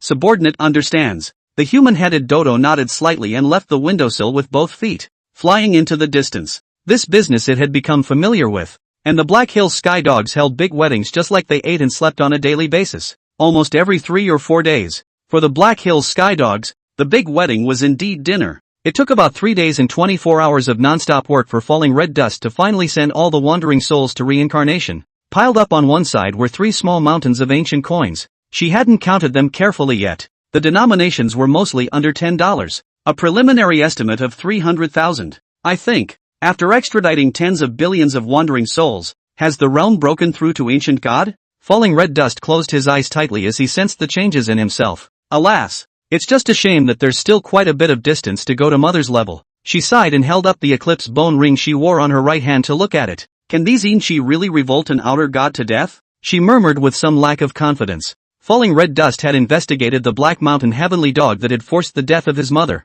A notorious big black dog that never ate his own people and specialized in humans. And you'll eat it after it dries. And specializing in the Supreme Yang system. It was undoubtedly the most suitable target for the eclipse bone ring. But falling red dust was still uneasy that a small bone ring could kill it. However, she had no choice but to fight to the death, pinning all her hopes on the eclipse bone ring. Ah! A few mournful and piercing crow cries suddenly came from the sky, and falling red dust looked up in dismay to find a human-headed dodo crow fluttering its large black wings and landing on a rock in front of her. Having investigated Black Mountain Heavenly Dog, she instantly recognized the human-headed dodo in front of her as one of Black Mountain Heavenly Dog's right-hand men. The eyes instantly went cold. Ah! You are the successor of the reincarnation power, right? You're pretty hot for a king. Jia. The human-headed dodo let out a laugh that was hard to hear, the chicken skin lifting up, and pulled out a large red wedding dress from within the space pouch and placed it on the stone. 7 days later you'd better wear this wedding clothes to appear on the Black Mountain. In the future there will be your good fruit to eat,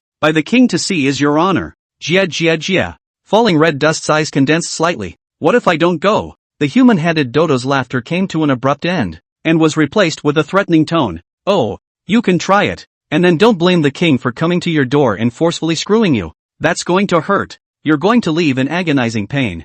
I suggest you just resign yourself to the fact that at least there won't be any pain. Falling red dust was silent for a moment and replied expressionlessly. I know. I'll go. Jia, you'd better keep your promise. And don't think about suicide. I'll secretly spy on you. The human-headed dodo crow squeezed out a grim wry smile, fluttered his wings and took off to leave, disappearing into the sky in the blink of an eye. After it's gone, falling red dust covered the eclipse bone ring in his pocket, looked at the big red wedding dress on the stone, and made up his mind to fight to the death.